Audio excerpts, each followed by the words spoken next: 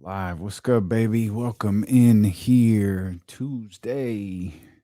D-Lo and Casey. Yes, sir. In here. Yes, sir. Thumbs up. Hit the subscribe button. Go to Oh, DLandCasey.com. Buy some 1 second fresh again. merch. Look at that. Grand opening, grand closing. Oh, so Rashawn, we'll talk about this right out the gate. Rashawn cleared health and safety protocols. He's working out with Stockton today. That's good stuff. Hey, there you go, Warren. It only took, what, 2-3 months for that hoodie to get to you?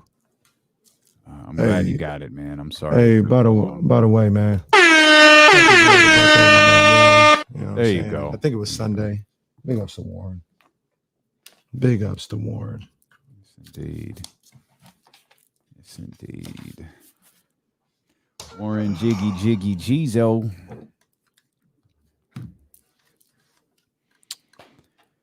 All right, what are we gonna do today? Damien, how were you locked into the national championship game yesterday? Mm-hmm. I mean, no, that's not fair. I was watching though.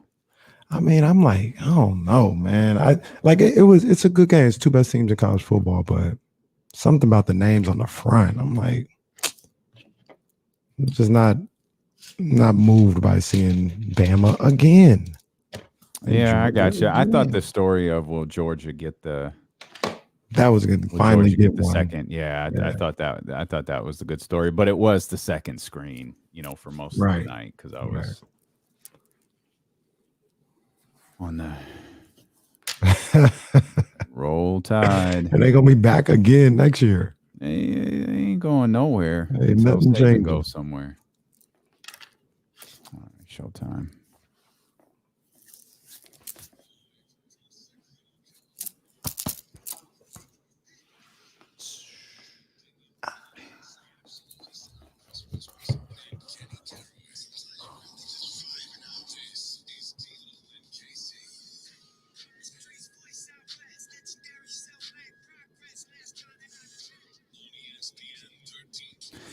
Come on in and hang out, man. We are with you for the next 4 hours. It's Deebo and KC, brought to you by McQueen and the Violet Fog, the smoothest gin in the world, handcrafted in Brazil. We are live on twitch.tv/ESPN1320, youtube.com/ESPN1320. We're live on the Odyssey app in 1320 a.m. I'm Damian Barling. He is Kenny Caraway.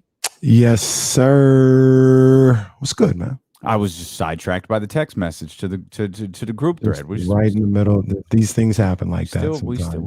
We still working out, and the text that you sent is affirmative. That works just fine with us.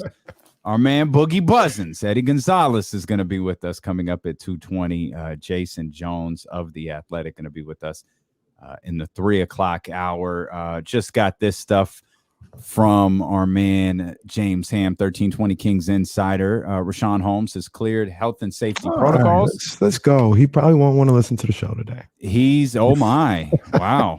Okay, now we're taking shots at Rashawn Holmes. Can't wait to see what happens next. Not at all. I love Rashawn Holmes. Stop playing. Y'all stop playing with me. That was a warning shot. That means the real shot is on the way. James Ham also noted Rashawn Holmes, Terrence Davis, Jamias Ramsey. They're headed to Stockton to get a workout in. James followed up with he thinks a return to the lineup is unlikely for Rashawn Holmes tomorrow, but it looks like Friday will probably be the target date. Name that group again that's going back to Stockton.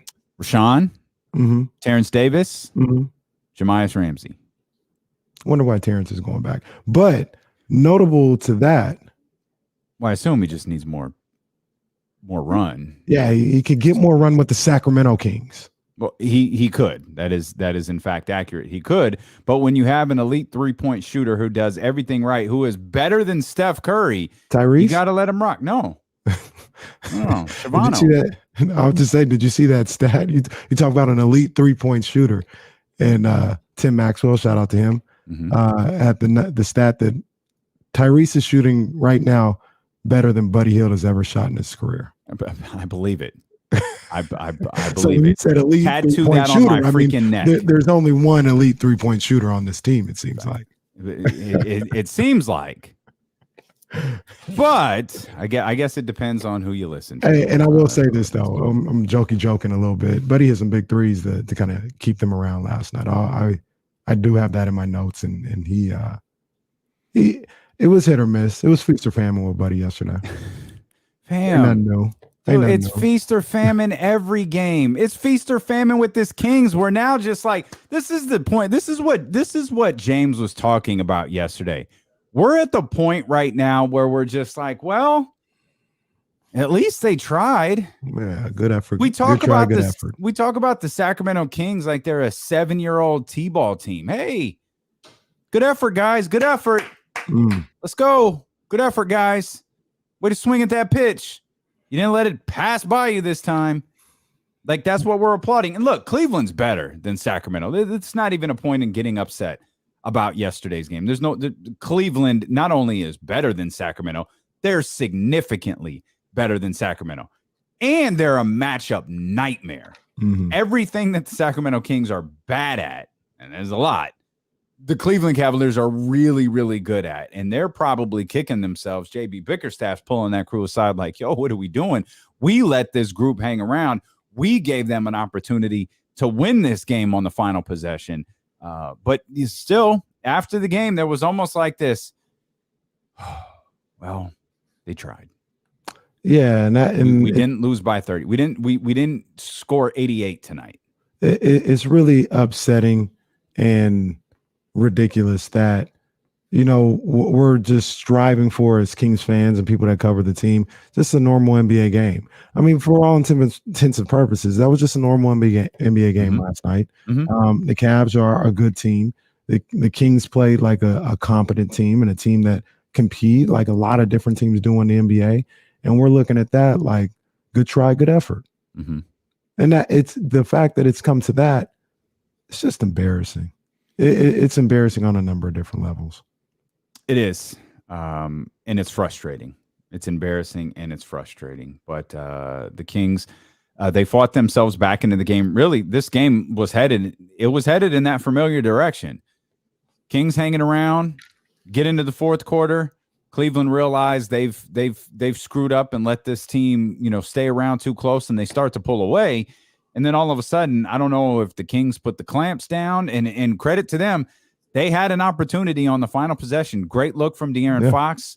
The shot didn't fall. They got that because of what they were doing defensively. And and rather than going, hey, good effort, boys, way to go, guys, hey, way to go, I'm looking at it like, y'all are capable. Like, y'all are forcing turnovers in the biggest moments of the game. Like, this team is very, very capable. It just screams disengagement. It screams, what we, talked about yesterday, what we debated yesterday. Is this team bad or do they quit?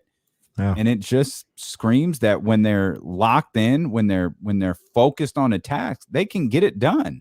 That just doesn't happen very often. And also it screams that this group is just, they're not meant as a collective group, not talking individuals, so to speak, but mentally they're just not tough enough. They're not the slightest bit of I was about to say the slightest bit of some trying to have to overcome something, they fall apart. Adversity. But me and you, we talked about this, the slightest bit of success, they lose all focus. We talked about the moment last night when Marvin Bagley, for the first time in months, it felt like, goes up strong and gets an emphatic two-hand dunk. That was nice. They just, the very next play, Garland just walks down and hits a three. Just walk. Everybody's all hyped and the bench is falling over each other or whatever. And just a walk-in three for Garland. Wasn't the only time that happened either. Yeah. So they can't seem to stay even keeled or handle any type of adversity or success without losing focus. Same thing happened on the Tyrese three. When he came back growling and getting that Kobe look and making faces like, yeah, cool. It was about 5 seconds later, Cleveland hit a three. And like, there's a lot of things. I mean, maybe because, I ain't been on the floor. I don't know. I'm a 16-26 team. I probably am not showing out in the second or third quarter. I might applaud. I might be happy. I'll cheer on my team, but maybe I'm not making faces. Maybe I'm not screaming in people's faces. Maybe I'm not falling over like Larry Bird had just hit his 17th three in the game, and the Atlanta Hawks bench was getting in trouble by Mike Fratello. Maybe I'm not doing that. But there was that team last night just ha-ha and yucking it up, and it's like, oh, yeah, maybe we should come back and play defense on this one. You got Metu picking up fouls. You got my bads happening, technical fouls. You got my bads happening. All sorts of nonsense last night. Hey, the little S adds up. That's what I heard. Not from Kenny Caraway. That's what Tyrese Halliburton told me. Didn't know the camera was right there. And he spoke gospel. Stupid stuff adds up. And that if you want a soundbite that encompasses the Sacramento Kings, it's that one. Stupid stuff, paraphrasing, adds up. Yeah. They had a situation in that fourth quarter where it was 97-97 with 5:38 to go. Kings had took a couple lead. Buddy, like we talked about, hit some big threes. Yesterday, he hit another one in the fourth. They had gone up 91-87, and then it ended up turning into 97-97 with 5:38 after a Metu 3. With 2:33 to go, the lead was up to 109-99 Cavs. That's crunch time right there, man. That's winning time. Now, they did a great job of literally finishing the game off on a 9-0 run to get it to 109-108 was the final score. But, I mean, that's winning time right there. 5 minutes to go, tie game. At the very least, they can't just break away from you like that, where you need a 9-0 run to make it competitive. You got to be able to buckle down at that point and know that, all right, this is a good team over here, or just an NBA team. They're about to come.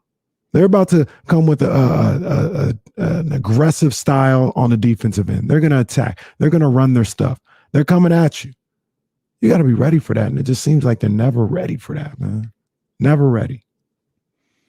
No, and I will give them credit though for clawing their way back into that and creating an opportunity to win the game. I'm normally, I think closer. I mean, we talk a lot about who's the player on the team, who's the one, who's the two. Well, Tyrese is obviously the one, or there's people who still think De'Aaron's the one. It can fluctuate on a game-to-game basis. I'm not confident that I wouldn't have at least tried to run a play for Tyrese Halliburton, if not just giving him the ball outright. I don't hate the play that De'Aaron had, and I don't hate the shot that he took. He missed it. But that was kind of the theme of the night. Like, his shot wasn't falling. Tyrese's was. I might have gone to Tyrese on that final possession. Again, don't hate that De'Aaron Fox had it. I trust De'Aaron in that situation. I'd like to see the ball fall in for him in one of those situations. It wasn't falling for him last night, though. And it was falling for Tyrese. Maybe that's what Cleveland was banking on. Maybe Cleveland was banking on Tyrese getting the ball. I'm not really sure. I can pull up that final possession and look at it again. I don't hate it. I just feel like maybe you could have taken advantage of the guy who had the hot hand. Yeah, man. I understand. I feel you. I'm good with Fox taking that shot. We've been screaming for him to take those type of shots and those type of moments all year long. So I'm okay with it. It was a good move. I thought it was good defense by Rondo. I think Rondo played good enough defense without fouling to just disrupt the shot enough to not let him be fully comfortable. Even then, Fox got a good look. He did, shot boy. shot, man. And just missed it, man. So that's a good call. That really is some great defense by Rajon Rondo. De'Aaron got enough space to get the shot off, but Rondo was right there. He disrupted it just enough on that snatch back to kind of get Fox out of his rhythm and get him off just a little bit. He reacted the second De'Aaron takes that step, and Rajon Rondo's right there. They were blanketing Tyrese, though. Tyrese wasn't going to get the ball on that possession. I wanted them to go. I wanted them to go faster. I wanted them to go, not wind it down to the last shot. I wanted him to attack that basket. If you miss, you still got time left. And you can foul. Timeout. Yeah, and you got a timeout left. So I wanted him to go a little faster there. Now, to be fair, it was what, 9 seconds? Mm-hmm. That's but tough. Fox gets tough. That ball at after Harrison gets the ball inbounds, Fox gets it, go. 7 seconds. Yeah, I got Go you. right there. I got you. So Yeah. That's tough. I mean, you're threading the needle at that point, but given the scenario that you had right there, I'm okay with it. You're playing the foul game. You see what happens. It gives you at least 2 opportunities to try to win the game. Maybe you get the ball back with at worst tie 1.2 or something like that left. But I mean, shot didn't go. It didn't. You'll hear from Tyrese Halliburton and Alvin Gentry when we return, and I want to talk more about De'Aaron. We talked about his offensive performance last night, how it just wasn't there, especially after the previous 3 games, and I think that's part of the problem. And I got a question for you, partner. Is it a cause or effect? We'll talk about that. Lots more Kings coverage ahead. We'll dive into the 49ers and Cowboys this weekend. We got a loaded show. We're thrilled that you're here with us on Sacramento's #1 sports station. It's D'Lo and KC here, brought to you by McQueen and the Violet Fog, the smoothest gin in the world, handcrafted in Brazil on ESPN 1320.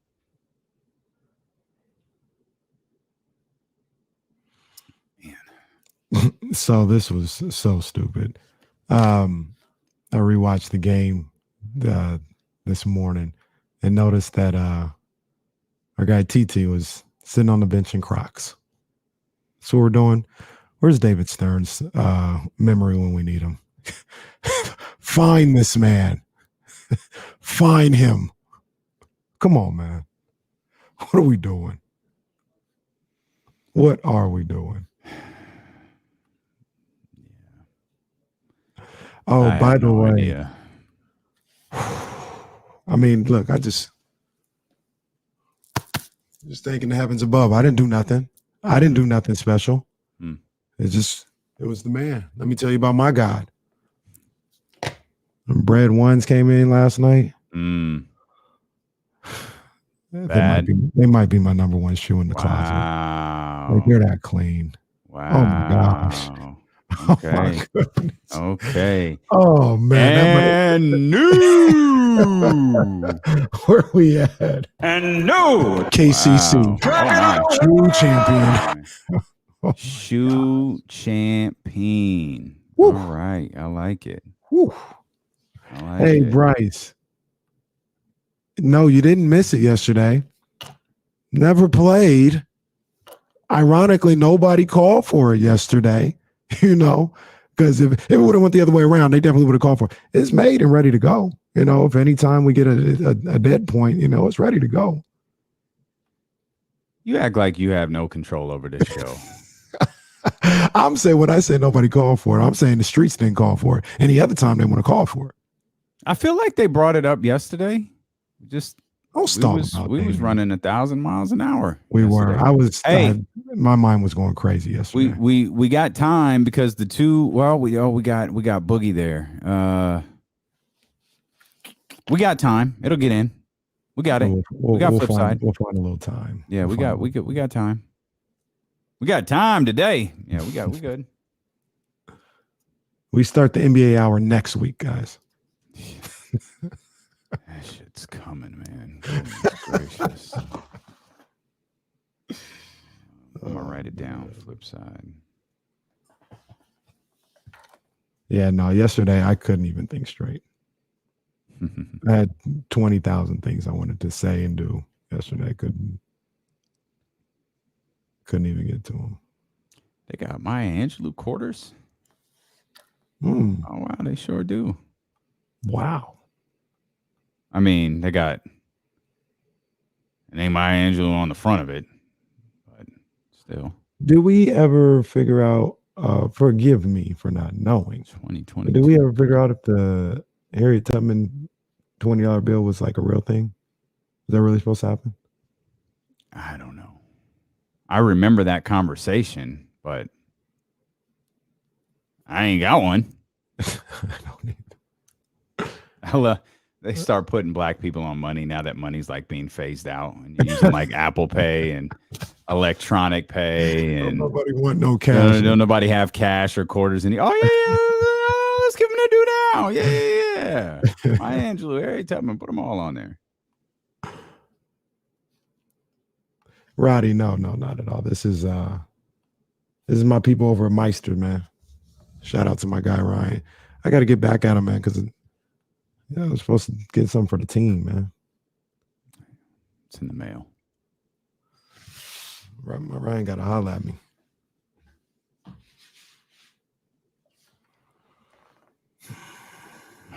These players hate playing for Sac, but always come back because they got real love for us fans like IT. IT didn't hate playing for Sac. None of these guys. Well, I don't know about this current group, but none of the guys that you ever see come back, they don't hate being here. They might hate what goes on around here, but if things were going on were right, they'd be here just fine. Boogie didn't hate playing in Sacramento. I think he hated some of the people who are in Sacramento. But and even then, he was about to stay. He was like, it's whatever, I'll be here. Well, I think his list of people he hated got longer after he left. DeloandKC.com. It's the Blackish hoodie. DeloandKC.com. That one is pretty fire. Did you watch the first episode of the season? I ain't seen it. That's what friend. Oh, you didn't see it. Okay, so you don't get it. That's good. It's fun.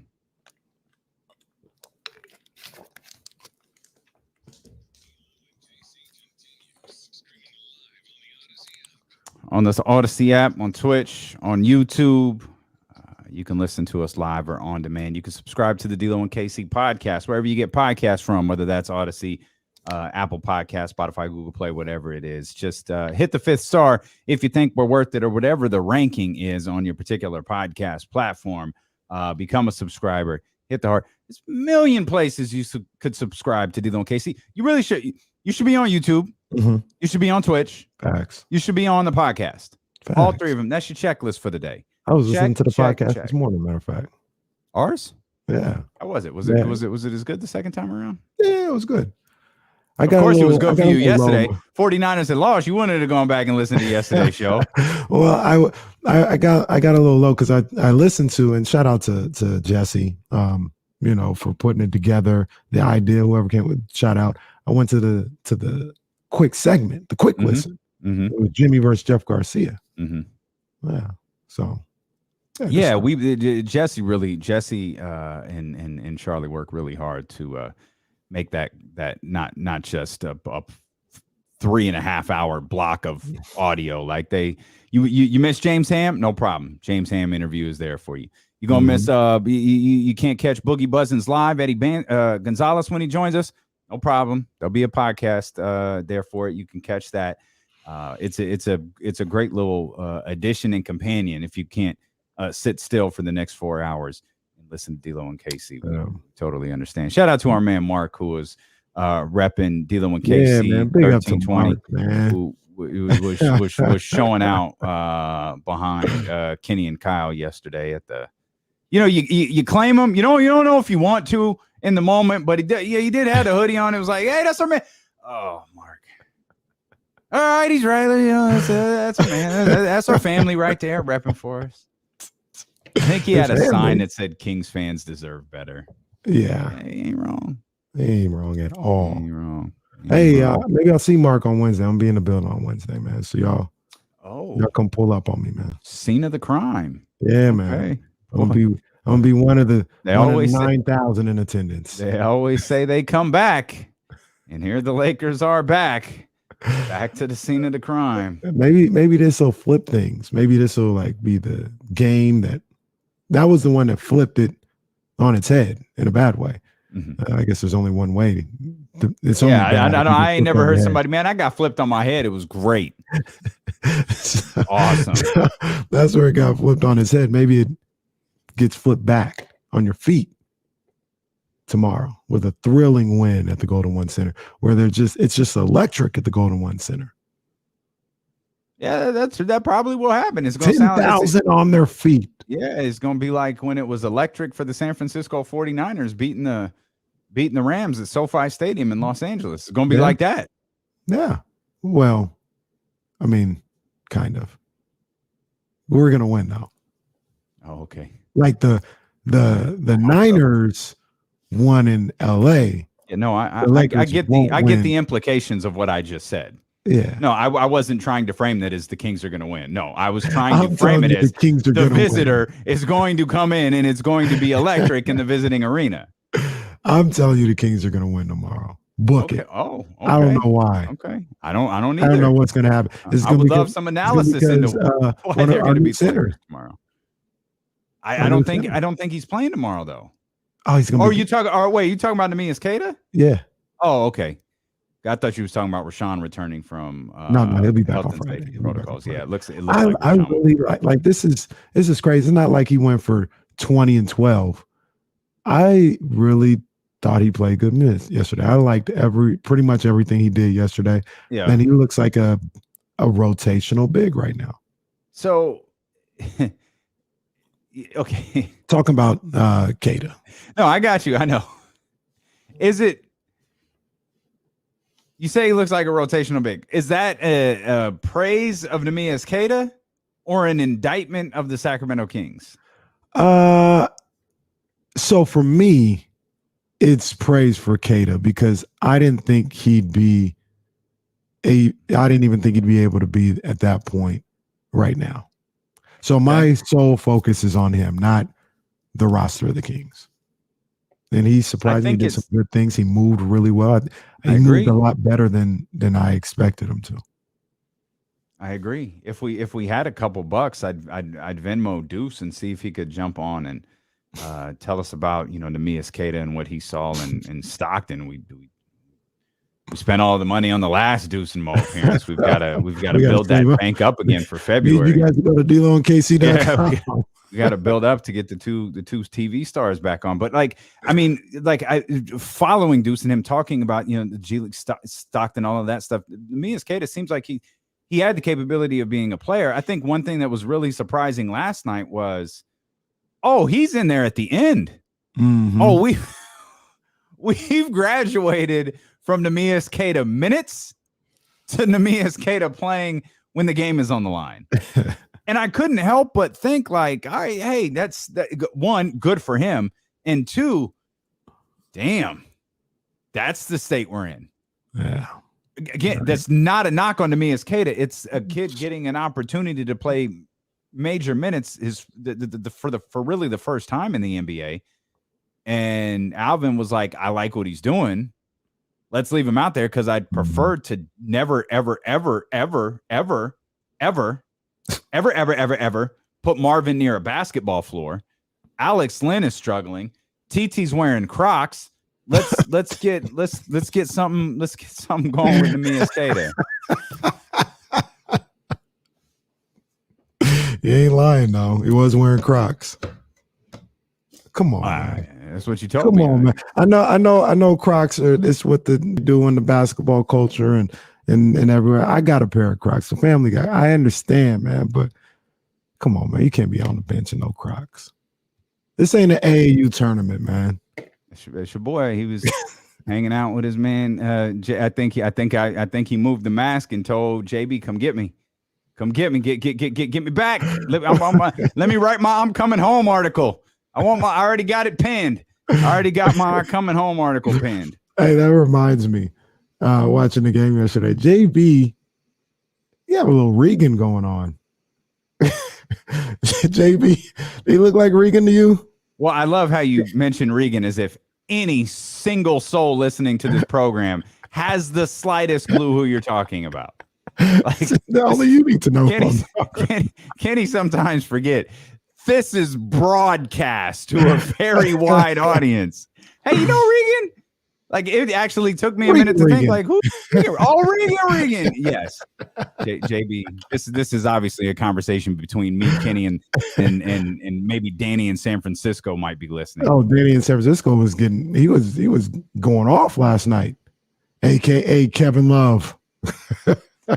Okay, Danny in San Francisco does not look like Kevin Love. Stop it. You got Danny in San Francisco looking like every good-looking white guy who plays sport. You got him looking like Jimmy Garoppolo. Got a close cut on the side and a little gray, then I just say he's Danny in San Francisco.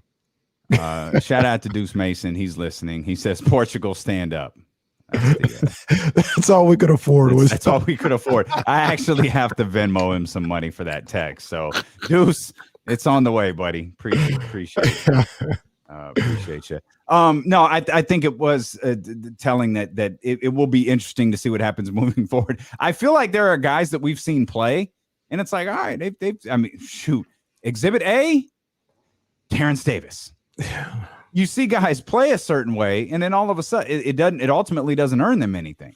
We saw what Miscellaneous Kada did yesterday. The Lakers. I hate that Alvin does this, but he we'll see. Depending on what the Lakers do, might depend on what we do in terms of starters, and I think that's ridiculous. I think you put your lineup out there that you think gives you the best opportunity to start the game, but I got to imagine the Miscellaneous Kada is going to be a big part of the game plan tomorrow against the Los Angeles Lakers. You got the Dwight Howard matchup there. Dwight Howard, who caused some complications, if you will, during the assassination at the Golden One Center several weeks back. So he could be a big part of the game plan against the Lakers tomorrow. Yeah, and the fact still remains they don't have any. They got two bigs on the roster, I guess, with that are able to play. That's Alex Lynn and Queta. So yeah. We got the Rashawn Holmes note. I didn't see anything about Damian Jones in that note from James Ham, and I think Damian Jones went on to health and safety protocols a little bit after Rashawn. So there's, nothing really alarming there. Like at this rate, I would guess just that. Damian Jones, barring any complications, clears health and safety protocols probably like Thursday. If you're lucky, maybe tomorrow. He could use Thursday to start getting ready a little bit. You could work him into the game on Friday against Houston and maybe have him back in whatever his full minute capacity is. And I don't even know what the hell Damian Jones' full minute capacity is, but have him back on Sunday, as I think they got it's Rockets, right? Friday, Sunday? Rockets for Friday and Sunday. So that'll put some butts in the seats. Let it fire, Tony. Gonna put some butts in the seat. I was just about to say, myself, Damian, and Jesse had a conversation of do we think the game on Sunday is going to look any different than the game on Friday, regardless of what happens? It is going to be the same. This is when, remember how like last year we were like, yo, we like how they have the back-to-back situation, for these games, the series, so to speak, like they do in baseball. This is when it goes wrong. When back-to-backs go wrong. This one, there ain't going to be no difference between this game, and that could be a bad thing. It very well could be. And unless, boy. I think I'll be there on Friday, too. I sure hope man, really? Good for you. It's a Friday home game. I ain't been there in a while. Yeah, and we got company coming from DC. I'd like to do that, but the Rockets. We'll see. We will see. I mentioned you'd hear from Alvin Gentry and Tyrese Halliburton. We started the show talking about how we've really lowered the bar with this team, and we've gotten to the stage where we just kind of applaud when they don't roll over and die in the first half. And Tyrese talked about that sense of urgency needing to be there every night. I mean, what do you think? I mean, I don't think it's there every night. I mean, if it was there every night, it would look a lot better. I don't think that we have a sense of urgency every night, and I don't know the reasoning for that, but we're professionals, so you gotta figure that out, or they'll find somebody that will figure it out. I'll give this team a lot of credit. They can recognize their problems. Oh, for sure. They just can't fix them. It's like Olivia last week talking about, I know I need to stop eating Doritos after I work out, but damn, there's a bag of Doritos in front of me. What am I supposed to do right now? That's the Kings. That was the perfect tie. And like, we know what the problem is. We just can't fix it. Yeah. At least in Olivia's case, she knows how to fix it. She's like, I got to get rid of Doritos. Can't have Doritos in the house. Can't have Doritos after my workout. Meanwhile, you got these guys. You got Tyrese going to the podium. I don't know. I don't know how to fix it. I mean, he kind of alluded to it.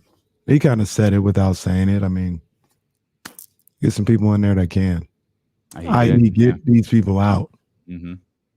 You know what I mean? And I don't think he was just talking playing time. That would have been the soundbite to end all sound bites. Get some of these dudes out of here.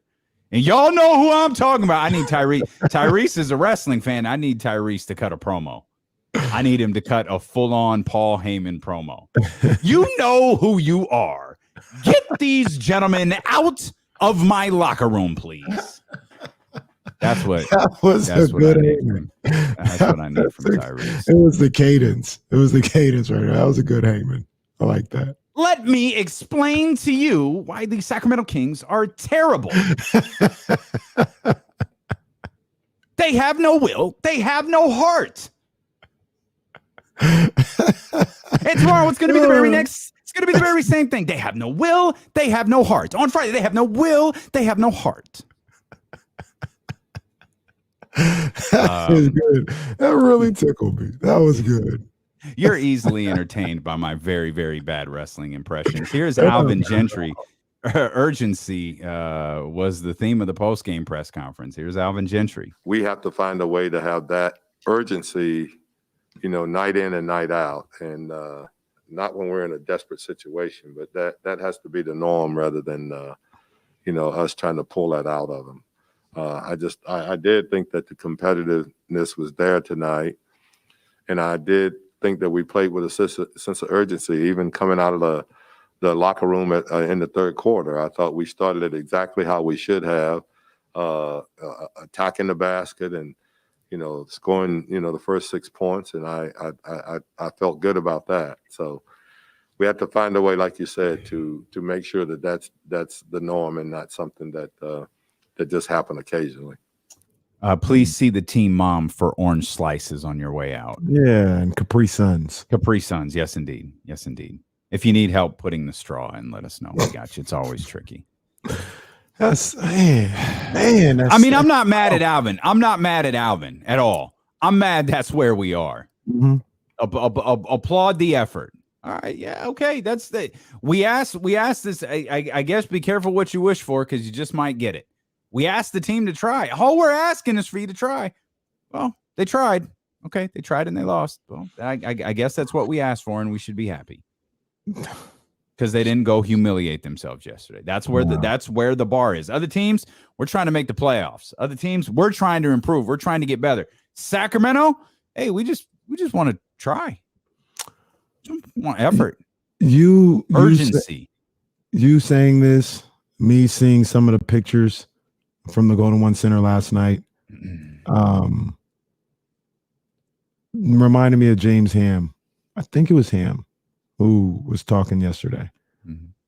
And he was just like, Monty's just nowhere to be found. Doesn't speak. Doesn't make himself available. And I'm not saying we need him to go Pete D'Alessandro town hall meeting. Okay, but does that, at this point, with the way things are going, does it bother you that just these people are just behind the curtain the entire time? Whether it's Monty or Vivek or, they want to speak to these national guys and sources and all this other stuff. Like nobody's standing up. Hell, we found out about Atlanta because, and what the Hawks were talking about, because the GM was on a radio show and spoke candidly about what's going on. Ideally, you wouldn't want to do that. I understand, but in certain cases, maybe you felt this way in Atlanta. Desperate times calls for desperate measures. And we're just going another. Just once again, it never get lost on me. Just another night, same team, same no energy, and no energy in the building. Another loss. We're going to play tomorrow with the same team again. How long have we said something needs to happen? We're going on weeks. We're going on months. And just same team, same result. To go back to your original question, does it bother me? No, it actually doesn't. Because I know Monty ain't gonna say nothing. And if you put him on the radio, he sure as hell ain't coming over here. Mm-hmm. He's going over someplace where he can get nice, cushy questions that are pre-approved. He ain't coming to D-Lo and KC, so he ain't gonna say nothing. I don't need Monty to go talk for 20 minutes and not say anything. I've been there. We carry those press conferences live. We're your home for real Kings coverage. That's what we do.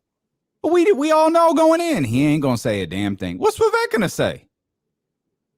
I don't want to hear Vivek talk because I don't believe Vivek is gonna say anything truthful. I don't care that these dudes is is lurking or hiding or just not talking? Because even if they weren't, they ain't gonna say nothing. I sure as hell don't want to hear Vivek, because there's no way Vivek's gonna say anything that helps.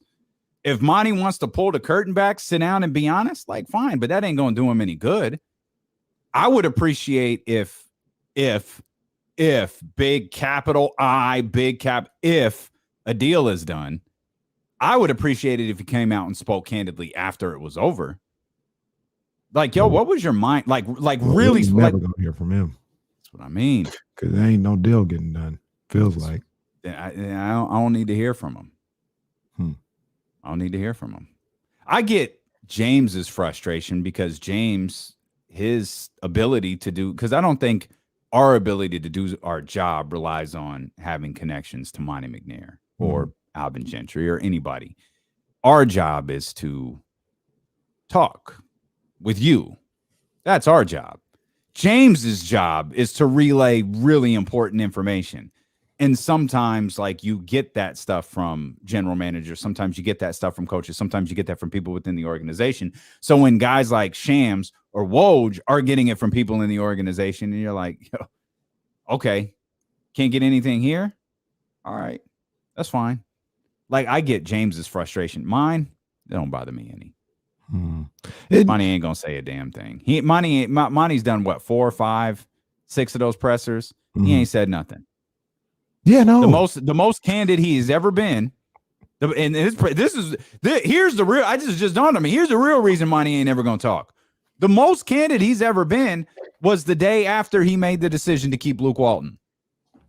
When he said, "This is the guy who's going to take us. Our goal is the postseason, and we believe Luke Walton's going to take us there." Either he was terribly, terribly wrong, or he was lying. One or the other.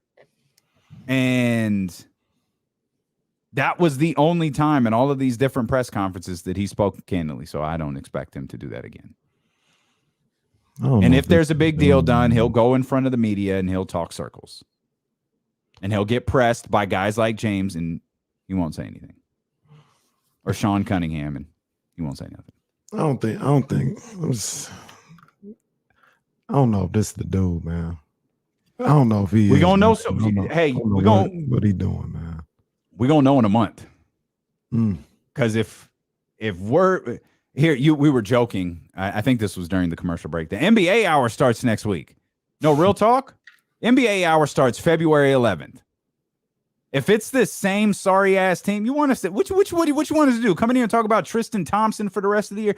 Meanwhile, playoff races around the league are happening. Meanwhile, players are out there busting ass across the league, and we got to come in here and we got to talk about TT. We got to evaluate Nehemias Kada. We got to argue over De'Aaron Fox or Tyrese Halliburton, and that's a hard pass for me, man. Yeah, that's a hard pass. I feel you. We'll talk about movies. We'll talk about versus battles. 916-349-1320. Or we'll just talk to our man Troy. Troy, what's happening, baby? Hey, what's going on, D-Lo KC? What's up, Troy? Oh man, first of all, calm down with the Kings, baby. They're going to put them tickets on for $5.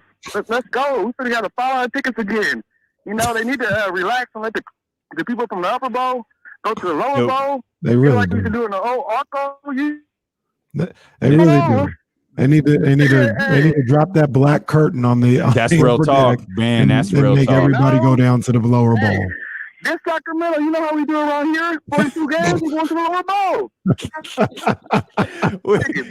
I got a family to take, man. I can't afford a $32 ticket for seat. I want the power, lower bowl. Here we go, Sacramento. Let me tell you one of these new kids I ain't never seen. Well, Troy, let me tell you right now. I think Friday and Sunday are your nights. Yeah. Friday and Sunday, you're gonna get what you're asking for. You just hold out, go to one of the third parties or something like that. Yep. You can bring the whole family for $20. You could bring the extended family for $20. Let's get our man TC in here real quick. TC, what's good? Yes, sir. My two brothers. What's up, man? What's up, baby? TC. Man, check this out, man. Look, y'all sound sick. I'm sick too. Yeah, we all are. Man, these dudes got me sick. I go to the game last night, me and my wife, bro. We in the game. We left at the beginning of the fourth quarter, bro. I was so sick. I'm just sitting there. I'm looking at their body language, D-Lo and KC. I'm looking at Fox. I'm staring at everybody's body. I'm watching their body language. I'm not even watching the game. I want to see how the players are responding. Bro, these dudes look like they already quit. Don't nobody want to play. Fox didn't even want to look. When your boy, who was shooting the free throw? Was it Kada? Kada made a free throw, bro. He missed one and made one. Fox didn't even want to walk up and give him a handshake. He just tapped him on the butt, bro. And turned Okay, okay. TC. I think maybe. I think maybe you're overreacting a little bit. Like maybe just a slight overreaction there with that call. In fact, that was such an overreaction. We need to break and process what you just said. We're going to come back. Lots of NBA stuff out there. You said you wanted to talk about Fox, though. I want to know what you're talking about. Yeah, I want to talk about Fox. You took a shot at Rashawn Holmes right before the show started. I want you to listen to the I hope media, Dr. Rashawn. Holmes is listening to stick around for this one. To the media. We're coming back. We're going to have some fun no matter how bad this basketball team is here on D-Lo and KC, brought to you by McQueen and the Violet Fog, the smoothest gin in the world, handcrafted in Brazil. It's ESPN 1320. Dude, for real. You gotta do something to get something. Because the hate is gonna hate. like he hypothetically. Like, no. I'm just asking. Hey, Boys, the text message gets high. What's happening? I was just asking. Wow. I don't want to, but well, I mean, center's not the problem right now. Sack King 70. That's what we said. What he said. That's that's what we've been frustrated about for 45 minutes. Maybe you mistook my sarcasm for seriousness. I apologize.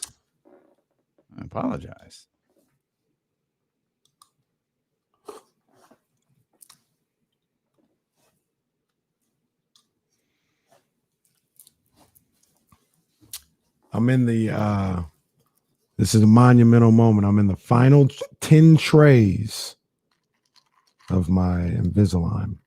Okay. I had 36 total, and I'm in the final 10 trays. Wow. How long per tray?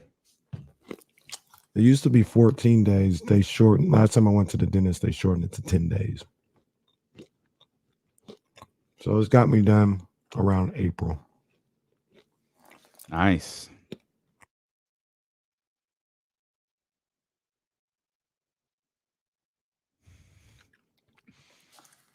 Dr. David's halfway through. By the way, did I see Dr. David won the pool? Dr. David won the Pick'em League? Oh, it's not over? The playoffs?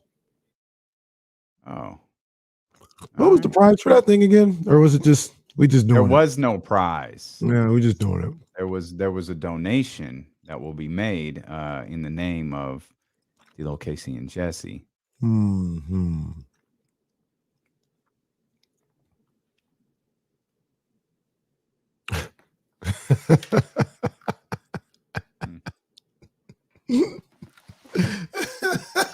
Differential treatment. Cole is so deep into his feelings. Nah, TC. Hang on, man. Nah, TC, you ain't coming too hot today, bro. That's just I just I'm gonna stall De'Aaron for tapping Kada on the butt and not waiting for the handshake and the free throw. TC, you going to any other games this week, man? You gotta pull up, man. You gotta pull up if you're out there, TC. I gotta meet TC.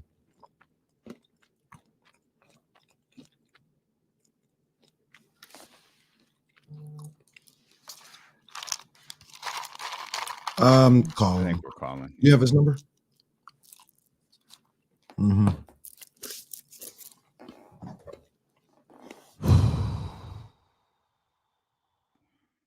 By the way, I'm not leave early guy. I go to the game. I'm staying at the game.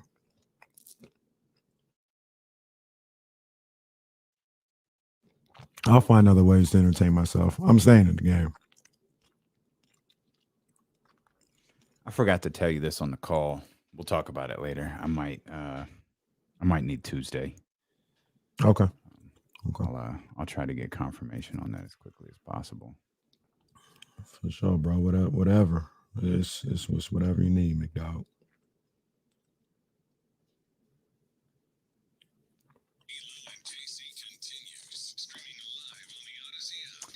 If you want to be a part of the show, you most definitely can. You most definitely should. 916-349-1320. Get in this conversation. Lots to talk about. We'll shift gears and head to the 49ers coming up.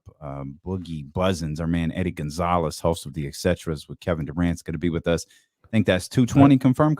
220. I just noticed he's actually Boogie Buzzins in my phone. Yeah, I think he dropped that. I think when the Etcetras blew, when you have Issa Rae on the show, you probably gotta switch gears a little bit. But Eddie will be with us later, man. It's always good to talk basketball with him. He's excited to talk football, by the way. That's what this is about. He want to come in here and talk about these Raiders. No. He told me week 3 he wanted to come on the show and talk about the 49ers. You know, they just happened to lose a game. He said, have me on and talk to 49ers. So we ain't talking no Raiders. Eddie, Boogie, Bansky, we ain't talking no Raiders. You wanted to talk Niners. We talking Niners. Months later, I need people to keep that same energy.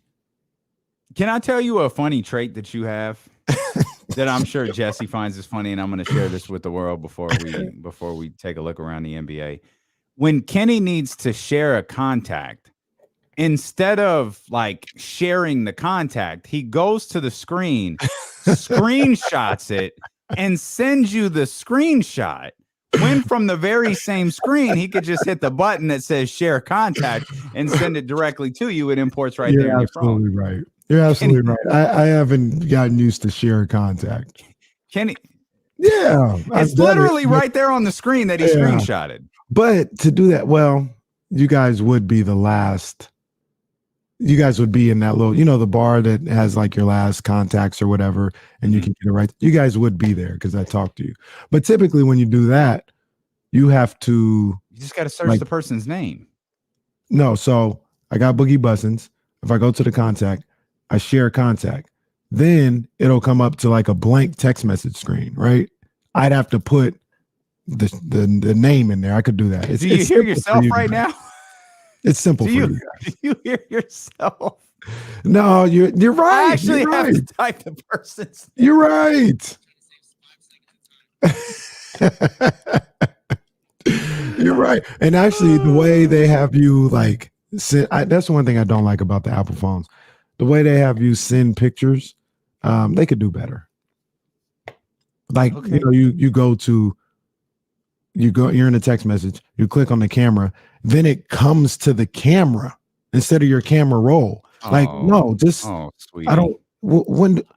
You need an iPhone tutorial. That's not the way you have to do it. If we're in a text message conversation, what do you do? There's an icon for pictures. You could click on the pictures. That one. But that, I mean. Yeah, I don't use those. I don't use any of those. The bottom, the scroller joints. I guess I should. You're a wild dude, man. I don't use the scroller joint. I think you're secretly like 65 years old. You're like set in your old ways, and you're not changing for nobody. That one is a better way to use it. I will say that. Good call on that one. But I never noticed it because I don't use the scroller joints. You've got to expand your horizons, bro. Get off the little icon that's right next to the text bar and explore a little bit. It's a good call. Boy. KC a wild one. Good call. I tell you, KC's a wild one. Well, we've sat here for 50 some odd minutes, and with the occasional random iPhone and Regan references, we've centered our frustration here on the Sacramento Kings and Monty McNair and not improving this team, and you get articles like, Bobby Marks wrote something. I think it was either late last night or today. Shams has written pieces in the last few days, and you start to see things like John Collins is frustrated with the Atlanta Hawks, and then obviously you've got the Cam Reddish situation there in Atlanta. Now all of a sudden you've got Atlanta potentially tied to Philadelphia in the Ben Simmons talk. Now you've got Philadelphia allegedly, rumors, sources, Mark Spears, Brian Windhurst, they're saying that it's not just Ben Simmons, that it's actually Ben Simmons and Tobias Harris. They're trying to package up that multi-million-dollar deal, $100 million deal, and send that out to people. You've got reports that Boston has no interest in breaking up Tatum and Brown, and there's all sorts of noise here as we head into the final month before the NBA trade deadline. Bunch of noise, and that's all. I don't hear enough from Sacramento.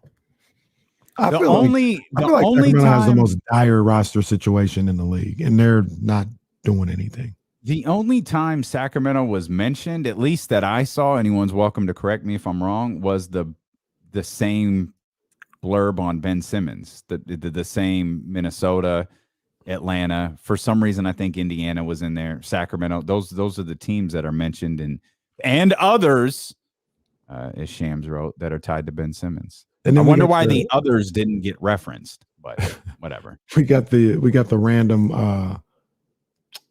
What was it? Fox and Halliburton are available.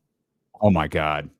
Just that random. was out of that nowhere. Was such trash. That was out of Philly, and it was like it just conveniently came after the Sam Amick article, and it was like, all right. I mentioned 916-349-1320. We're going to dive further into this conversation. Well, I want to get Leezy in here. Leezy, what's good? Hey, D'Lo and KC, my two brothers. What's going on, man? KC was gonna come get you, bro. You better. That's copyright infringement. We got to get TC. We got to get a My Two Brothers shirt up there on DilloKC.com. What's up, My Two Brothers? I would buy that shirt, yo. Hey, at least I'm not copying Mitch. Okay, then we really be off the rails. Nobody can copy Mitch. That's right. Nobody. Nobody. Hey, man, I was just calling in to talk about Kings Cavs last night, man. During the game, man, we've been through it all this season. You watch the games, you're sad, you're mad. We've been through it all. At this point, you just got to kind of just watch and see what they are developing. Hey, man. Shout out to King Nini, man. Portugal scared up last night. I was hyped seeing him. Good. Yeah, Portugal was in the building. Portugal's in the building, and that's all. Virtually and all that. Yeah. Yeah, for sure, man. But just one thing, I might have missed it. I've been rolling around, but have you guys talked about Metu? It was a 1-point game. This technical is a pretty big deal, and it kind of cost him the whole game, I would think, Well, I stopped short of that. Yeah. And Leezy, we appreciate you as always, man. Thanks for jumping out the chat house and onto the phones. It's the Tyrese line that you love so much. That little stuff adds up. They missed. I mean, I don't think any one particular player was egregious, but they missed. Yeah, they missed 6 free throws yesterday. I mean, it's a 1-point game. I'm telling you. If there was ever a moniker for the Sacramento Kings season, it's what Tyrese said walking back to the huddle. That stupid stuff adds up. Yep. And missed free throws, the technical from Kada, which, by the way, the technical from Nemias Kada came after a blown defensive assignment that resulted in a 4-point swing right there. And then little things add up. Over and over. Them little things add up. 16 of 22. 16 of 22 from the free throw line yesterday were the Sacramento Kings. It's just Metu's technical didn't cost them the game. In theory, I understand why you say that, but it didn't. But the problem that I have with Freeport, and I love Freeport, and I said it last night on Twitter. No disrespect, but he should never feel comfortable enough to get a technical foul. I think Metu is an NBA That's player. report came out. Yeah, right. I think Metu is an NBA player. I like his game. I think he's really in a situation where he's kind of asked to do more than he probably should. Like if you had a couple better players ahead of him and he was getting ticked, I think that's a better role for him. But some of his weaknesses and his shortcomings get exposed because he has a bigger role than he probably should have right now. So I don't mean this to say he's not an NBA player, but come on, man, he was just on a two-way. You know what I mean? Like you can't be getting technicals. You can't. Like you should not feel that comfortable right now to be like, I'm gonna yell at the ref to the point where I can get a technical. Like you're still on your best behavior. So that can't happen. I think he threw the ball. Like I think that's what got him a tech. Like I don't think he yelled at a ref. I think he chucked the ball against the stand. Yeah. And so I thought it was something different. That's a little weak. I could be wrong. That's where I thought he got it. They missed defensive assignment, hit a three. They had a little momentum going their way. He got the ball. The Kings called timeout, and he just like fired it against the. That's kind of weak. Then I take that all back, man. So that's kind of weak. Just like the other one he got. I think it was against I forgot what game it was. I'm not going to try to remember, but he got one and we talked about it. And I thought that was a little weak. He was like complaining about a call, but it was a natural, like I disagree with the call. And he didn't berate anybody. Mm-hmm. So yeah, if that's what it was, that's weak. It was, I take it all back, Metu. Yeah. It was a bad look. I'll try to pull up the clip here. I certainly don't want to be wrong in that assessment, but that's definitely when I feel like it was. You asked, and I definitely, and we absolutely will get back to some of the trade. I guess in this case, it's not necessarily trade chatter. It's more lack of trade chatter across the league. But you asked about De'Aaron Fox. I had mentioned something about De'Aaron Fox earlier, and I want to bring this to you, and I want to bring this to everybody. And this isn't a crap on De'Aaron Fox hour on ESPN 1320.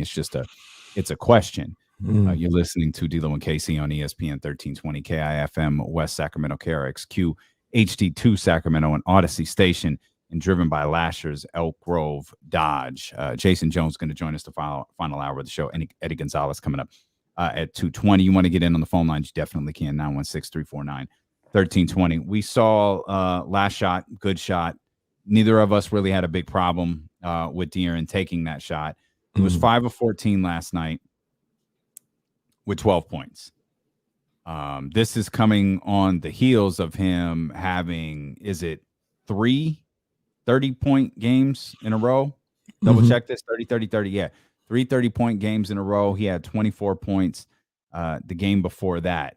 And so, well, he didn't play well against Portland. So we have the 30-point games, Portland, 14, and then the 12 last night against Cleveland. And when you start looking at De'Aaron Fox's game logs, particularly since coming back off of the health and safety protocol list, and this isn't taking anything else into account because the Kings did win, a couple of these games in here, but taking nothing else into account, just talking about point totals and point totals only, 12, 16, 10, 24, 30, 14, 12.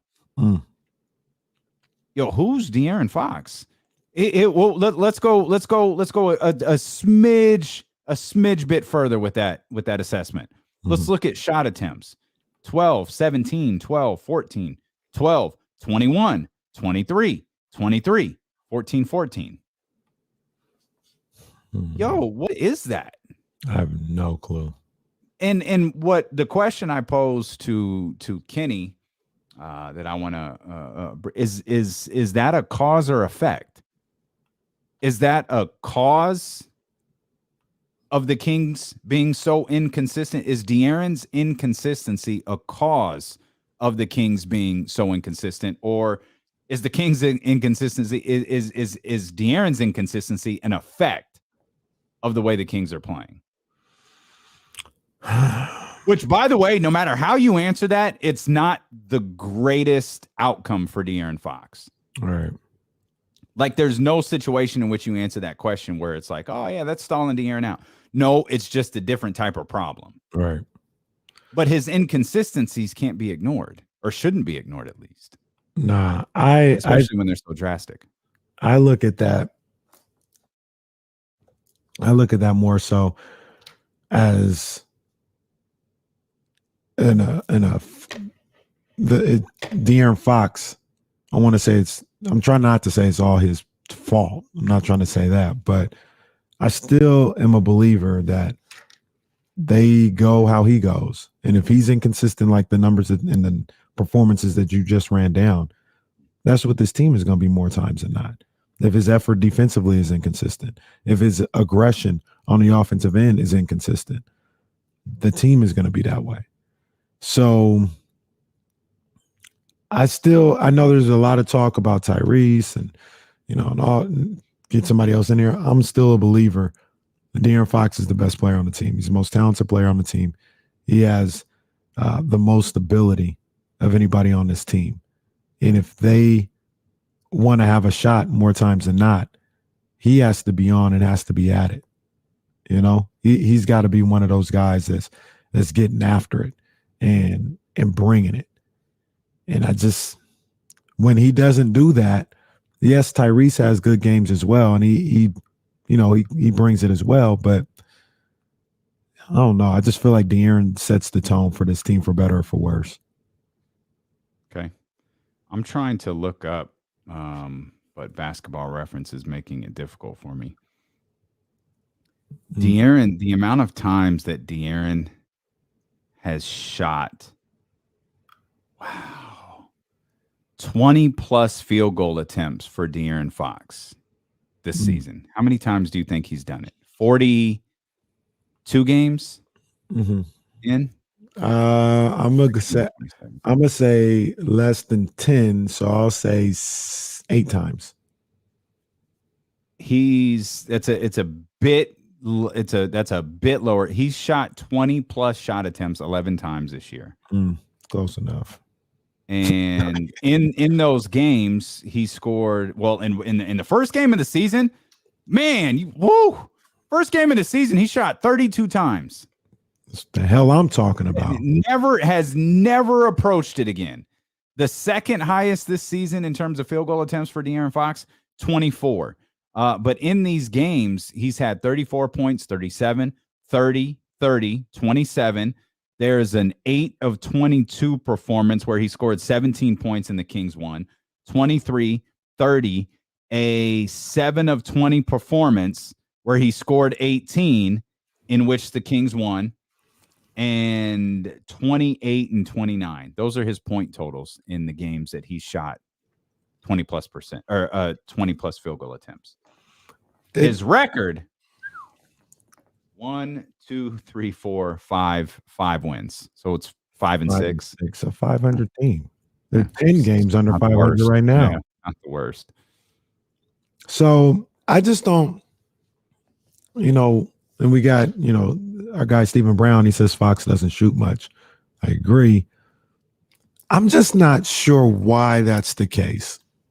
Like, that is something right there that you can point to and you can look at and say, De'Aaron, whether it's not in your nature or whatever the case may be, this is what the team needs to be successful. Like, you've got to at least put them up. With that pressure comes, you're going to need to shoot well or average this amount of points or whatever the case may be. But we can't even get there without you shooting the ball. Same can be said for Tyrese Halliburton. And I just don't understand why they don't do it. I don't know why they don't do it. Like, I don't either.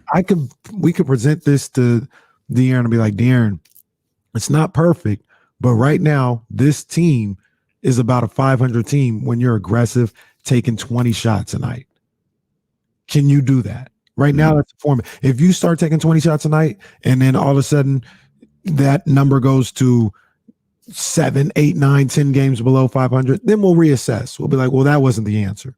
Maybe we need the shots coming from somewhere else. But right now, we're struggling. And when you're aggressive, we're at least a middling average NBA team. We need more of that.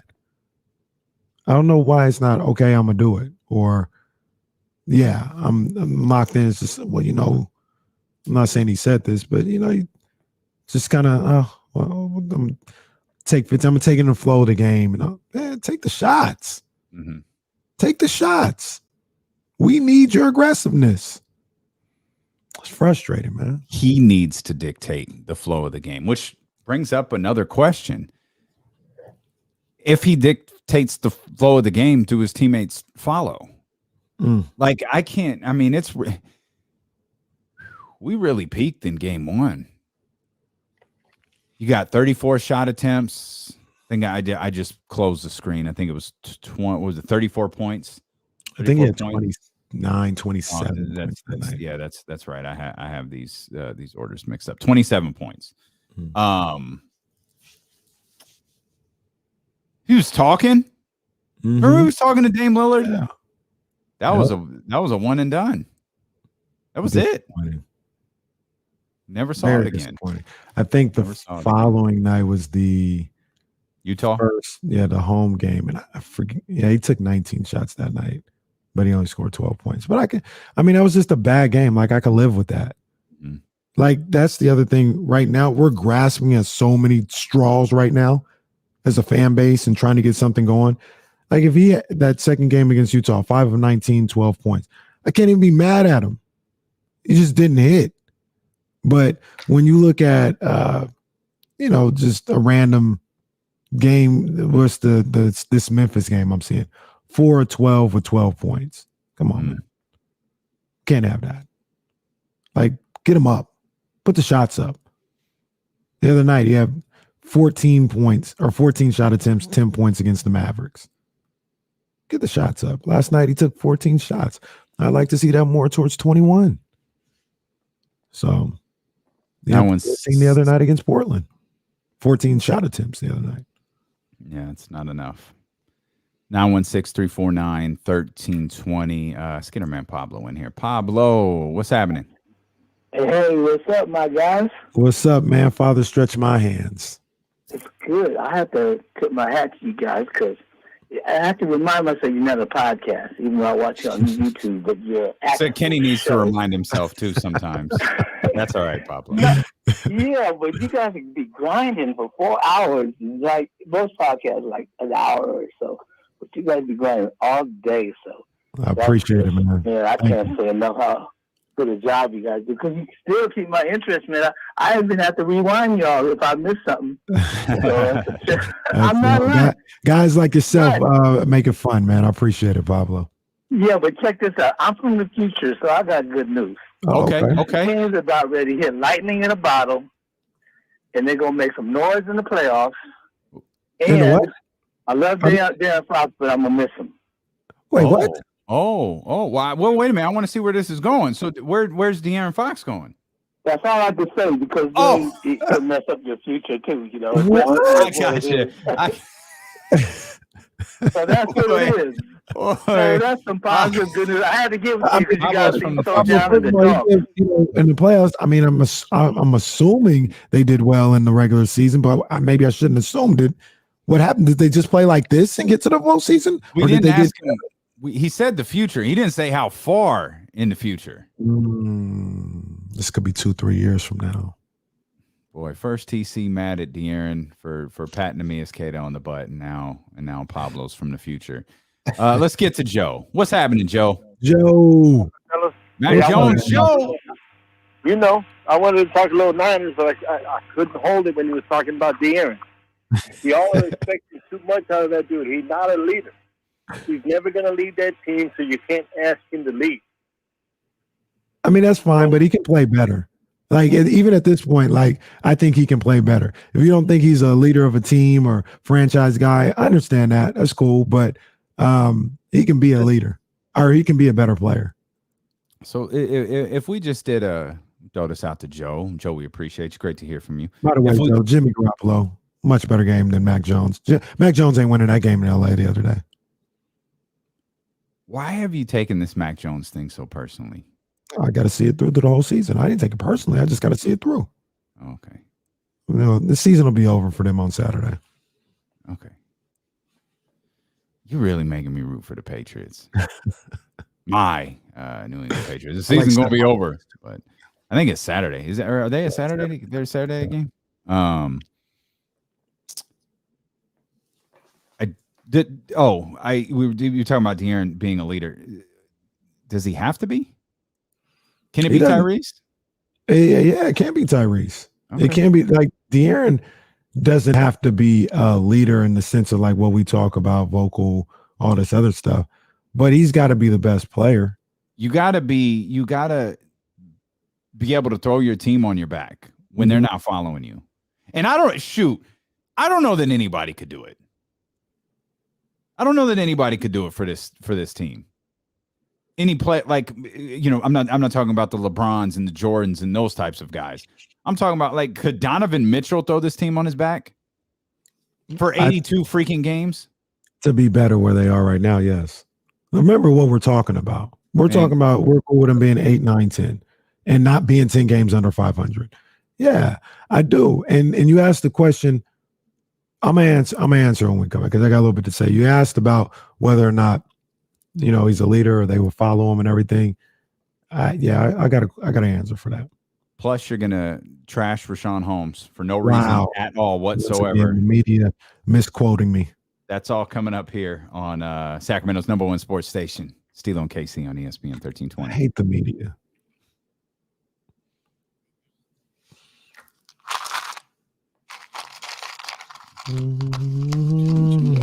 Milk duds? Peanuts and craisins. Oh, okay. That's not bad. It's a mix of a cranberry and it's like a dried cranberry. It looks like a raisin. It's cranberry that is posing as a raisin. Dehydrated. It's a dehydrated cranberry.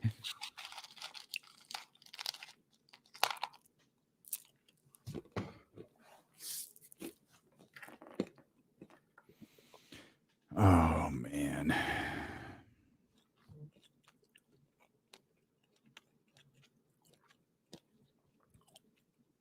Did you see that? Hey, Mary Barker got her Monarchs hoodie, man. That's awesome. Hey, shout out to Mary Barker.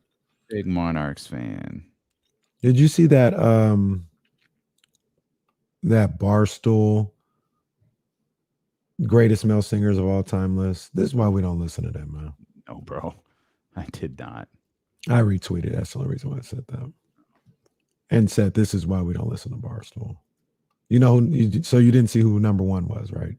I did not, but I'm going to @IamK Diddy right now. This is just, come on, man. We got to stop this.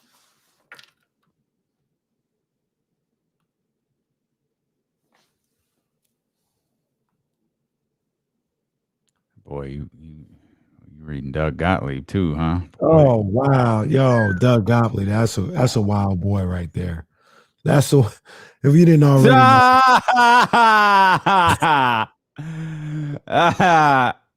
yeah, man, that's why we don't roll with Barstool. It's a wild boy. Did you see that Doug Gottlieb clip? I didn't. I'm seeing what you're responding to. Let me follow. Dude, this is not a real wow. But the way he said, I actually watched the clip. He's like, yeah, the underrated thing about Gronk is, Gronk, not only was he a great pass receiver, but he was great in the blocking game as well. A lot of these new tight ends, like they're good at receiving, but they're not really blockers. If people talk about George Kittle, not really a blocker. Okay. Like he's good, not really a blocker. Excuse me. Doug Gottlieb steals money from so many people. And I can't believe he can, he is the only person that I can think of in human history who probably could have been fired the first sentence he uttered when he did the CBS March Madness thing. What did he say again? I'm the token white guy. And no one laughed or thought it was funny. They all just kind of looked at him. It was get the hell off my set. I don't know why he keeps getting gigs. He is absolute trash. You know that story I told you on the call, you and Jesse on the call, about He's 10 times worse. Oh man. He's like he is the effing worst. His dad used to come into that gym I worked in, and they had he was a coach for a travel team, and he was just a jackass. Yeah, that's pretty funny, Roddy. He's like, that's not what I said. Dude cuts the clip. It's kind of exactly what you said.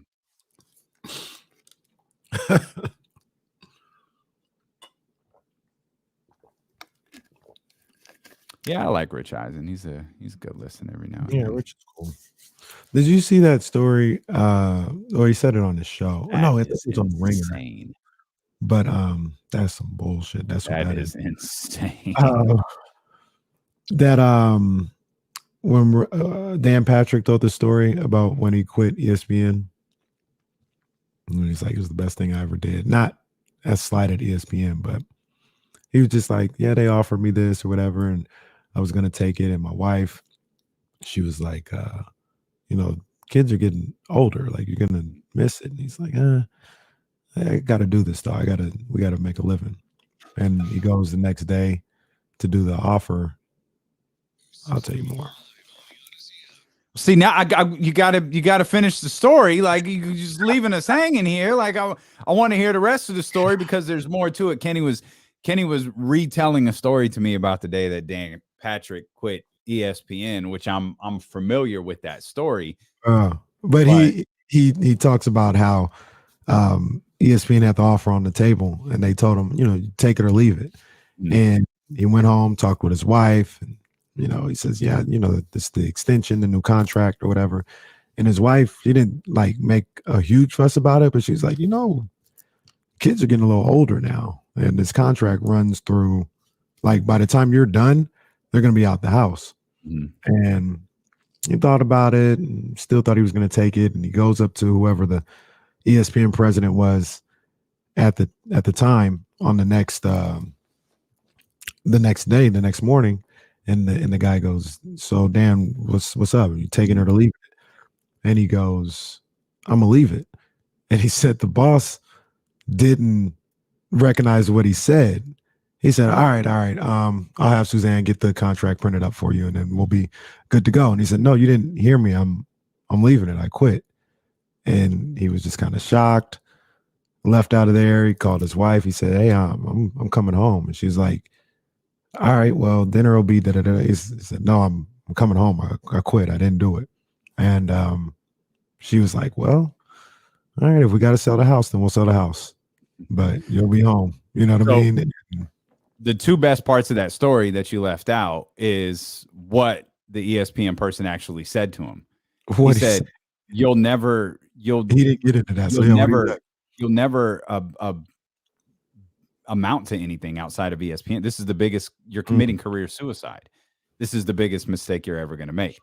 The second part is, and this is my personal favorite part, given our circumstances, went home, signed a deal with, I can't remember who his first radio deal was with, but started doing a radio show out of his house because he didn't have a studio. He was up in the attic. And the guys who were helping him out would come over every day, come through the kitchen while the wife was doing whatever, come in the attic, and that's what they did. I think he said that he did it like that for like 3 years. Yeah, and it was finally like, okay, there's a lot of cards because it's a 3-man crew here with D'Lo and KC. That ain't the case for Dan Patrick. Dan Patrick got people coming up to the attic to his house, getting stuff done. But yeah, I always love that story about Dan Patrick.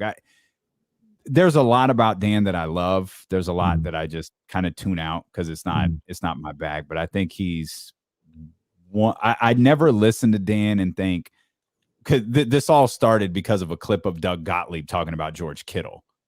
And someone called Doug Gottlieb out for saying George Kittle couldn't block. And Doug was like, that's not what I said. And the dude cuts the clip and goes, fam, that's you. That's exactly what you said. And I made the remark that Doug Gottlieb's been stealing money from sports media outlets for years. And to Doug's credit, sports media outlets have been stupid enough to give him money for years. But I don't ever listen to Dan and feel like he's stealing money. I don't ever listen to Dan feeling like he's trying to get himself over. Doug Gottlieb's trying to get himself over at the expense of athletes. Right. Dan's not doing that. Dan, I don't listen to him a lot, not just because it's not on my radar. It's not like I won't listen to him. Like I might actually start listening to him now, right? But when I do, there's a level of authenticity and genuineness about Dan that it's just he's not taking himself too seriously. He's not taking the games or the performances too seriously. He sees them, he speaks about them, and that's really about it. And I appreciate that. Like I dig that. Somebody asked about Rich Eisen.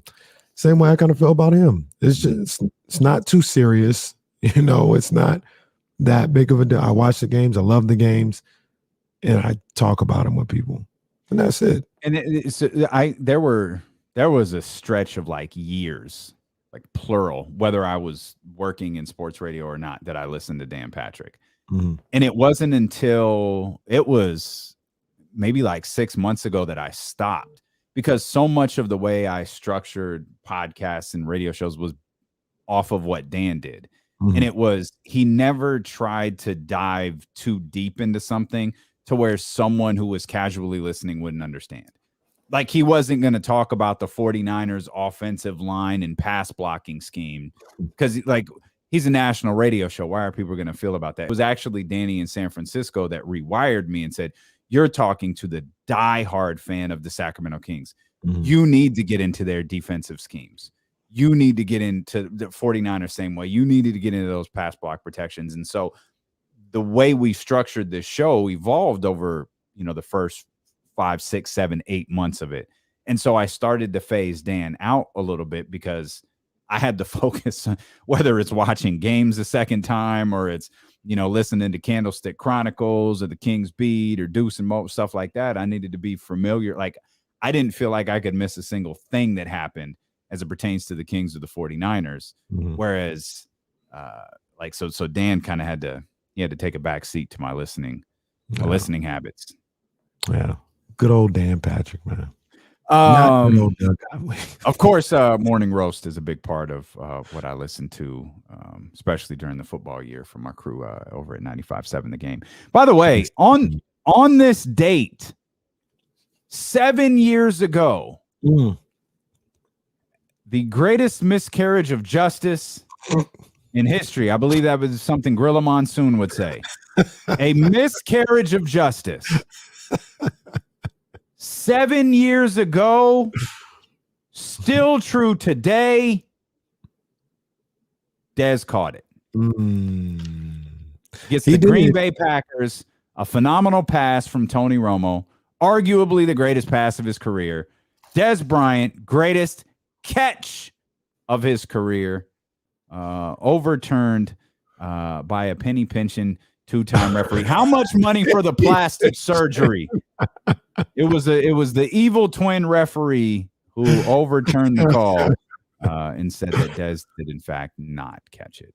And he did catch the ball. Now, what was the reasoning for that again? By the way, there's one other really important thing to point out that's often left out of the story. They still had to score. They were on like the 5. If that counted, like they were on the 5.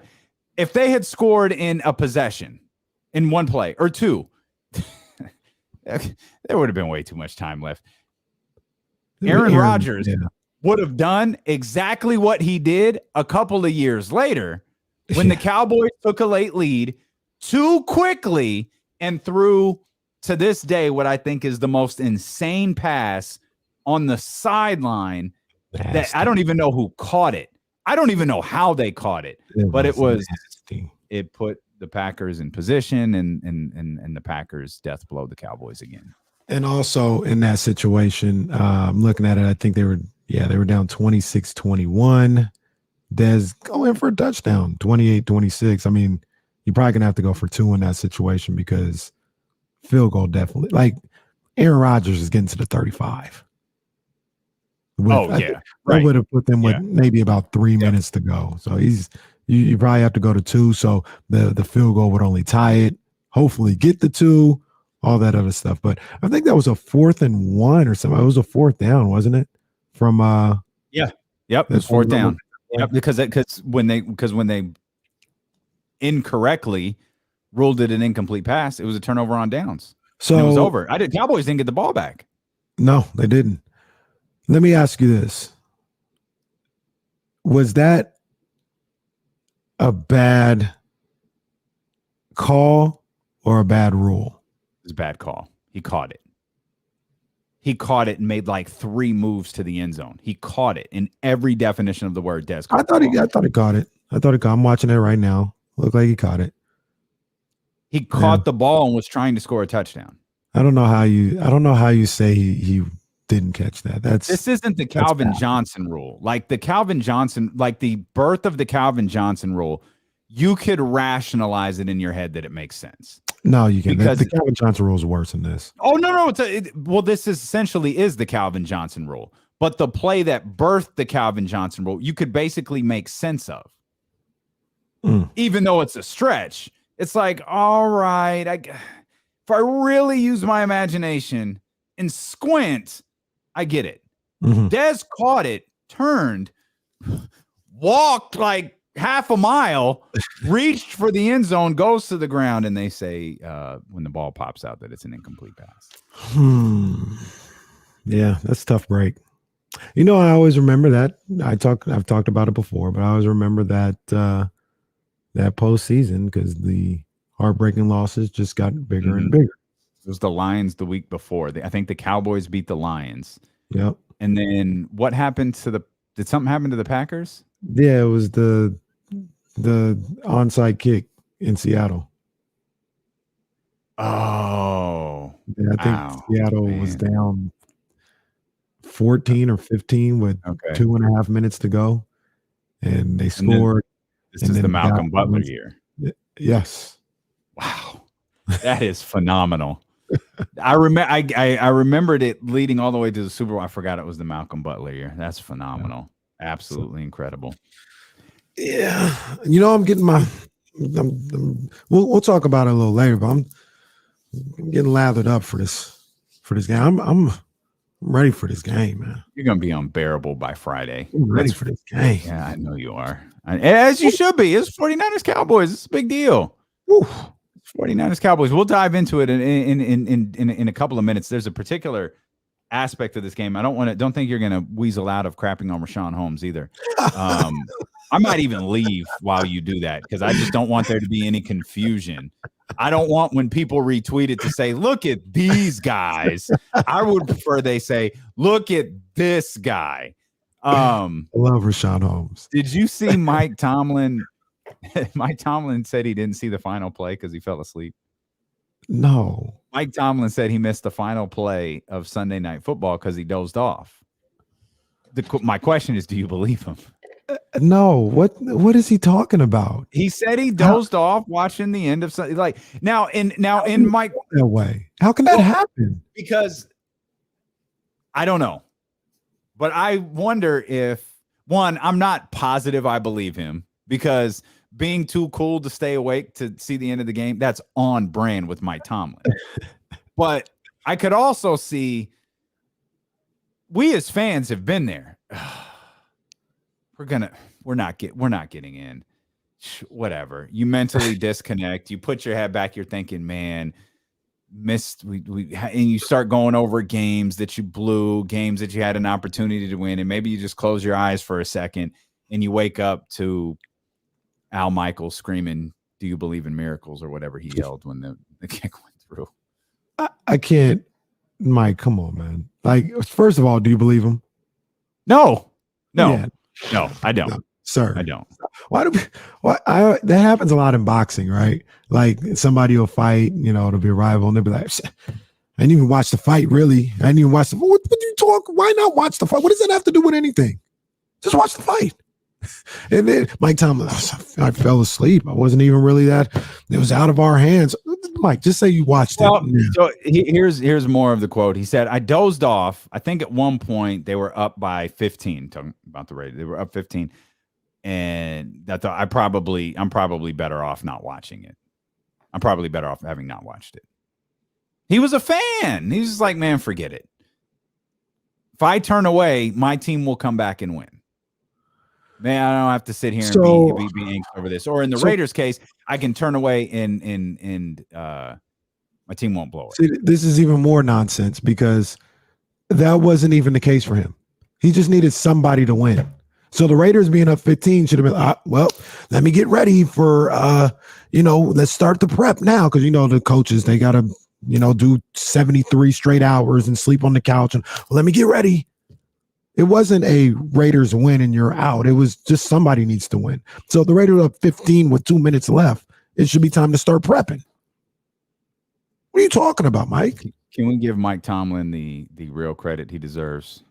15 consecutive seasons with a non-losing record. He can hear ones for that.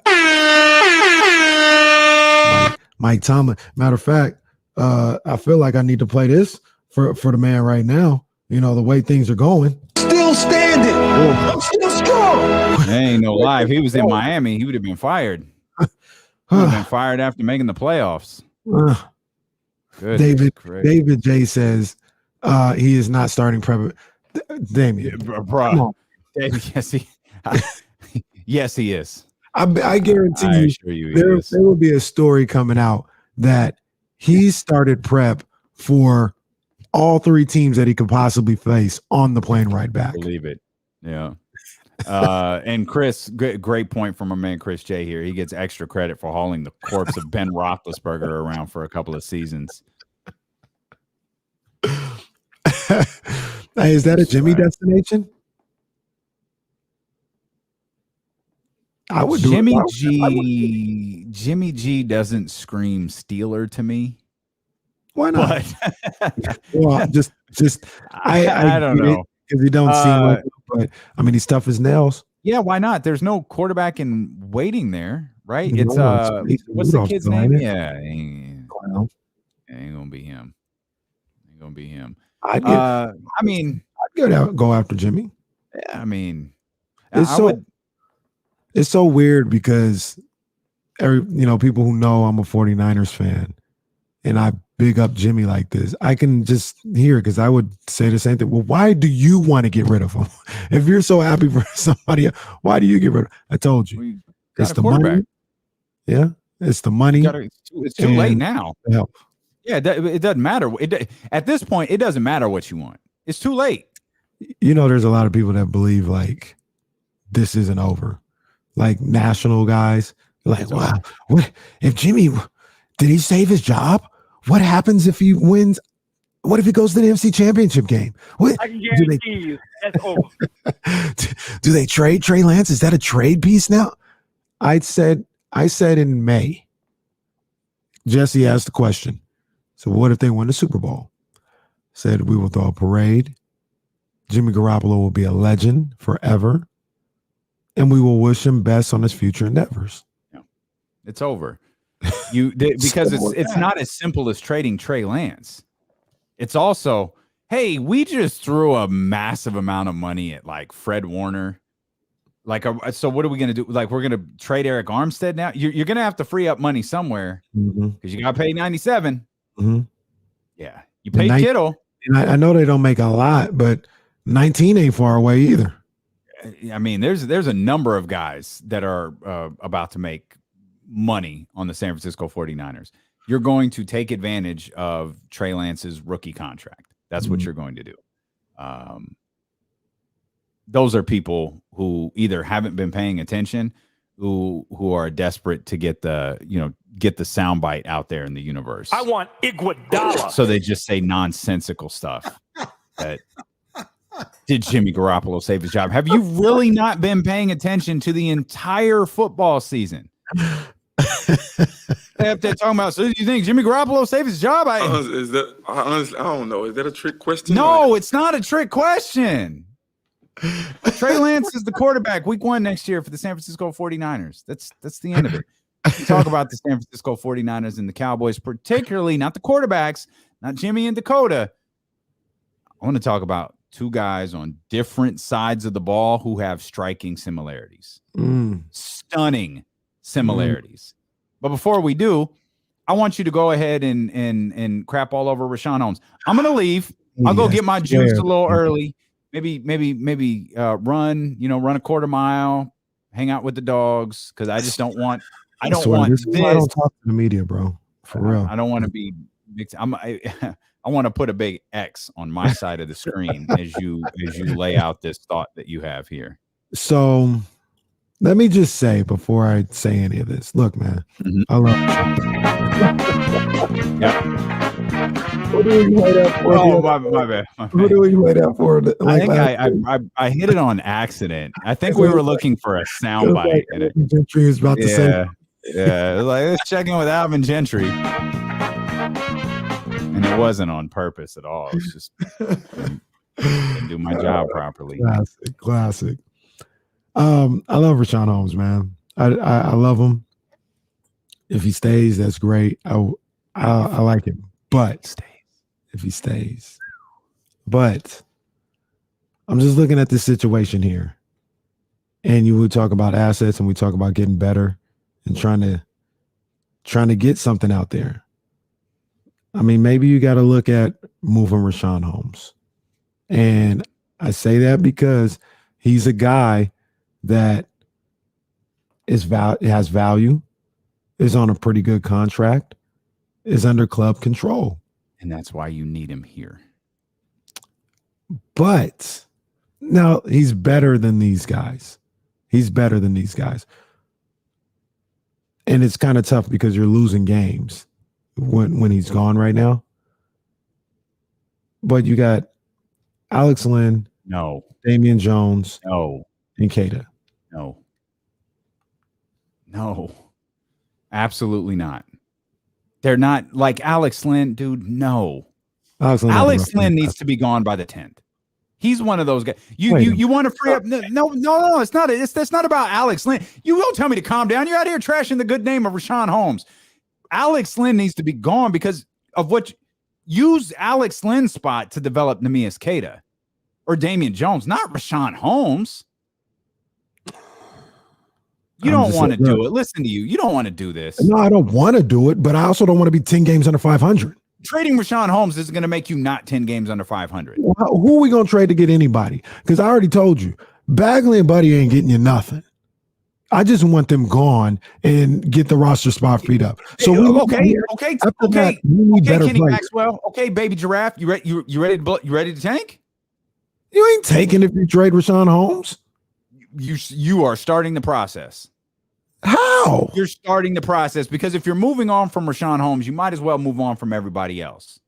I disagree. Don't move on. You just signed Rashawn Holmes. So let me ask you. Listen to everything you just said. He's a value. He's under team control. By the way, he's got a 15% trade kicker, which was the team acknowledging, yo, you're our guy. You're going to be here with us for a while.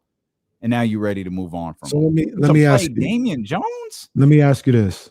If you move on, I'm trying to see if the money works the way, you'd want it to or whatever the case may be. I'll get somewhat close to it here. I'm just using contracts because on the trade machine, you can't really do it the way you want to. But let's just say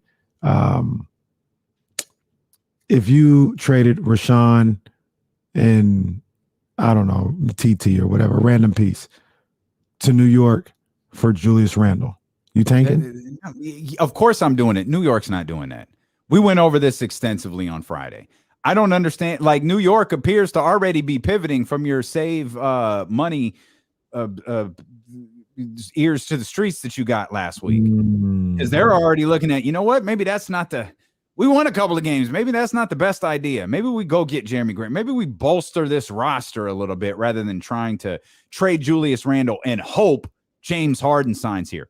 Hopes Kyrie Irving signs here. Hopes. Who the hell is a free agent this year anyways? It's not strong. It's not strong. Like I thought that whole potential approach from New York was disastrous. What I read this morning makes much more sense. Roll things over, keep Julius Randle happy, get him back involved, and bolster your roster a little bit. That makes New perfect York sense. ain't doing. New York ain't doing it. But if you If they were, the answer is yes, but ain't no chance New York is doing that. so if that was, I mean, and they wouldn't do it too because they got Capella. I'm not going down the roster. I don't have a trade proposal for you. But if you were able to get a Cam Reddish Gallinari combo for Rashawn Holmes, something like that. I don't think so. Hmm. Not for Rashawn. You want a discard of Cam Reddish. You can't have Rashawn Holmes. You can't. That's dumb. You got to get rid of some of these guys, bro. I agree with you. You know what? Stinks. Here's a problem with Rashawn. This is my only issue with Rashawn Holmes, and I've said it and I still am a Rashawn Holmes guy. But you just laid out this whole thing with Jimmy Garoppolo. Love Jimmy Garoppolo. Got to move on from him because he can't stay healthy. I'm starting to have concerns about Rashawn Holmes. Absolutely. I know he's in health and safety protocols, and that shouldn't count against him in any way, shape, or form.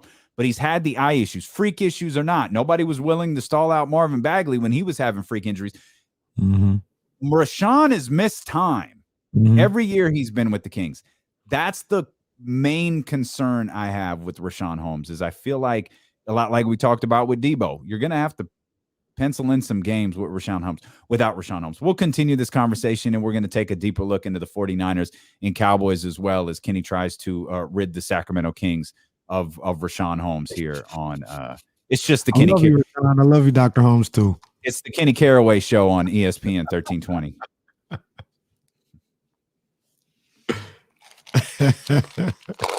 Tag.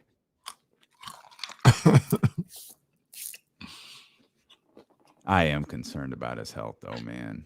Well, he's always hurt. Concerned about him missing games. Yeah, no, Holmes isn't like, but that's the thing, though, RP. He's not paid like it. Like it's very reasonable. Like that's the thing. But and I don't think and the problem is the front court is such a disaster. You don't want Turner or Holmes. Like you want them both. But the front court isn't as big of a problem as that wing position.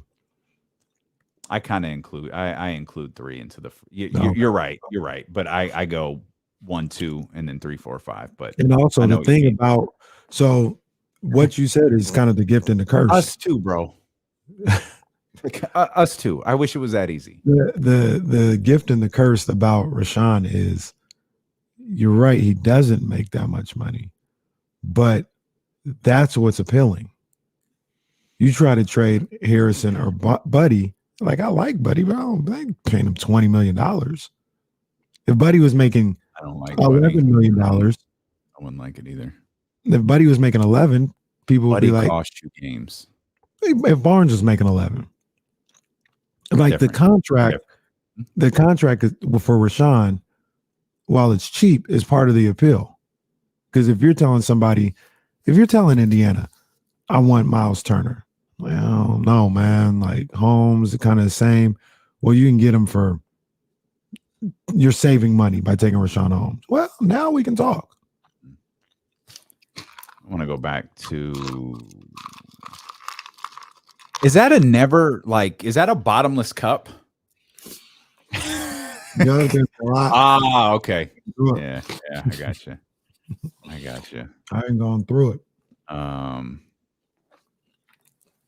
We'll bring up Indiana because there's that note in the Athletic about Sabonis that's worth bringing up.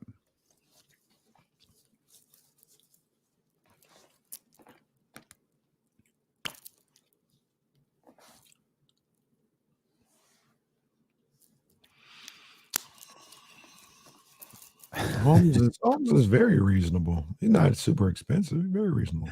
Oh, my bad. No, not at all. What do you say? Updated hate list. Yeah, that's the trade kicker is a big deal. Good for him. 15% of 11 million a year, or what do you make? 60 million. 15%. I think it's 11, right? Yeah, but is it the per year that goes up 15, or is it the total that goes up? Good question. That's a good question that I did not take the time to look the answer up to. I would think it's the total,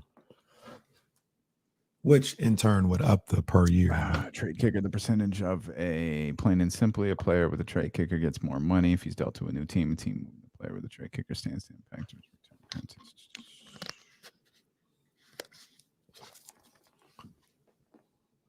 Huh. Wait a minute. Ben Simmons has a trade kicker too? Oh my gosh. Oh my God. Claude. Man.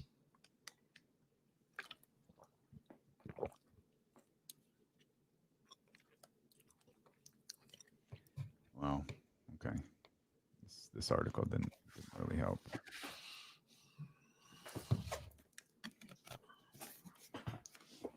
Huh.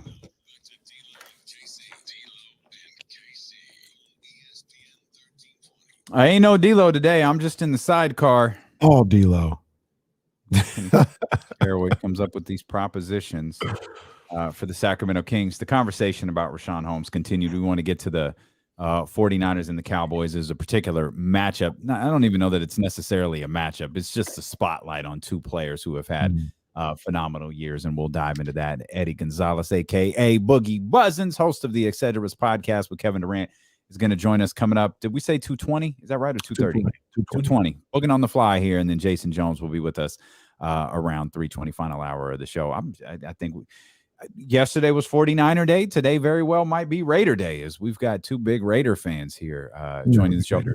I believe we got, I believe, day late, I believe we have Flip Side on the way as well. I mean, we do. Like I said, people like to call for it when the Niners lose. It was mighty quiet when it came to yesterday's chat calling for it. Nobody in the chat was calling for it. I'm calling Cap because it did come up in the chat yesterday, and you did acknowledge it in the chat. The show got rolling at a frantic pace. Bryce. That doesn't count. Not that Bryce doesn't count, but Bryce genuinely wanted to hear it. No, Bryce genuinely wanted to hear it. Not like the Rob W's and the Roddies and the John Paul. They only want to hear it when there's a loss. Dr. David, add Bryce to Kenny's hate list. Wow, Never. Shot at one of our loved ones.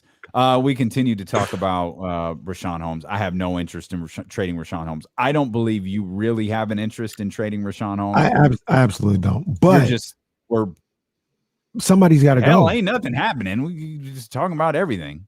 Right. But that's the whole thing. Like, unfortunately, and honestly, like we talked about it a couple weeks ago, you have like a rankings of assets, or the way you'd like to steps you'd like to take before you get to the ultimate step, in my opinion, which is trading De'Aaron Fox.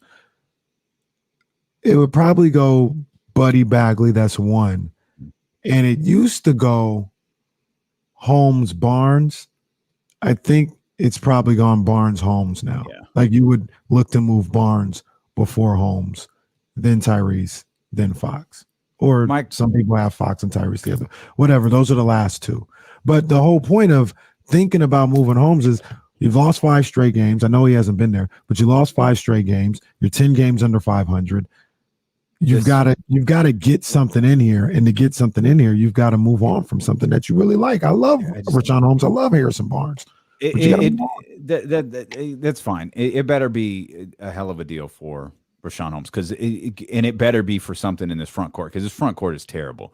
And I know you like. I know we like the way Queta played yesterday. Great, they lost. Like the way Damian Jones played, but they ain't seen Damian Jones in a week. That's fine. Like, I get it. This front court, the front court as a whole, it's not good enough. I don't want to see Tristan Thompson play anymore. Alex Lynn, that was a weird game from Alex Lynn last night. Normally he's not played that bad in a while. Yeah, Alex Lynn, I don't think is bad. Mm-hmm. But the thing that you were saying earlier is, Kada and Damian Jones. It's like, that's fine. Trade Alex Lynn then, and let him get those minutes, or not him. Let those guys get Alex Lynn's minutes. Trade Alex Lynn. That's the whole point. Like, this ain't Buddy and Bagley where I just want to get them out of here. If I'm moving Holmes, I need something coming back. So what are you getting back for Rashawn Holmes that doesn't just take Rashawn Holmes' place? Because I don't think, I don't think you really want to see Damian Jones or Neemias Queta as the starting, front court right now, or some pieces of that being the starting front court. I don't, but in this. like I said, Damian, I understand what you're saying, but I don't want to see this team anymore. But this isn't on Rashawn. Ain't even. I can't put Rashawn ain't played in one of these 5 losses. No, but he's part of the group. I know he's a part of the team, but I'm gonna stop short. My concern, as we outlined during the break, my concern is the fact that Rashawn Holmes hasn't played in any of these 5 losses. Now, this is health and safety protocol, so it's a little bit different. But he had the eye issue, and that's tough. And I feel for him. Injuries are tough, but I feel like Rashawn is tough. He's in the fight every game. Rashawn Holmes is the basketball version that we talked about of Deebo and of Kittle. Like, those guys play. Raheem Mostert, those guys play so physical that probably. And we were wrong, I think, to a certain degree. I think we had Deebo pegged more around 15 games. Yeah, I thought he was going to miss 14, 15. Yeah. He missed 1. Right. And Rashawn has missed, almost. He's missed chunks of time each year he's been with Sacramento. And we knew that when the contract extension was out there. And it's like, everybody's got a price for the $1 million man. The price of this contract is really important. Right.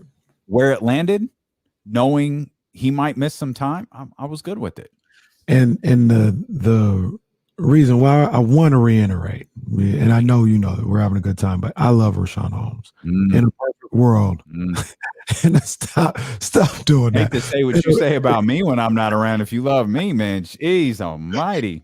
In a perfect world. Telling everybody how you want to work with Doug Gottlieb.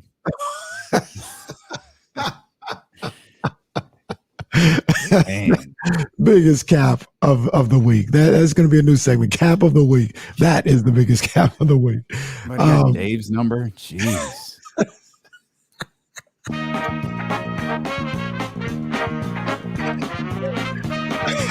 I never had a discussion in that situation. We're not talking about Kings. It's just not happening. But I love Rashawn Holmes. Don't want to see him go. Yeah. But this team needs a facelift. Yeah. And unfortunately, you're gonna have to move on. This team doesn't need a facelift, man. They need full-on plastic surgery. They need to hit off like Travolta. I hate that you referenced that.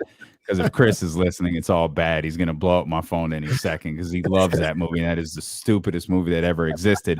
But yes, that's exactly what the Kings need. They don't need Botox. They need face off. Yeah. So, and then I talked about this as well, the contract. Rashawn, he's got a 15% trade kicker, like you mentioned. But the Rashawn Holmes contract for who he is, remember, Hollinger was out here talking about, most underrated player in the game, one of the best centers, an all-star center at some point. The contract is something that you could, give to somebody and say, we're putting this out here. And they might be like, that's not bad.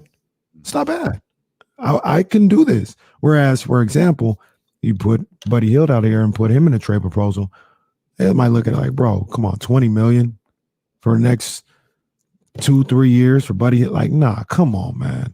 Like, you can't be asking me to take all that on. So the contract is the gift and the curse.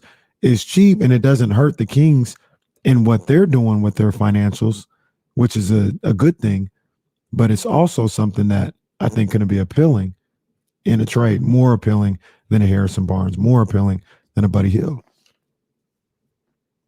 I feel like we should point this out because the Pacers continue to come up in some of these different conversations. This was from Shams yesterday. The Pacers have an extremely high value on Domantas Sabonis, rival executives say, which makes a trade unlikelier for the two-time All-Star big man. Now, there's still Karis LeVert out there, which I feel like they've flipped courses on that one as well. Miles Turner, obviously, those two names everybody's familiar with. But Shams did say yesterday that he thought a trade for Domantas Sabonis is unlikely because apparently the Indiana Pacers went to the school of Daryl Morey. when it comes to setting up negotiations here. And then we mentioned this. I wish people would not enroll into that school. I wonder if Monty went. He clearly went. Clearly. I'm not going to say he clearly went, but I know how you feel because context is important to what you just said. You would trade Buddy Hield for a hamburger, cheeseburger, probably even a bad one that you only want a couple bites of and then you throw it away, or for some more peanuts and crazies that you can eat there during the commercial break. You trade Buddy for just about anything here at this point. Whereas last night he did absolutely, and he's good for that every once in a while. He's absolutely good for that every once in a while. Whereas I believe, and this is why I hate and this is why I told James this. This is why I hate the Rashawn Holmes or the Bogdanovich Buddy Hield thing of keep Bogey and figure it out later. They're having a really difficult time trading Buddy Hield. Unless Monty's legitimately telling teams no, he's having a really difficult time since that deal with Los Angeles fell apart. And so framing it as simple as, oh, you figure it out later. You ain't been able to figure it out. Talk about figure it out later. You can't figure it out right now. You stuck with dude. Buddy is the house guest that won't leave. It's 2 a.m. Bro, I'm trying to go to sleep. Yeah, he will not leave the house. Oh, it's all good, bro. I'll just crash on the couch. No, get the hell out of my house. I need to save my couch for Kenny when he shows up because another box of shoes arrived at his house and Jazz threw him out. Man, shoes arrive. Niners gonna smack up the Cowboys. Woo. I'll be there before the sun goes down on Sunday. Well, it's gonna be a long. It's gonna be great. We'll be doing Sports Sunday on CBS Live from the same house. We'll be on the same camera for the first time ever. If you tune into Sports Sunday and you see D'Lo and Casey in the same room, know that means Kenny got thrown out of his house. Kenny finally got thrown out of his house. It's been it's been a long time coming, but I know Kenny gonna get thrown out the house. You're listening to D'Lo and Casey on ESPN 1320 KIFM. West Sacramento, KRXQ, HD2 Sacramento, and Odyssey Station, and driven by Lashers, Elk Grove Dodge. Your man Eddie Gonzalez is going to join us coming up in about 20 minutes. Jason Jones of The Athletic, that Terrence Davis piece finally dropped. He had been telling us about that for a while. That was an interesting read on TD. He's going to join us at 3:20, so lots more ahead. You brought up the 49ers and the Cowboys coming up this weekend, and there's something I wanted to just take a quick peek at that I thought was really extraordinary. I thought this is an interesting matchup for a lot of different reasons. And obviously what Deebo is doing for the San Francisco 49ers is extraordinary. Micah Parsons, if you haven't handed him the defensive rookie of the year already, just give it to him because I can guarantee you that's over. He's going to get some votes for defensive player of the year. I don't think he'll get it. That'll probably go to TJ Watt for he certainly had an extraordinary season. But when we know like Deebo's been the running back, the wide receiver. He's been a quarterback. Like he's done everything. Mm-hmm. Micah Parsons had 374 snaps on the defensive line. 498 at linebacker, 29 snaps at the cornerback position, and 1 at the safety position. Wow. It's like Micah Parsons he's Deebo on defense. He is a defensive Deebo. He's a defensive Deebo. And as like when, we're trying to, find ways to dive into this game each day this week. And when I thought about marquee players, Jimmy Dak, when we'll get to that for sure. Mm-hmm. But when I saw these numbers from Micah Parsons, it was like, oh my gosh, this dude is literally doing everything on the defensive end for the 49ers or for the Dallas Cowboys, excuse me. This dude's a beast, man. He is a beast. He is a dynamic talent out there for the Cowboys. And I mean, he's going to be a problem. He is going to be somebody that the 49ers are going to have to deal with all game long. All game long. I play Madden and everything, and it's like in those moments in Madden when the elite players make a play, they get hot, they get in the zone, right? And then that has them making more plays. They got to make sure Parsons doesn't get in the zone, because I believe he's one of those type of guys in real life where if he makes a sack or he gets disruptive, he gets energized by that. He can ramp up what he can do on play. He can disrupt everything that you're trying to do. You mean like when Buddy hits a three? He just needs to see one. Yeah. Excellent. What something happened yesterday? It did. Yeah. Let it go. It did happen yesterday. It did, and it wasn't lost on the crew on social media who was quick to point it out. But it happened. But your point, your point, it actually is very valid for Micah Parsons. He has 84 tackles, 20 tackles for loss, 3 forced fumbles, 67 quarterback pressures, 13 sacks. He's everywhere. Yeah, he's absolutely everywhere, and it. So as we lay all that out, 13 sacks, 67 quarterback pressures, all of these different things, it sparked to me, okay, so you got that, and then you've got, Trayvon Diggs on the last line of defense. All right. So the best thing, and please correct me if I'm wrong here, the best thing that the Cowboys have going for them is their pass defense. Meanwhile, the best thing that the San Francisco 49ers have going for them is their run game. I think that creates an interesting matchup here this coming weekend. For some of you, Homer Caraway alert. Oh boy, here we go. Homer Caraway alert. That is for some of you. For people that like to hear the truth, it's just another bit of truth telling. I don't know what's going to happen on Sunday.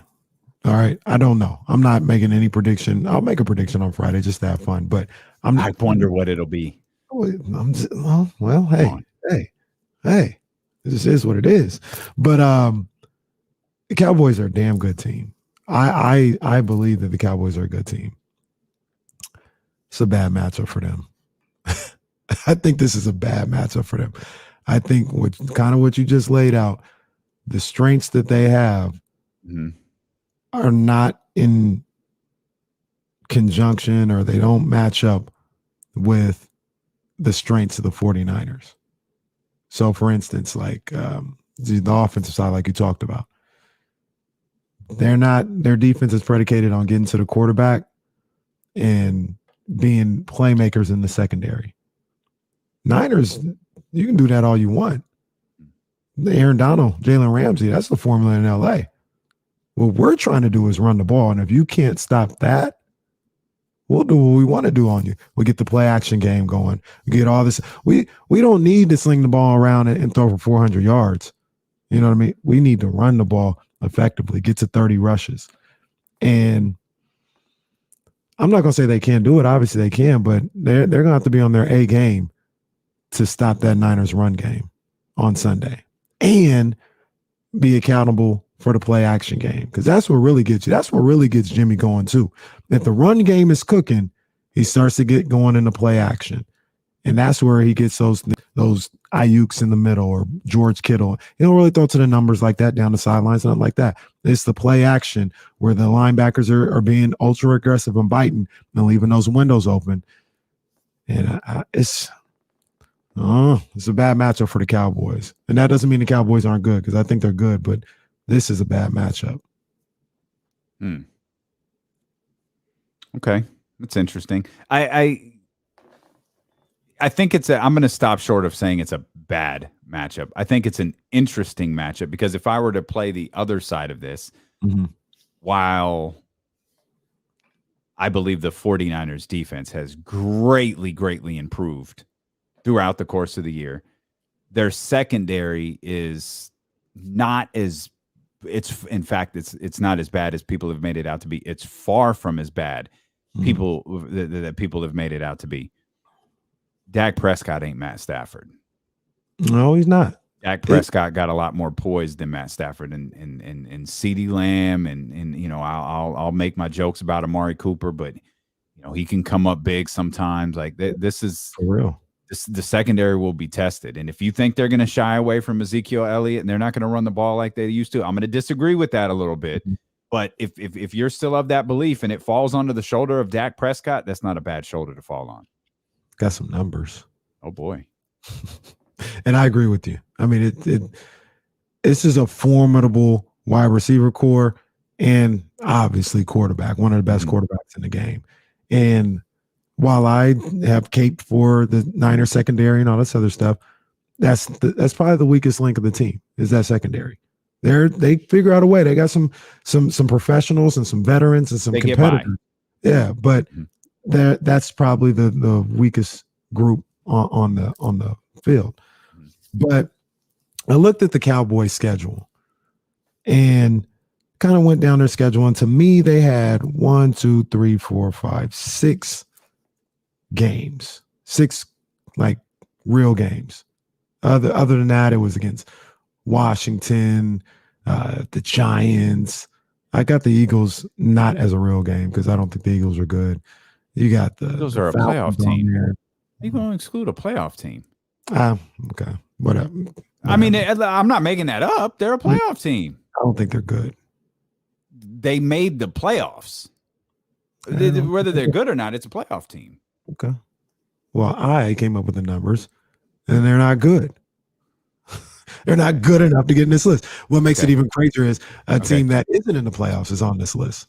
Okay. I think the Chargers. I have no idea what this list is. So I think the Chargers they played the Bucks, the Chargers, the Patriots, the Chiefs, the Raiders, and the Cardinals. In those games, if I have this right, they went 2-4 in those 6 games. And they were below their averages for the season in pretty much all those games. So the rushing yards allowed, they're 16th in the league. They gave up 112 a game. In that Tampa Bay game, nobody was running the ball. They gave up 52. In the Chargers game, they gave up 95. They won that game first 2 weeks of the season. But then you get into New England, they gave up 120. Kansas City, they gave up 126. The Raiders, they gave up 143 on the ground. Arizona, they gave up 127. So what that tells me is you go up against the better competition, you're really in the range. You give up about 120, let's just say 120 yards per game on the ground. Then those aren't even the best running teams in the game, which is what the Niners generally are. So that poses a problem.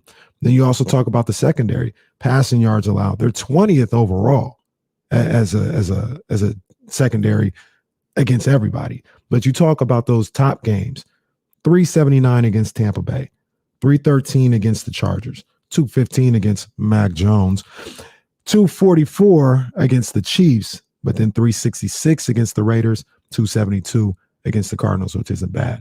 The whole thing is with the defense, when they played better competition, the defense wasn't shut down the way some people think. And I think that's a cause for concern. I don't think anyone, and maybe our ears to different streets. I would never call the Cowboys defense shut down. Cowboys defense used to be embarrassing. Yeah, I think they're good. I think they're opportunistic. That's what they are. That's what they are. They're good with playmakers, but they're far from shut down. Now, did you do the same exercise with the Cowboys? You mean with with the 49ers? Yeah. You've been quick to point out like who the Cowboys have played and who's had this schedule, who's have that schedule. I mean, have the 49ers beat somebody that's impressive? That's how we started this. I told you the Niners have played the most against the most playoff teams in the league. Oh, we're including. You didn't include a playoff team in that last conversation. All right. Who the 49ers played? Like who have the 49ers beat that's impressive? The Bengals. Cincinnati. Okay. Yeah. The Bengals beat the Rams twice. Yeah, they beat the Rams twice. They beat Philly, who you won in this list against the Cowboys. And the Cowboys in here. Didn't the Cowboys beat them? Okay. Cowboys beat them too. Twice? Niners beat them. Cowboys beat them twice. Okay, because they're in the division. That's why they beat the Rams twice. I'm saying if we're gonna do the exercise for both teams. All right. They still don't change what it. Niners still got more. If we're doing that, Niners still got more wins against playoff teams. How is that possible? The Cowboys beat the Eagles twice. They beat the Patriots. So it's three. So is it 4-3? Yeah. Oh my God. Okay. I didn't do it. You wanted to do that exercise. I didn't want to do it. You acted like they had 9 wins against playoff teams. No, not at all. It was 4-3. I'm not at all. All right. That's why I just did. That's Can't why. wait till football season's over. That's why I got off that playoff team. I'm talking about who's good. Do you think the Eagles are a good team? A team that didn't beat. When you talk about beating the playoff team, they went 0-7 this year against teams that were in the playoffs. I can't say I was locked into Philly, and when I was, when I watched them, I've watched a couple of complete Philadelphia games. The 49ers won, and then that Cowboys won the other night. And I don't even get on not the most glowing impression. They weren't playing nobody. I don't even get on that one. But the Eagles stink. Like they're sorry. Yeah, I don't know that they're as bad as you're making them out to be right now, but no, I don't. They're set up for the future. They got money off their books by getting rid of Carson Wentz, but right now they ain't no good. And they got draft picks coming in. Bro, they got because the Colts are stupid. The Eagles got like 3 in the top 20 coming up. We'll step out. They got some good things going on for the future. We'll talk more about the Niners. We'll talk with Eddie Gonzalez. We'll talk basketball. We'll talk Raiders. We'll talk national championship as well. A lot more ahead here as D'Lo and KC continue. Sacramento's #1 sports station, ESPN 1320. You can slide out. No 13th round, but you can slide. Okay.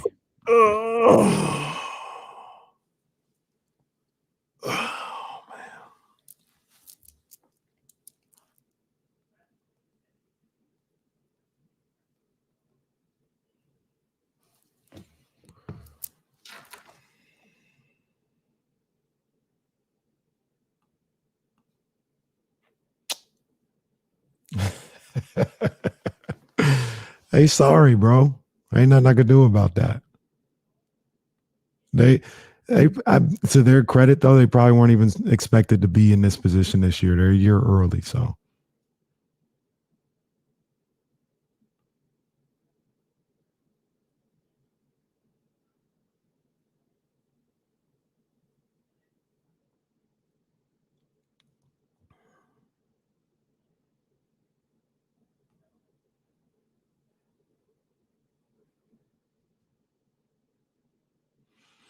Yeah, they shouldn't have lost to the Seahawks twice. That was bad.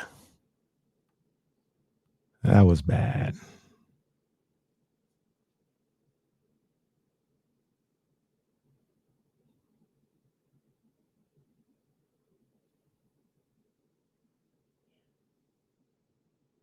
Them NFC East teams, they like Cincinnati, the Bearcats. They about to play these Power Fives and get slapped. They about to play these Power Fives and get slapped.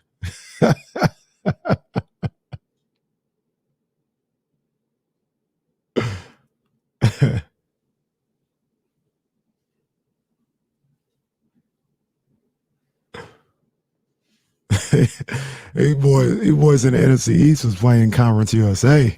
They was playing in the AAE or the AAC.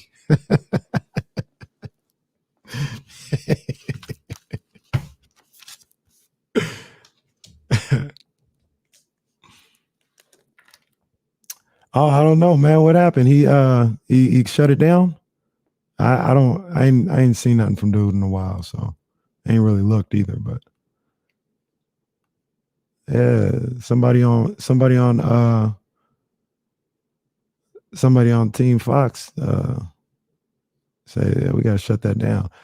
Hey man, it's whatever. You know what I'm saying? I'm not no hater. You do whatever. But that was absolutely somebody in Fox's camp. That was not a random person who had a Twitter account. A random Kings fan. That's not what that was. And that's cool. Like, it's whatever you do. You do you. That's not a big deal. It don't bother me none.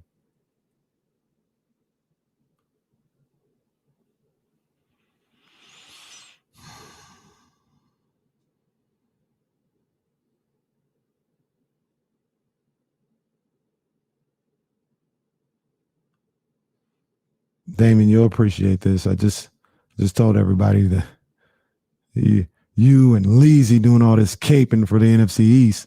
NFC East is Cincinnati, the Bearcats. Watch what happens when they play a Power 5 this week. Oh, I don't think that's what the Cowboys are. That might be what the Steelers are. Watch what happens when they play a Power 5 this weekend. Yeah, that conference is trash. Let me get this. Hey, where do you get those? Nah,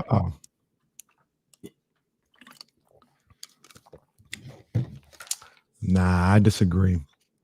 Man. Fox ain't got to go. I disagree. My bad. What was that?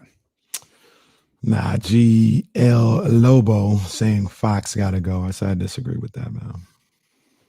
Yeah. I mean, I can't blame. Yeah, I mean, he follows it up like everybody got to go. I can't blame anybody who feels that way. Sure, whatever, Roddy. I don't give a damn. They get their ass beat. I don't care.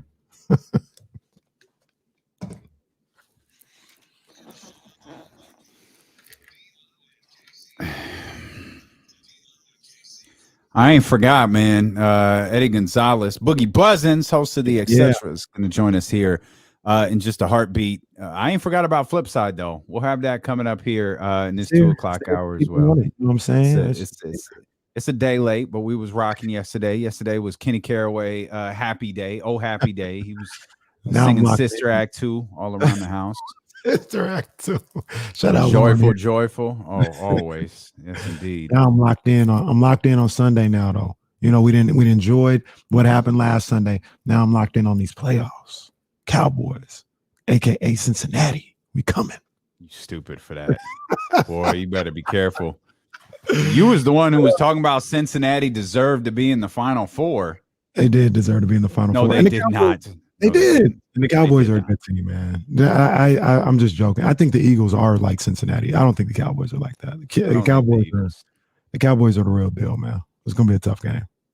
Yeah, the Eagles, I don't care about the Eagles. We'll deal with them when we have to. I can't wait for this game coming up on Sunday. The 49ers and the Cowboys. I can't wait to watch some of these guys go at it. And you know, like we'll switch gears. I really don't know where Eddie's gonna go, but we'll welcome in our man. I know where Eddie's gonna go because he wanted to come on here for one reason. That's talking about the Niners way back in September. So that's where we gonna go. We talking about the Niners.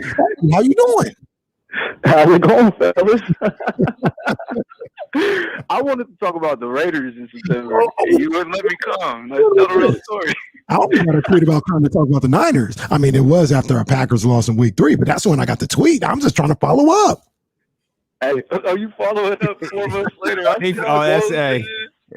followed up a little late. Later. What's up? I will say this, though. I will say this. Hey, like I always say, unlike Raider fans, I ain't no hater. I ain't got no problem with the Raiders. Y'all make the playoffs.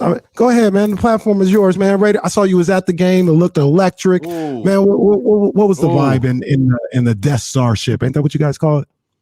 Man, it was crazy in there. That was my first time going. It's always a little scary going to anything with 80,000 people with COVID going on. And mind you can just walk in. They don't. There's supposed to have protocols, but you pretty much just walk in. Honor system. It's the honor system in Vegas, boy. That's bold. It's like this little old lady going, "Yo, let me see your wristband," and 80 people walk by. So, but no, it's crazy. It was, and I'll say, watching at home, a lot of these games they didn't have home field advantage this year, but that game they definitely did. Raiders fans showed up and it made a difference. And we had a couple false starts. That, one of the most intense games I've ever seen in person. So it was great. I had a great time. Lil Jon killed it at halftime. There's a lot going on, man. Man, Lil Jon make a whole living doing halftime performances at sporting events. Man. He was in Sacramento this year. What? He's a Sacramento regular. I'm surprised he ain't been here yet. Been here again, yeah. That man gonna get paid to say shots till he's 80. That's for real. That's for real. He gonna be a 60-year-old. It's crazy because it's one thing when you 60 and you walking around doing halftime shows talking about hip hop, a hibbity hip hop, you don't stop. It's another thing when you're talking about to the window, to the wall. that's a whole different vibe when you that old talking about to the window, to the wall. Yeah, Eddie, man. Were you a Gruden guy? I feel like I was like most Raiders fan, most sensible Raider fan. I was like really indifferent. Like I wanted to see results, and I feel like we hadn't even into this year. Things were a little skewed, and so I was indifferent. I liked some of what he brought. It sounds like the guys liked him, but I wanted to see wins. We saw just as many wins with Satya as we saw with John. So I was indifferent, but I don't feel like we miss him. And some of the comments from the players afterwards didn't sound like they missed him either. So yeah, man. I don't know how he was in public, and when I mean in public, I mean around the players before all the emails came out. But after the emails came out, I'd be lying if I was one of the players in that locker room and wasn't looking at him sideways. That was crazy how that went down. But I want to ask you about another guy that a lot of people are trying to get out. I disagree. I think he should stay around. What do you think about Derek Carr, man? I like Derek Carr more than it seems like most people do. I have this thing with Derek Carr where I don't think he's a perfect quarterback. I think he's, if you're in like that middle tier of decent to good, and there's most of the quarterbacks in the league, actually, it's like, if you surround them with weapons and you put them in a better situation, they can do the right stuff. It's not Aaron Rodgers, it's not Tom Brady. My thing is, I've been telling my fellow Raider fans for years, trying to get rid of him, is, okay, who do we get rid of him for? Do we draft one of these guys and we wait 4 years for that to work? Do we trade for Kirk Cousins? Like, is Kirk Cousins an upgrade? Unless you're getting Aaron, you're getting Tom Brady, you're getting something like that, or you're getting the number one overall pick quarterback that you build your franchise with, I don't understand why you would move on. And I think we're finally seeing some of the fruits of that. The continuity helps. He's clutch. Like, as much as people hate him or whatever, he definitely comes through when it matters most. And you kind of can't replicate that. So I'm good with him. I complain like everybody else, but we could be with Baker Mayfield and really be upset because we gave him number one overall pick for that. So I think all things considered, we came out on top in that situation. Baker Mayfield catching strays, tough day for him for sure. Great. That boy, that commercial, man. I love him, man. She's a good apple. Well, no, she's a good egg. She's a good egg, though. Yeah, I love it. Eddie Gonzalez, the former Boogie Buzzins, Banksy on Twitter, and host of the Etceteras podcast with Katie. How's the podcast going? Oh, man, we're having a great time, man. We have Isaiah Thomas, Pistons Isaiah Thomas. I know there's another Isaiah Thomas out here. Have him on the show tomorrow. Great conversation. Always dope to talk to legends every week, whether it's from culture, whether it's from hoops. So, and that Issa Rae one was that Issa Rae one was legit. Yo, she was great. Like, I told her after the show, like, I had this idea of who she was in person, and then she was even like cooler. So I love her. She's great.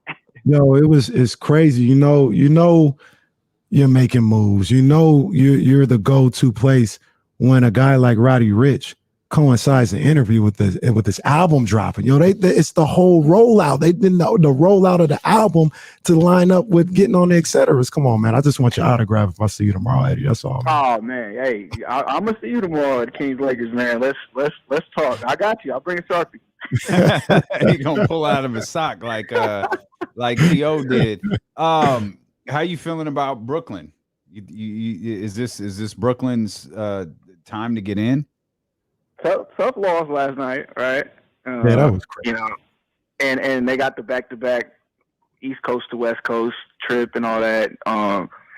You know, they just got to get their team together, and they've had so much shuffling, and you know, it's easy to say, "Yo, it's the best player in the league," and then you got Kyrie next to him. You should just win, but they're playing with 3 rookies. They're playing with 2 vet men guys. Like, you know, they got a lot going on, but that's not to make excuses. Like, they still have to figure out how to win those games, but I feel like we don't fully know what they are until Joe Harris is there, until Kyrie's there full time, hopefully, till James is back, and then we'll see. I mean, it was all good just a week ago when they beat the Pacers, and it was like, oh, okay, this is the team we thought we were going to see, and then they lose the next 2, and it's like, all right, who are these guys?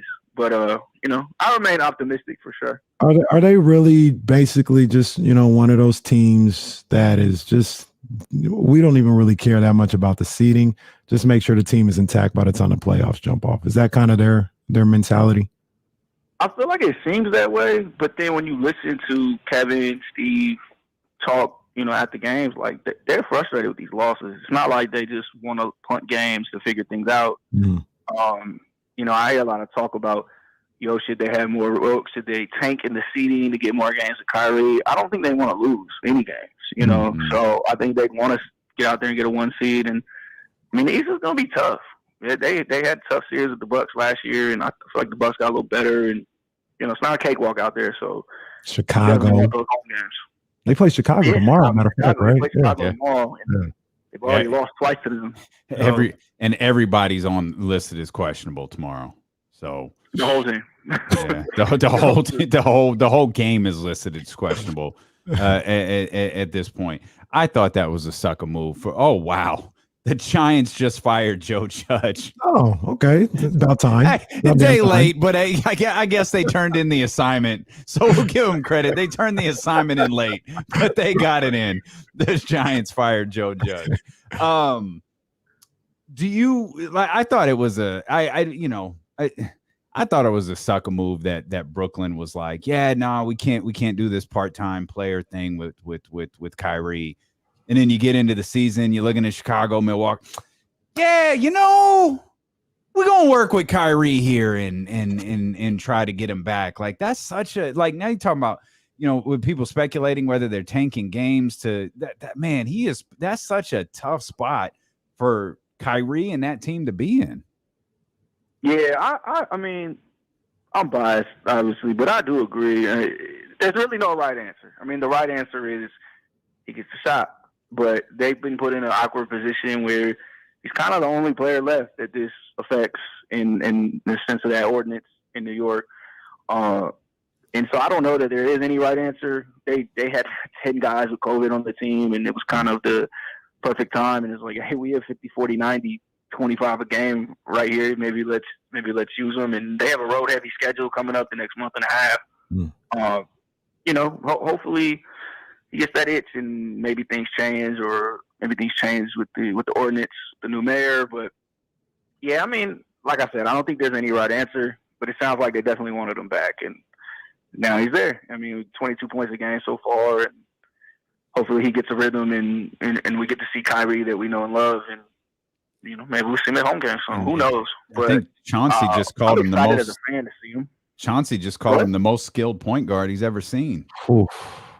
He's not the only guy who's set things like that. I mean, he's bad. Like, Kyrie is bad. Kyrie is bad. Oh my God. Kyrie's like, you look at him as a skill set. Like, there's nothing on the court he can't do. Right? He left hand, right hand, finish either side. He's a great shooter. 50, 40, 90 last year. Mid range, can dribble around anybody. He wants to post up. Like, what is there left for him to be better at? You know, I get why people look and say, like, the skill set, like the physical skill set that he plays with. Yeah, that's up there. That's up there all the time. Kyrie's Kanye. Seriously. Like, if you're willing to deal with all that other stuff, he'll bad. Drop a classic. That's exactly what Kanye is. Yep. He'll drop a classic on you for sure. Yeah. Real quick, Eddie, because I got one other thing I want to say after this, but I just want to check with you, man. These Warriors, man, they looking crazy right now. Warriors looking great. You think they're a regular season team, or is this like a legit NBA title type of team? I hear everybody's like, yo, late games, got to go get a basket. Who do you give it to? I hear everybody's conversations about that, but it's two things for them. One, you got to be close late in the game. If we're blowing you out by 15, I don't have to ISO and go get a bucket. You got to defend us. And two, it takes so much discipline to defend that team with all their movement. And then when they get Clay and when they get him fully healthy and he's back to being him, and they're still waiting for James Weissman, and you know, they're tough. They're tough, and I think the Suns games are a good barometer. Two tough games with them, you know. So to expect them to just falter in the playoffs, they won 3 titles. The core of those guys have won. They had the experience. I think they're going to be tough, man. I think it's just hard to guard them, chase them around all game, have the discipline to do it all game, and really stave them off. And you know, we'll see. I do expect Steph to step up. You know, that noise is kind of crazy to me. That hey, in the playoffs, they're just going to grab them more. All right, well, let's see, because we've seen them not be able to do it before. So let's see it. Yeah, facts, man. Okay, man, I'm going to bring it back around. Going to Cincinnati. The Bengals ain't won a playoff game since like 90. Matter of fact, I saw something yesterday where somebody said there has never been a text message of somebody talking about a Bengals victory. The first text message was in 1992. The Bengals last won a playoff game in 1991. Did they last win a playoff game when Bo got hurt? I think so. Jeez. Yeah. I don't even know that. Come think about it, I don't even know they won that game. I'm thinking it's the Super Bowl year when they lost to goodness. That's crazy. So they got a lot of ghosts and a lot of demons, but they got you want to talk about Ghostbusters. That boy Burrow and Jamar Chase, that's a problem. How you feeling going into Cincinnati for Wild Card Weekend? I'm excited. Getting the late Sunday game, early Saturday game is a little crazy, but that's what happens when you're in the wild card, I guess. I like the matchup. I know they just blew us out, blew the team out a month and a half ago, but I do like the matchup if we can stay over the top of Chase, but nobody's done that this year. If we can tackle Joe Mixon, nobody's really done that this year. And if we can get to Burrow, which some teams have, and I trust our pass rush, I think that's the game, though. I think if we can get to him, we can rush some of those throws. You know, the Raiders have a chance. The offense is so topsy-turvy for the Raiders. Just get a solid game. I mean, we've watched them lose games 15-12 this year, you know, and watched them win games in the 40s. So it depends on who comes out there. But I think they have a chance. I think that's the most favorable matchup they could have got. I was dying thinking they were going to play the Chiefs, and now they don't. So, yeah, a lot of demons there and a lot of history, but nobody's riding higher than the Raiders right now. You know, 4 straight wins, 5-6. They got a lot of reasons to feel great going into the game, and hopefully they have a better game plan because they got a lot of tape last time they saw that team. Yeah, a lot of stuff to work on. So yeah, I'm excited. I have high hopes, but I'm gonna definitely be like the glass half full guy either way because I can't believe that team made the playoffs after everything they was going through this year and the way they had to do it. I know you could say, yo, they played 3 backup quarterbacks in the last month, but they beat them. You know, like they had to go out there and play who they played, and you know, they had their own losses to deal with, and they fought back. And you really can't. After the last few years of like, yo, they're 6-3 and they blow it and they just get crushed in December. 4 straight wins. You know, that's exercising the demons. That's all you can ask for. Talk, man. Super resilient, man. Super resilient. Eddie, we appreciate you. You know you're always welcome here on this show, no matter what Kenny say on social media. Hey, Eddie, man, we talking tomorrow. Fight together, bro. Hey, I'm ready. Hey, come on, man. You know it's probably gonna be in Vegas. We're gonna have to pull up to that one. We're gonna make that happen. We're gonna make that happen. And I know I'm gonna see you tomorrow. We're gonna talk about it. But you already know. I know you've seen next year's schedule. The gang come to Vegas next year. So you're gonna have to hop on that. You're gonna have to hop on that PJ. Come on back out to Vegas because it ain't gonna be like Sunday. We're gonna be all up in there. I'm gonna tell you that right now. We're gonna see, man. We're gonna see. We have history of them two crowds meshing together, so we're gonna see. I'll be there. Trust me. Trust you, me. I will be there. We will talk. My man, I'm gonna see you tomorrow, man. We're gonna wrap. We appreciate you, Eddie. Love what y'all do. All right, bro. Appreciate you. Likewise, host of the Etceteras. Check that out wherever you get podcasts from. You mentioned the episode with Isaiah Thomas, Detroit Isaiah Thomas. Will drop tomorrow. Really good. I mean, KD, KD's not like he's not the Peyton Manning, Drew Brees, let's get them in the media. But he asks really good questions. Like they do a good job with these interviews, man. And it's not a stale cookie cutter conversation. Like it's like this is gonna sound weird. I hope you know what I mean by this. It's a conversation you could only have with someone like one of the biggest stars in the game. I feel they you. wanted to be, you know what I mean? Like I could, like if Roddy Rich, if Issa Rae was on here, the conversation ain't gonna be the same. Right. She is not looking at us like she's looking at KD, and Eddie got the rub. So he already like it's not that saying Issa Rae isn't a magnificent human being, but like the conversations are different. Particularly when you're talking to somebody in your tax bracket and they can relate to you. It's a little bit different. The experiences right. Talk about things that they experience. So yeah. Point being, like, why am I talking to Dino and Casey again? Who are you guys? Yeah. The Etc's podcast. You would say that to me, maybe not to you, but stop it. Now does she go to the compound? I live in an urban setting. I don't live in the suburbs. I live in the mean streets of Elk Grove. You heard what goes on behind Sean Cunningham when he's on our show. I was concerned for Sean Cunningham's life doing that interview with us. Like, man, Sean, you want to call us later, man? We'll make sure you safe. And by the way, that ain't nowhere near you. I don't know if Elk Grove is the suburb. You are in the suburbs. No. I know. I'm right by Delta Shores, which is right by Meadowview. Ain't no suburbs. It's rough. Yo, you know South Central's like a couple miles from Beverly Hills.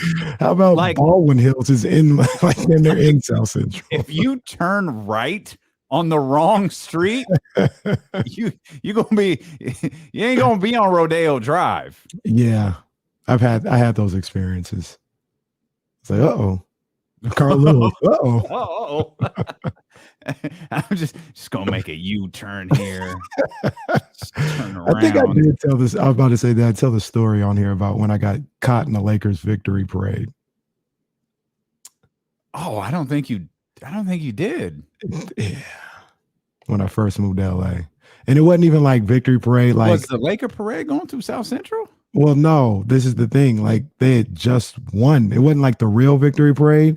They had just won the championship that night. And I was trying to go home, got off on the wrong exit, and got stuck in the streets victory parade. Oh my. Hey, and look, play the OK Lake show right now, because damn it, I was honking my horn. Yeah. I was like, yeah, go Lakers. Yeah. Don't get mad at me. Don't jump on my car. And he's stripping off his Chris Webber jersey, like, yeah, let's go. I had to do what I had to do to get out of there. Lake show. We did it again. Get me out of there. Man, the only thing worse than the actual victory parade is the streets victory parade. Bro, they was letting them off right next to me. They letting them off into the sky. I said, where am I? And I couldn't get out. I was stuck in there for like an hour because there wasn't nobody moving. You wanna clarify for those who might not understand what you meant when you said they were letting them off in the sky? Well, look. It wasn't fireworks. It wasn't fireworks. It was just, hey, we're here. We're here. Kenny was like Kirby Smart last night. You're gonna be some property damage out here, boy.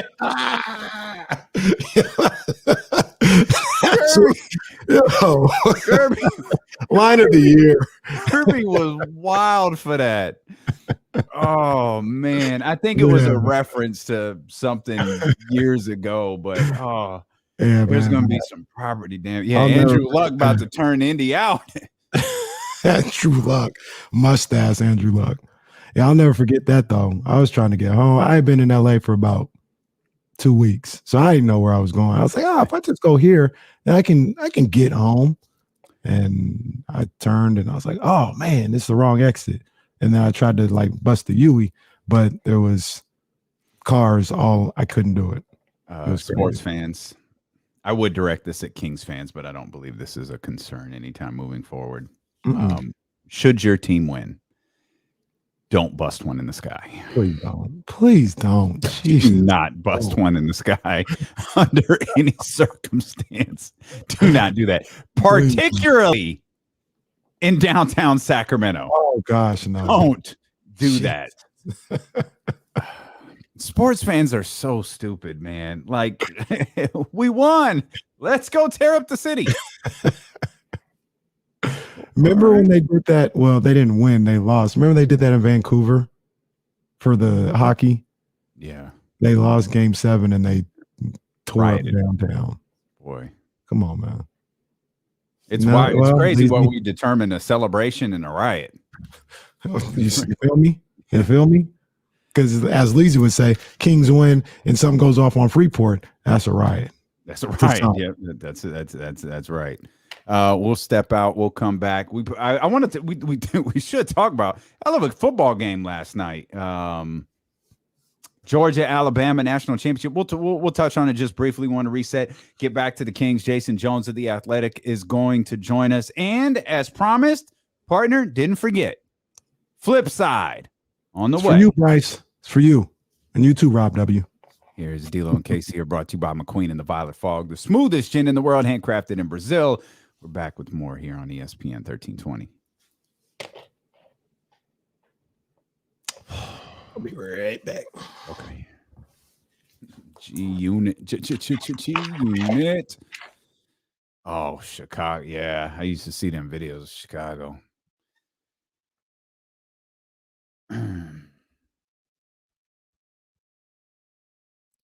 JT, I see you. I see you, JT. Yeah, that was easy. That was easy work for you boys. That was easy work. I wonder if man, 22 million.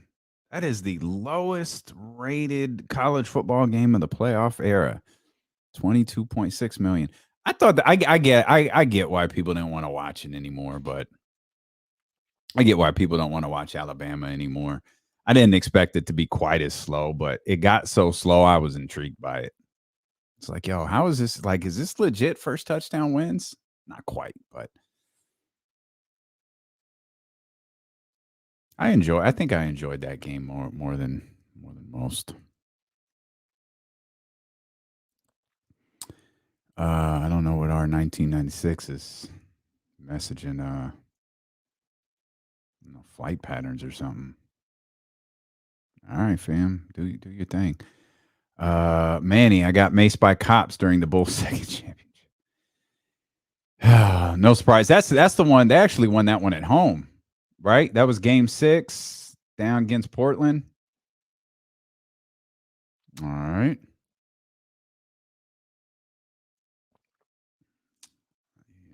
Yeah. All I know is, I'm with you there. Oh, look at the baby. Love the Abby. Love the Abby, Brian. Dude, I've heard, Steven. I've heard. Oh, is that what that was? Okay. It was a funny line to hear. It was a funny line to hear Kirby Smart say that. Yeah.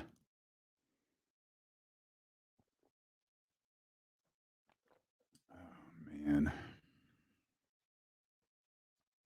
Chugging these damn juices have me sitting up here cold as hell.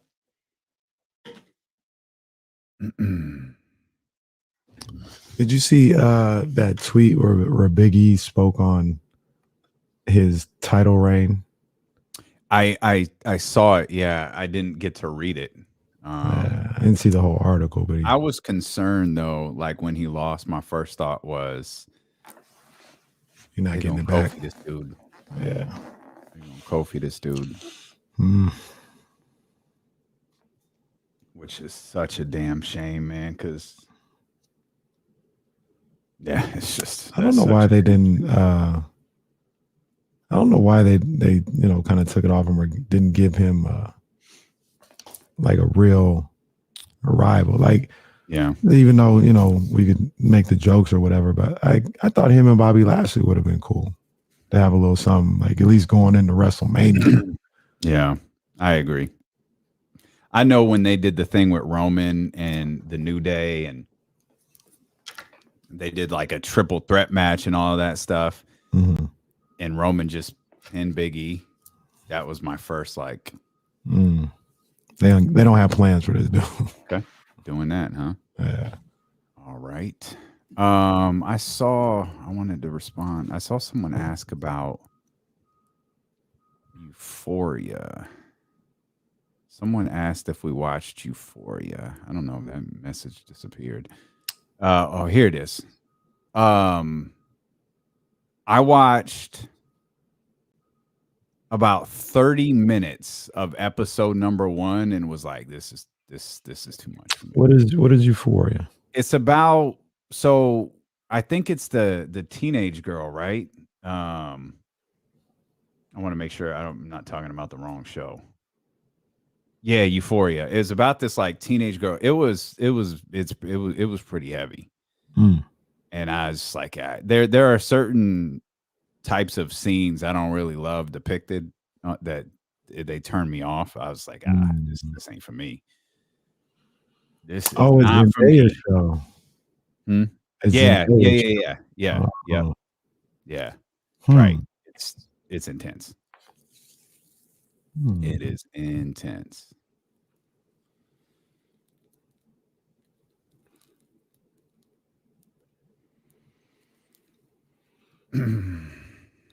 I don't think it's gludge. Oh. Who did this?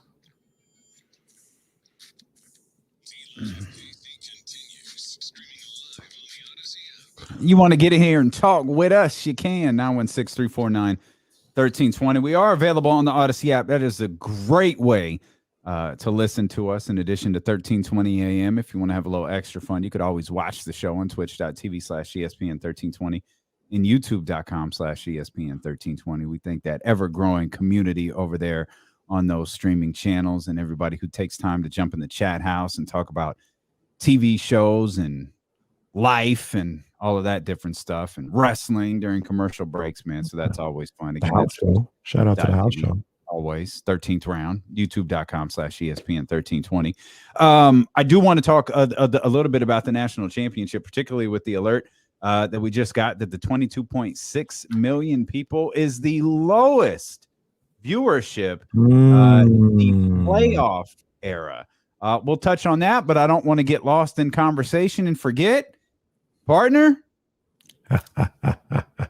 Well, I know I said I was going to move on, or I had moved on a little bit, to the Cowboys, but the people asked for it.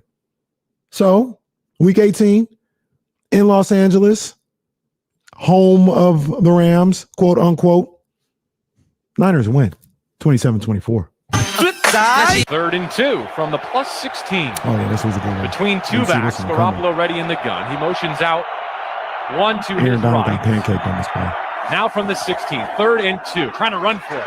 Racing right side, Deebo Samuel turns the corner at the 5, reaches for the pylon, and he got it. The officials checking to make sure he did not step out of bounds before racing to the right sideline and reaching the ball over the front pylon for the first San Francisco touchdown of the game. 2 minutes left in the third quarter. The Rams only have a 3-and-out on offense. 49ers looking for their second scoring drive of the frame. Shotgun snap Garoppolo. Now they're going to sweep right, stand up to throw. Deebo to the end zone. Caught. Touchdown, San Francisco. Juggled and secured by Jawan Jennings. And an extra point will tie it with 1:46 to go in the third. If you think I'm here to play around with y'all, God damn it on that. Flip side. Rams with a touchdown lead. It's 2nd and 5 at the LA 14. Garoppolo in the gun. Samuel orbits around him in motion out the left side. Garoppolo stands in, throws to the 5. It's caught. It's a touchdown. Jawan Jennings has his second of the day, and now a decision to make for Kyle Shanahan. 26 seconds left. Do you play for the tie or do you go for the win? They're playing for the tie here. When I see people say that coleslaw, cuz you was not for the hood. Take that shirt off. Odell Beckham Jr. one-on-one with Ambry Thomas. Let's see if Jimmy Ward plays that side to help him out. 1st and 10 Rams at their own 38. A trick punch left. A single to the right. Michigan stand up. To Stafford. 4-man rush from the Niners. He launches deep down the right side. Looking for Odell Beckham Jr. It's intercepted. Intercepted at the 20. And the San Francisco 49ers have won it. Okay. All right. The Rams. Wow. Even Jay was laughing at the boys. Even Jay was laughing at the boys. So is it fair to say that that's the last flip side of the season? It's the last, it's playoff. I mean, like it's time to put your serious face on. Put the Muttley laughs and whatever else some of that nonsense was that's in there. Oh boy, if y'all think I'm here to play with y'all, God damn it, I'm not.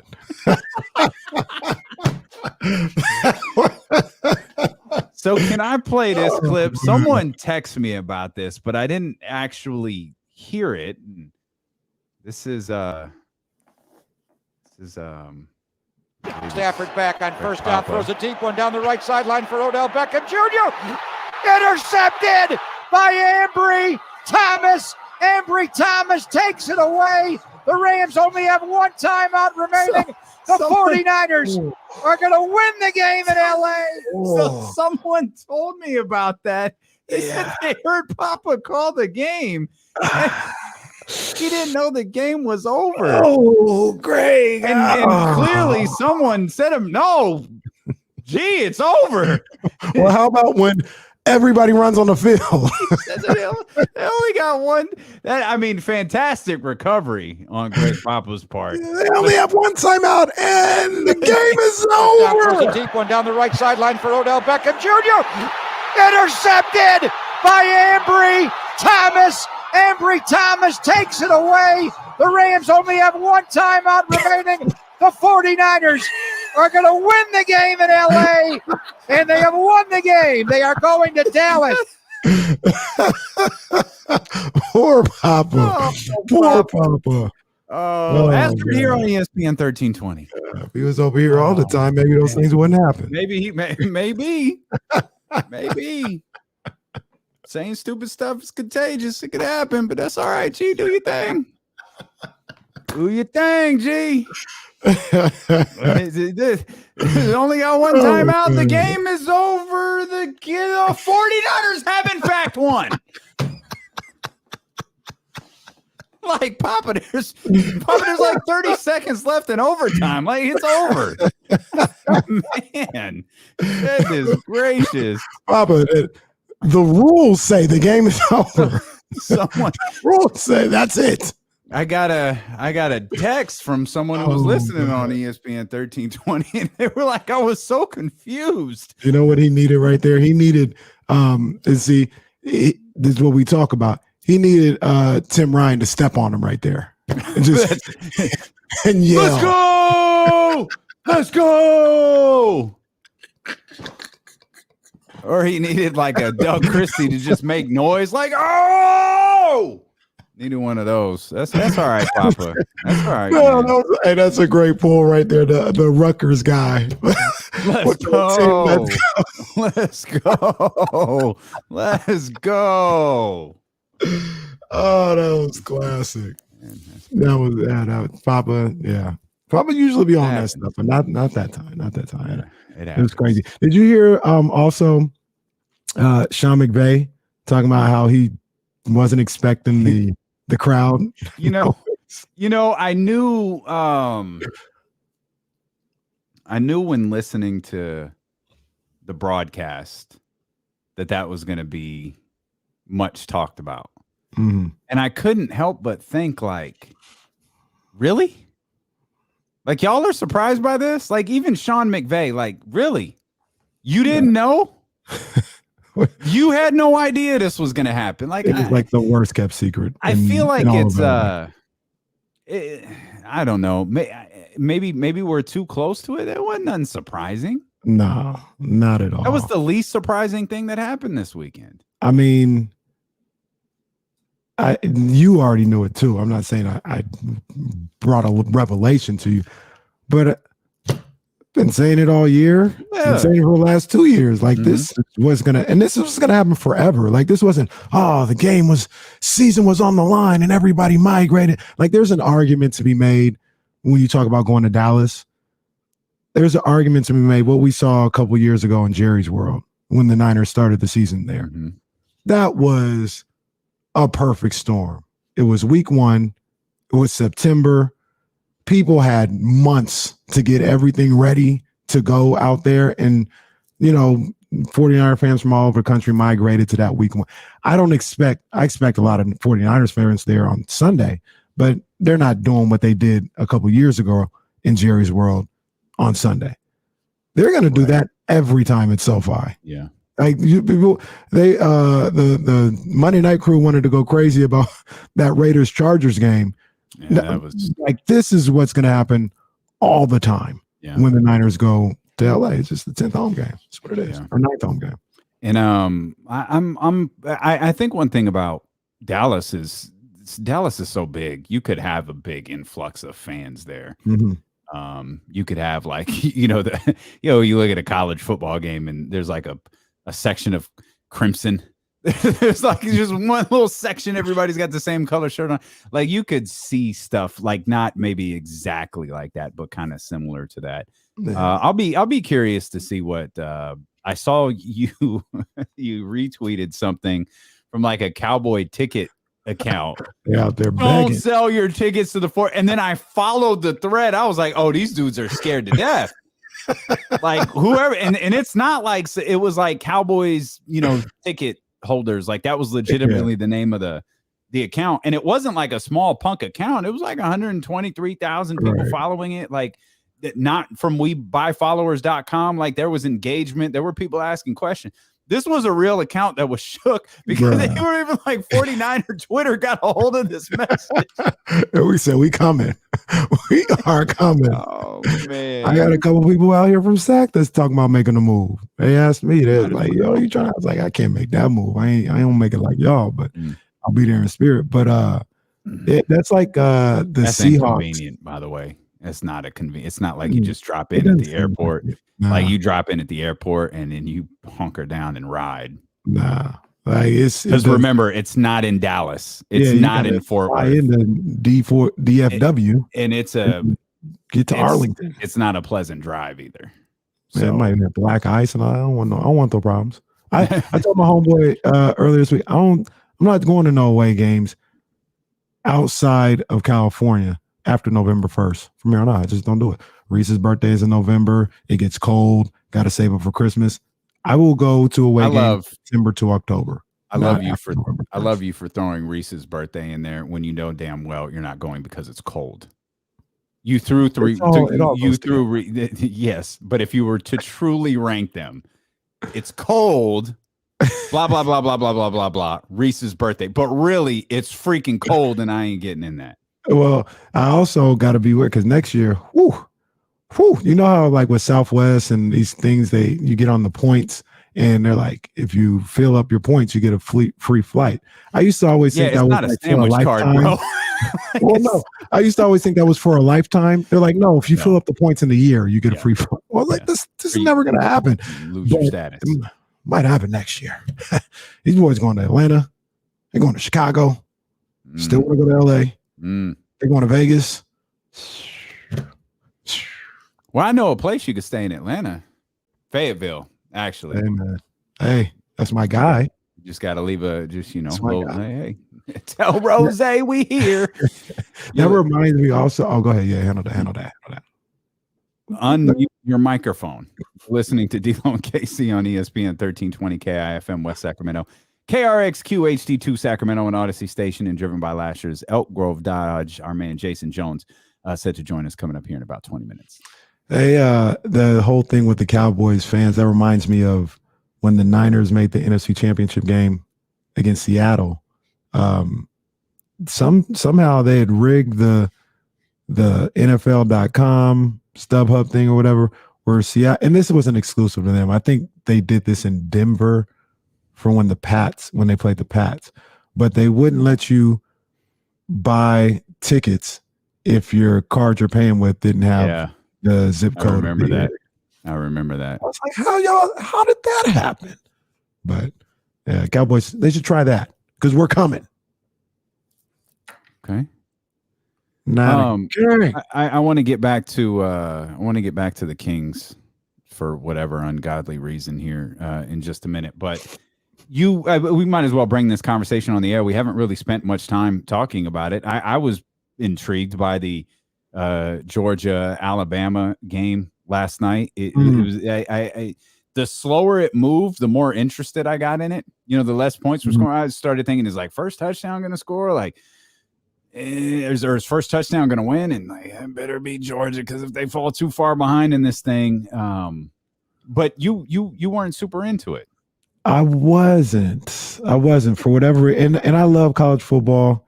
I understand that these were the two best teams in the country by far, but there's just something, and maybe we're getting there because you talked about the ratings for something about Alabama again. Georgia had a little bit of intrigue because they haven't won in forever, 40 years, I think it was.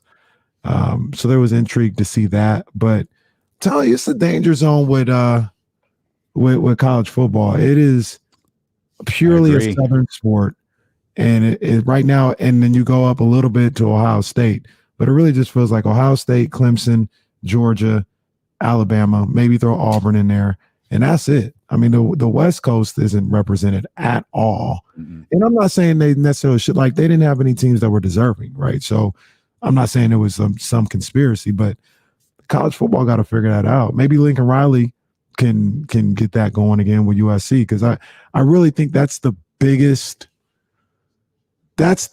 football program on the West Coast. Am I right? Like by far, right? SC? Yeah. Bigger than Oregon. Yes, it's bigger than Oregon. And that seems, I mean, then you got the whole thing where you'll get the LA market and media and all that stuff involved as well. ESPN LA, for the USC game. So yeah. But it's a purely regional sport right now. So I wasn't able to pull up the numbers that we just got. It was like 22 million, 22.6 million people watched, and I don't know if they're adding. I assume they did a mega cast yesterday. I didn't dive into it. I just watched the regular telecast. But it's, I don't know, man. I don't know what the barometer is. Like LSU Clemson here, it's 25 million, 2019-20. So Clemson Alabama, 25 million. The last Alabama Georgia game, 28 million. I don't know. It's hard for me to look at numbers like that and go, whoo, man, they're in trouble. Though, to my partner's point, Ohio State, Oregon, 34 million. You brought in like a whole different region of the United States with that Oregon Ohio State matchup. And you kept the one in there. Like, even when I say, like, I don't want to, see these guys all the time, you don't have to get rid of them. Like, you can have Alabama versus USC, right? And that work. It don't have to be USC versus Cincinnati. You know what I'm saying? Like, just get one of those Southern guys in there with the West. Speaking of numbers that have really gone down, quick observation, are the semis. The semis dropped a lot by as many as I mentioned that Ohio State, Alabama played that year leading into that national title game. This was the first year of the playoff, I think, right? Yeah, that was the first year of the playoff. Yeah. Florida State, Oregon, each of those semis hit 28 million. There's nothing even remotely close in terms of semifinals that have done numbers like that. Again, that was the first one. Maybe that maybe that plays a part of it. The BCS championship the year before with I think that was Jameis had 26 million. Yeah. That 34 number, when you throw in a West Coast team, it popped. Although it probably, I mean, it had Oregon. I would like to think maybe the couple years later when Washington was in there, it probably wasn't as big, but SC is the one they need for the West Coast. I agree. They definitely need SC, and maybe your boy Lincoln can get that. Who did you just reference? What game did you just reference? Washington? Yeah, Washington, Alabama was that in the semis maybe a couple years later. This is far too deep of a dive into college football ratings to do on live radio. So my sincerest apologies, but now I'm curious. There's there's Washington right there. 16 mil. Yeah, not the same. Alabama, Washington, 19, not the same. Yeah, or I mean, or Oregon, Ohio State, they pulled a number. That's a number, man. That's a number. Jeez, there's nothing even before it that's close to that. I don't know what was so. Here's it. You know what the next closest, and then I promise we'll leave this because now I'm falling down a rabbit hole. Texas USC. Oh my goodness. Arguably the greatest football game ever played. It's the greatest college football championship game I've ever seen. 35.6 million tuned into that game. No playoffs, just a national title game. Rose Bowl. 35.6 million. That was as good as it gets. You know, the funny thing about that is, and college football doesn't have the same issue that college basketball has with like one and dones.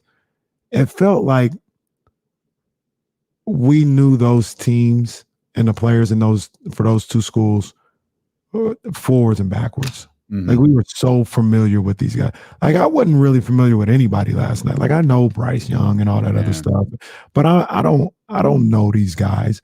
But I don't know why that is, because in football they're still staying 3 years, right? They're not doing anything different than what they one were and dones. USC Texas, but USC Texas, like we knew their whole rosters. Yeah. You know, that was crazy. That is fascinating. I wonder why. Yeah. Like I wonder why we've your Michigan team, and I'll probably know like kind of barely though. Like I don't know those guys like that. Not even like the Jabril Peppers team. Is it because it's so like is college? Is it too? Is there? Is it? I don't know if this is it too much. Like, is there too much college football? Like, there's 30, because big Friday night games, big Saturday night games, big Saturday morning games. You got the 9 a.m. game on Saturday. Like there's depending on what region you like. Ohio State and Michigan.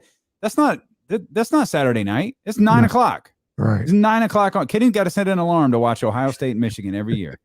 It's 9 a.m. That's facts. I used to always miss the first quarter and a half when I was younger. See, tune in. Michigan already be down 20. Kenny wondering what happened. Go to hell. Straight to hell. But yeah, I don't. Maybe that is it, because you think back. Even what was that? That was 2006 with SC in Texas. You go back that far. I mean, we still had regional channels, and they would play local stuff, Fox Sports, all that other stuff, but it wasn't ESPN Plus, right? Yeah. Like it wasn't that. So typically, I bet USC was on ESPN or ABC probably all year that year. Yeah, like all year, every game. Yeah, and that's what we were watching more times than that. So maybe so, but I feel like we kind of knew the Clemson teams a little bit, like the Deshaun Watson team a little bit. And, sure, I think because they emerged as something like new, they were kind of new. So it's like, all right, there's something here. Let's see. Like, it's hard to dive into, especially here in California, Alabama's new kick-ass recruiting class. Mm-hmm. And then it kind of got the same with Clemson. It was like, all right, I know it's Trevor Lawrence. I mean, I'll figure everything else out along the way. We know it's Trevor Lawrence, and there's just a lot to follow when it's college football, because there's recruiting classes. Maybe, I don't mean this as a get off my lawn statement, but maybe the transfer portal plays a part in it too. In that guys are complaints that people have about the guys are changing teams. Like they're not there anymore. Right. Like quarterbacks leave. They go like Joe Burrow, Ohio State quarterback. Oh, no, he leaves and goes and has the season of a lifetime, shoots his draft stock up probably in a way that has never happened in college football before. Right. And now we see that paying dividends for the Cincinnati Bengals. Do you think that well, maybe not, because it's always been this way too, but recruiting in like top 5 recruiting class is the same every year. And you think about that. That's like one of the complaints I had about women's college basketball is it was too top heavy. You know what I mean? Like I think it's spread out now. Like I think there's better talent across the country now, but for a time when it was UConn, Tennessee, maybe you get a Baylor in there, but it's Stanford. Like it was all the good prep girl players were going to those 4 schools. You think that's like maybe an issue for college football where all the top guys maybe the 5 schools? Maybe it was an issue, but Mr. and Mrs. NIL, I think are going to change things. And their cousin Portal. That's right. That's right. They are changing things moving forward. Well, we're going to dig ourselves out of this rabbit hole. If Jesse's going to throw us a rope, didn't hit the shot clock buzzer there, but we'll come back. We'll dive into the Kings. We'll talk about Jason Jones's piece on Trevor Lawrence. We mentioned the Bengals. He's a Raider fan. We'll talk about that. We got lots to talk about with Jason Jones when he joins us next here on D'Lo and KC on Sacramento's #1 sports station, ESPN 1320. Boy, I got enamored looking at these ratings. Like, holy crap, man! Look at these numbers. I'm a ratings junkie. It's crazy. I love sports media. I'm trying to find. Yeah, me too. I'm trying to find the last rating because it was like the 22 million is the lowest in the college football playoff era. Like I'm out of the college football playoff era. Here it is. Well, that's interesting. All right. Let me see. The year before. Okay. Last year was bad.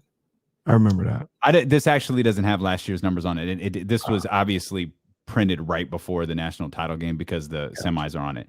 No, right before Texas USC, it was USC Oklahoma. 21 million.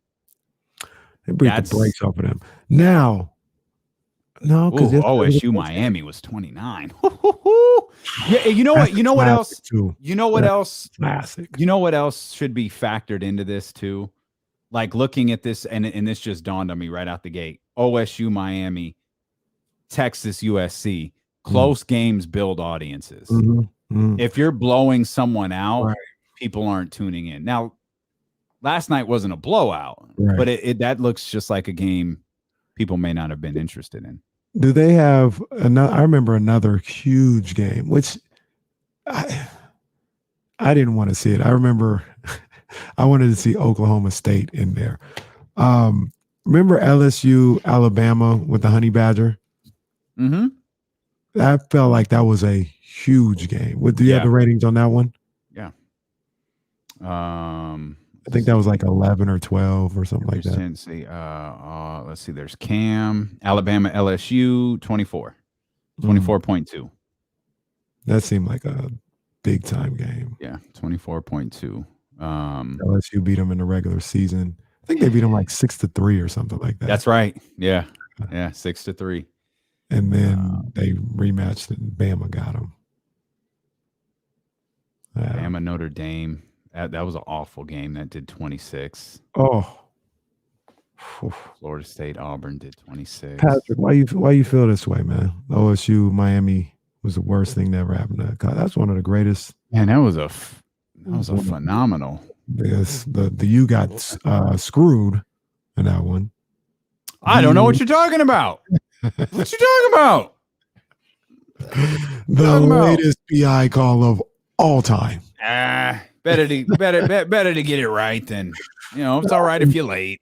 I was playing I was at CRC, and one of my teammates was from Cleveland, and we talked about that game leading up to. I was like, Miami about to smash y'all, And I remember that was like the common thought. Like a lot of people weren't giving Ohio State a chance. Yeah. And he's like, I'm telling you, we got something for him. And Maurice Claret.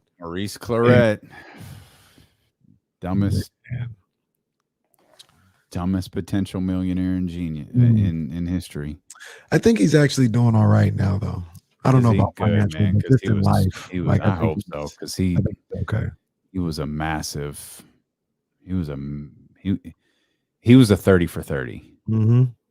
Come to think about it, he might be a 30. Let's be a 30 for 30. Like I think he was a 30 for 30. HBO films or something. Okay, like that. Yeah, he was definitely something.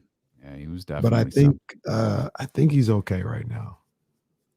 Yes, I'm fascinated how everyone's enamored with this. Yes, in fact, Joe Judge got fired today.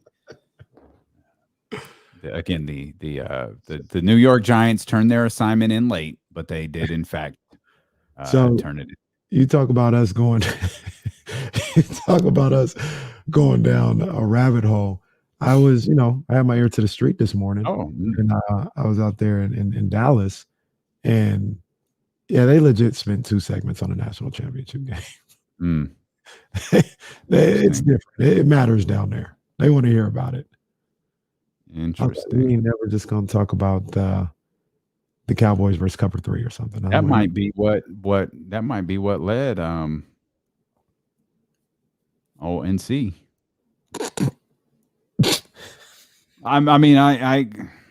Hey, Art of War, you boy. That's what you said.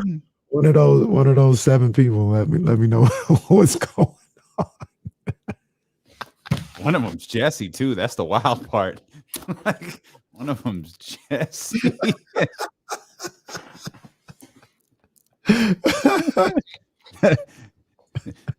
I'm a boot Patrick out of the chat for this nonsense. I don't know why a big conversation erupted in the chat house about Joe Judge, but for some reason, Joe Judge was the talk of the chat house. They still moved the needle. The Giants moved the needle, I guess. The Giants are one of the most fraudulent, iconic NFL teams of all time. They got 4 Super Bowls. I can make the argument they deserve none of them. Wow. Okay. It feels like a bit of a stretch, but that's on brand with Kenny Caraway as we welcome in our man Jason Jones of The Athletic. Jason, your squad, how you feeling, man? I've been thinking about you since Sunday night. Needle movers. I even gave Jay Jones the Tommy and Ghost, dap up for us both making the playoffs. Yeah, I mean, shout out to Staley, who for whatever reason hates his team. That was the wildest part of the game. It's like, before the game, they said the Raiders had said we want to win, but we want to get in the playoffs. Mm-hmm. So they were cool. He's like, you know what I'm gonna do? If I haven't done enough wild things in this game. That's crazy. Let me call a timeout when they're like at the 40. And I think they were gonna run that thing. They were at least gonna run it like really. They may have ran another play, but it was gonna be like almost a Hail Mary type deal. Like they weren't trying to get in field goal range. I don't think. Yeah, I mean it was going to be one of those deals. You say, you know what? There's about 10 seconds on the clock. We're not going to try a 60-yard field goal. You do that old Peyton Manning thing where you just snap it and just throw the ball in the air. Yeah. But I guess, like I said, Staley doesn't like his team. He robbed us of Justin Herbert in the playoffs. Now we get to watch Ben Roethlisberger again.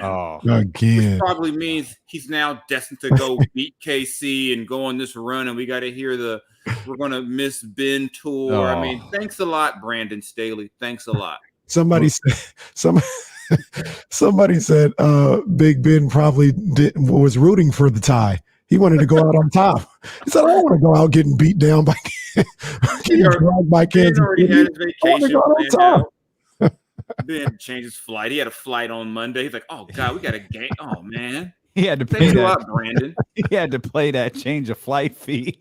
He found out he was going to the playoffs. He had to pay that for change of flight fee. So what do you think? Do you think the timeout pissed off? Like nothing necessarily had to change, right? Did the time off piss off the Raiders?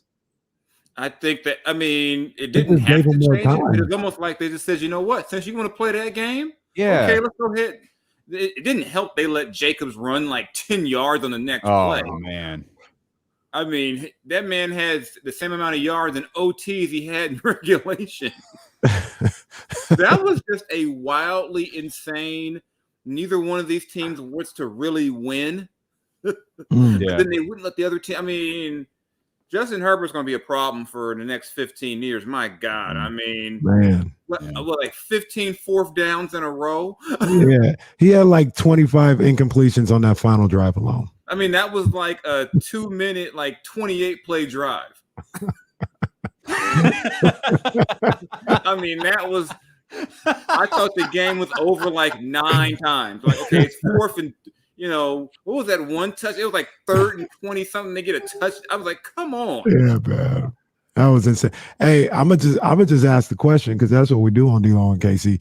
Can you imagine if Anthony Lynn did what Brandon? Oh my God! They would have Lane Kiffined him. He'd have got fired on the target. Like, no, they said, you know what? Here's the team playing. Here's your Southwest thing. Group C. C58 or something. You can come back with us.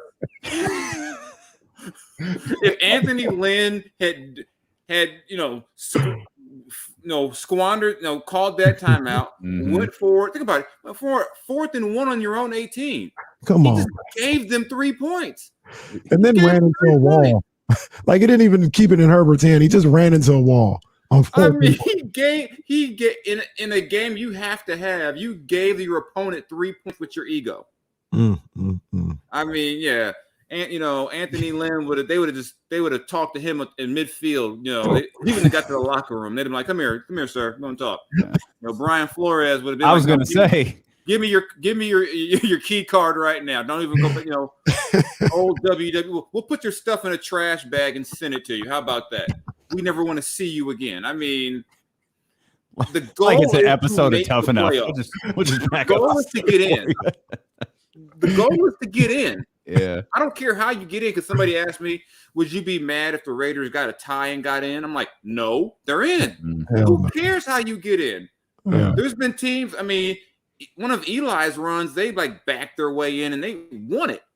Who cares how you get in? And I think one of my boys who's a agent said during exit meetings, every Charger needs to go ask Brandon Staley for a playoff bonus that he cost them. Yeah, you need to pay up. like, what do you want for next season? I want my money you cost me. Man. Did you have fun watching it? Those moments can be stressful for sports fans, but that's I had fun. No, I had a lot of fun watching it, especially knowing that I could watch it and not watch the Kings. So that was the best part, because for all these years I've had to put my phone or something over here to the side and multitask. Like, when I checked in and saw that they were getting schooled by Anthony Simons and Ben McLemore, I was like, yeah, I'm cool. I'll catch y'all next time. That's just nasty. It's to the point now where we talked about it yesterday or whatever. Portland didn't have anybody out there. They had a bunch of prospects out there outside of Nurkic. They had a bunch of prospects, and not only did they beat the Kings, but it was never really close. Like, it floated in between 15 and 20 for pretty much from the second quarter on. Mm-hmm. Yeah, the Kings, they seem like a team that's almost mailed it in already. Oh, man. Like they look like 1-2-3 Cancun. Even when I watched them last night, I'm like, you don't get no props for me. Well, we almost came back and won when you came out in the first half the way you did. Mm. It's at some point it's just like, like I said, I like Tyrese Halliburton a lot. Please don't break Tyrese. And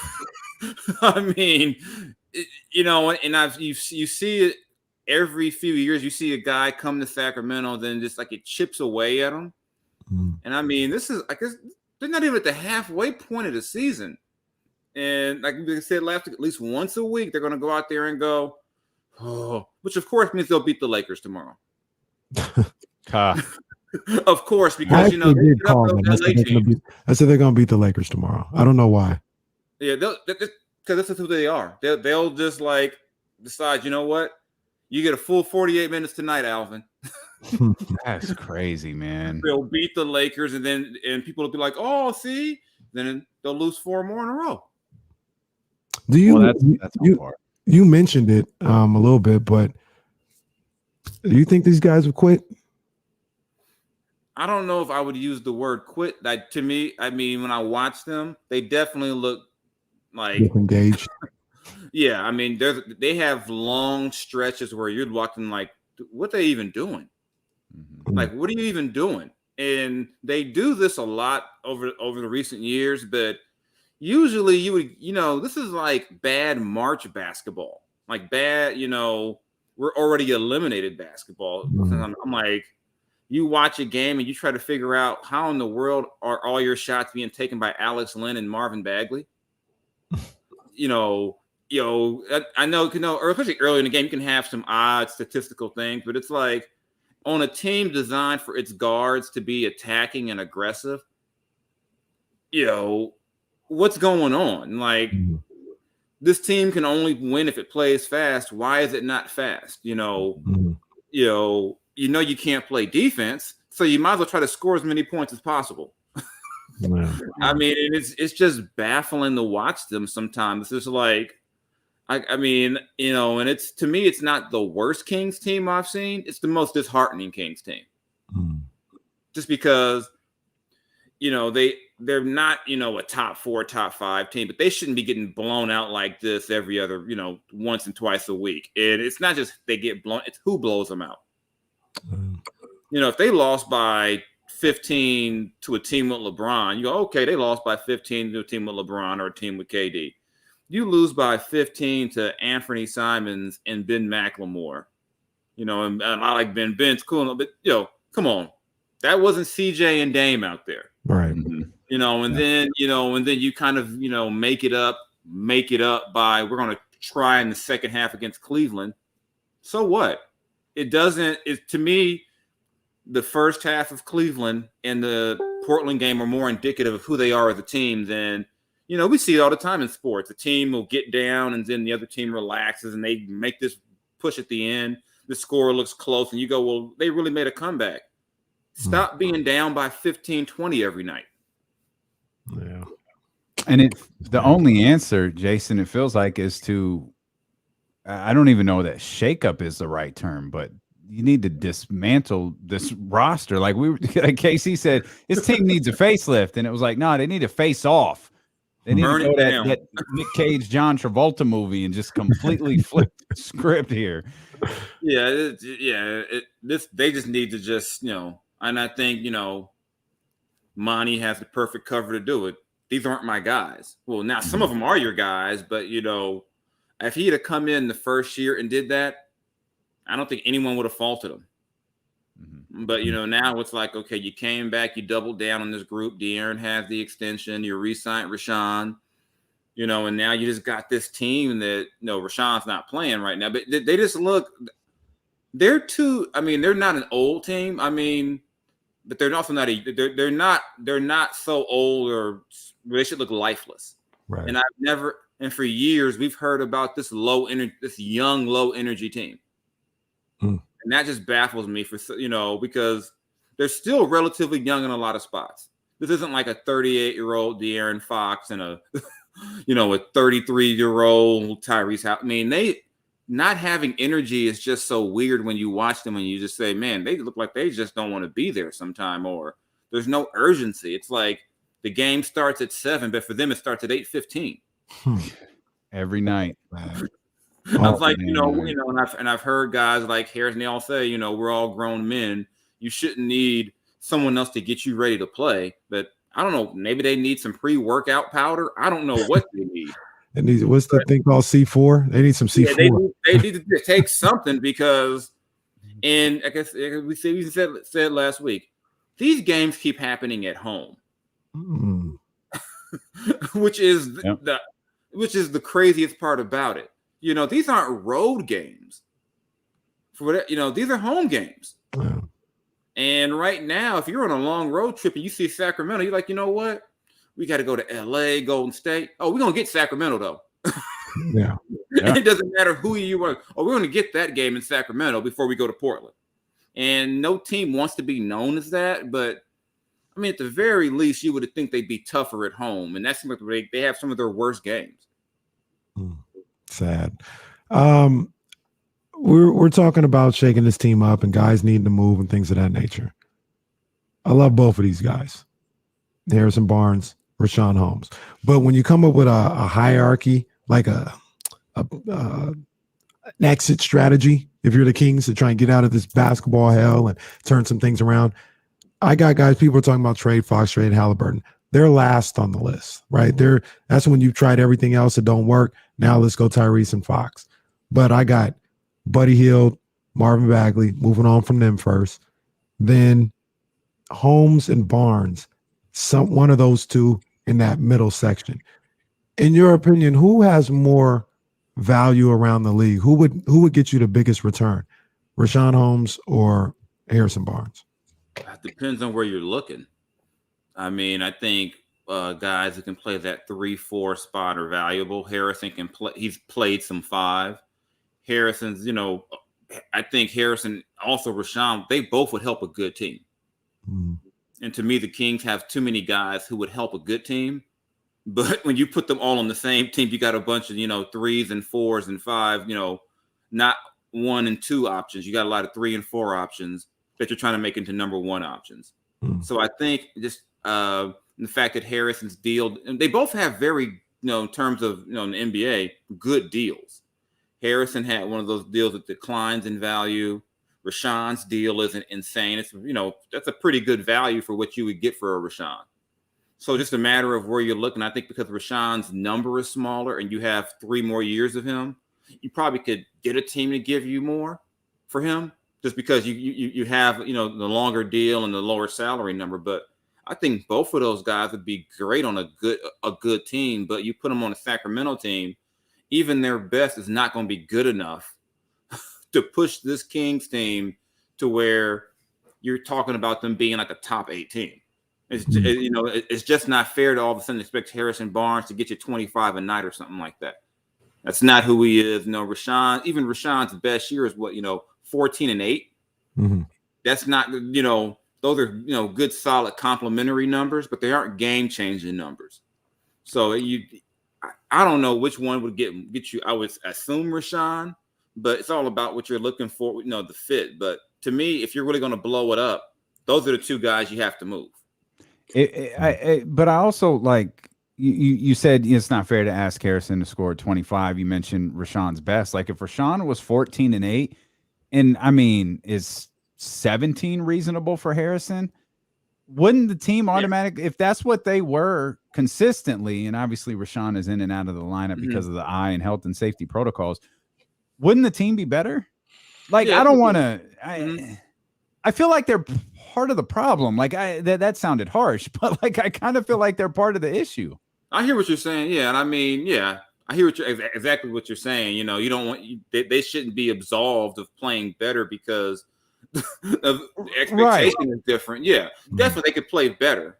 But I just think, at the end of the day, if this team goes into a season expecting those 2 guys to be the 2 best players, it's a 30-win. They know they're a 30-win team. It goes back to, the guy, you have a max player. And fair or unfair, well, I think it's fair. The expectations on De'Aaron are much higher. And it's just the way it is, and I think the expectation for Harrison should be high. I mean, he's a good player. He can be a good 2-way player. He has nights where, he doesn't shoot enough or doesn't, get you enough offense. There's nights where Rashawn is just not big enough to go against some of your elite bigs, no matter what he can try, no matter what he does, the Joker is going to be a problem for him. Just because he's a problem for anyone, especially when we talk about Rashawn, who is not, he's not a big 270-pound burly guy. So, of course, I think those guys have to play. If they play better, the team is better. But I just think in kind of the pecking order, that if we're focused on Rashawn and Harrison, we should only be focused on them if De'Aaron's playing his best all the time. If Tyrese is at his best all the time. I think we got a couple of layers to get to before we get to Rashawn Holmes. In general, I think Rashawn, when he's on the court, gives you all he has. He gives you all he can on defense. He tries his best. I never question his effort. Only thing I really question about Harrison is, can you shoot more? And that's kind of thing, just be more aggressive. But this team starts and ends with its guards. And a lot of nights, the other team's guards are wearing them out. I mean, and that's just, that they can't win like that. They can't be at a deficit in the backcourt every night. And a lot of nights, like I said, Anthony Simons, and talented young player for sure, but he should not be seeing De'Aaron Fox and saying, I'm going to get 31 tonight. Right. Especially with other guys that shouldn't, and just for the last 3-4 years, we've seen too many guards come in with a golden one and say, I'm getting mine tonight. I mean, guys like Dennis Schroeder come in and get big numbers. I mean, it happens all the time. And if you have a max player at that spot, he's got to outplay Anthony Simons. There's no ifs, ands, or buts about it. If you're going to lose, if you're going to lose to a game like that, it's got to be because Anthony Simons went for like 45 and just couldn't, something ridiculous. Right. And you just can't they get outplayed in the backcourt, and they can't guard back there. I mean, their best on-ball defender is a rookie off the bench. So that means you're starting the game at a deficit, unless you're going to start Davion. And like I even said, remember, was it game 2 or 3? Everyone's hyping up the Davion Steph matchup. That's it. De'Aaron should have took that personally. They're hyping up a guy in his third game instead of the guy with the max deal. And I just spoiler alert, he didn't. Yeah. He didn't take it personally. And the thing is, though, about De'Aaron, this has always been De'Aaron's kind of personality the whole time. When someone asked him the other game, you say the same thing all the time. He's like, you want to hear it again? That's just who De'Aaron is. I just think that in this season, people wanted to see something different, and they're not getting different. And like I said, coach's been fired. You got maybe a more fiery guy in Alvin. Nothing. It's the same thing. He had the rough start to the season, then he picks it up. It's like this team is pretty much where it is every year, and it just feels worse because you look at it. You look at the West. Portland's got a ton of injuries. Dallas has had a ton of injuries. The Lakers can't play defense. I mean, there's really 3 or 4 actual good teams in the West. From 5 on down, it's wide open. And you would think this is a year where a team like the Kings, if they start to gel, maybe they can slide up there, maybe even steal 8, 7, who knows? But in a year where the West is, outside of Golden State, Phoenix, Utah, and Memphis, the West has been pretty blah for the most part. And of course, this is the year where they just completely can't put anything together. Right. So when I talk about Rashawn Holmes and Harrison Barnes, once again, love these guys. I just need the team to get better. And unfortunately, it may not happen with them there. You know what I mean? If it was a perfect situation and everybody was doing what they're supposed to do, then you talk about Harrison putting up 17, Rashawn doing 15. Sure, we wouldn't even be having this conversation, I don't think, but they're not. And this needs to change. Another thing that needs to change, and my partner brought up the numbers earlier, is a more aggressive De'Aaron Fox. And we had the stat earlier. What did you say, Damien? He took 20 or more shots 11 times this year. And we're on game 42. I know he's not Allen Iverson out there with the shot attempts, but shouldn't it be clear to him, to the coaching staff, that a level of aggressiveness as far as looking for your shot and looking to score seems to be a better game plan for this team to try to win. I know you've seen guys like him or any guys that you've covered over the league.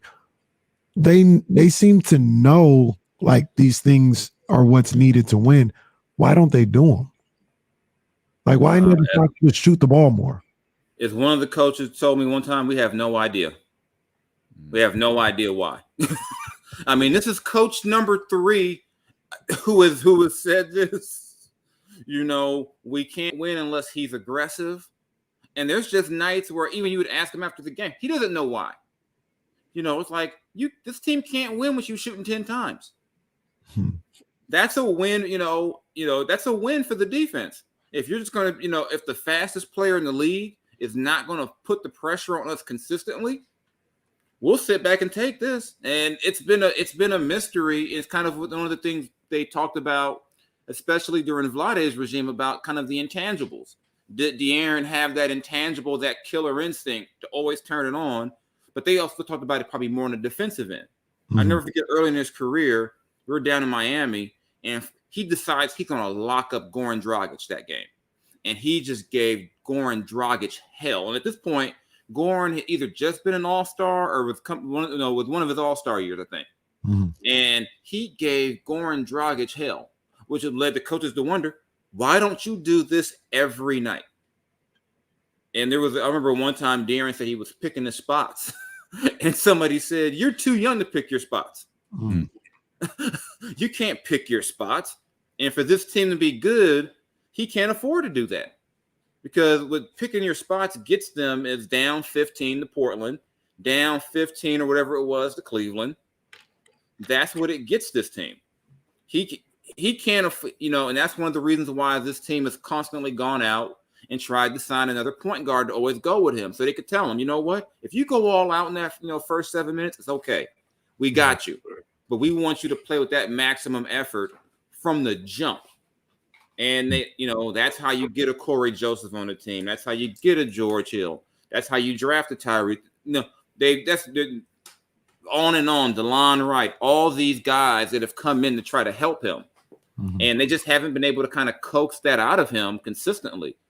And a lot of times they're just dumbfounded. They don't know what to do, because how do you tap into that? How do you get him going? Especially if he can't explain, if it's not an injury. I didn't know with this year. I didn't know if this year maybe if COVID was still bothering him.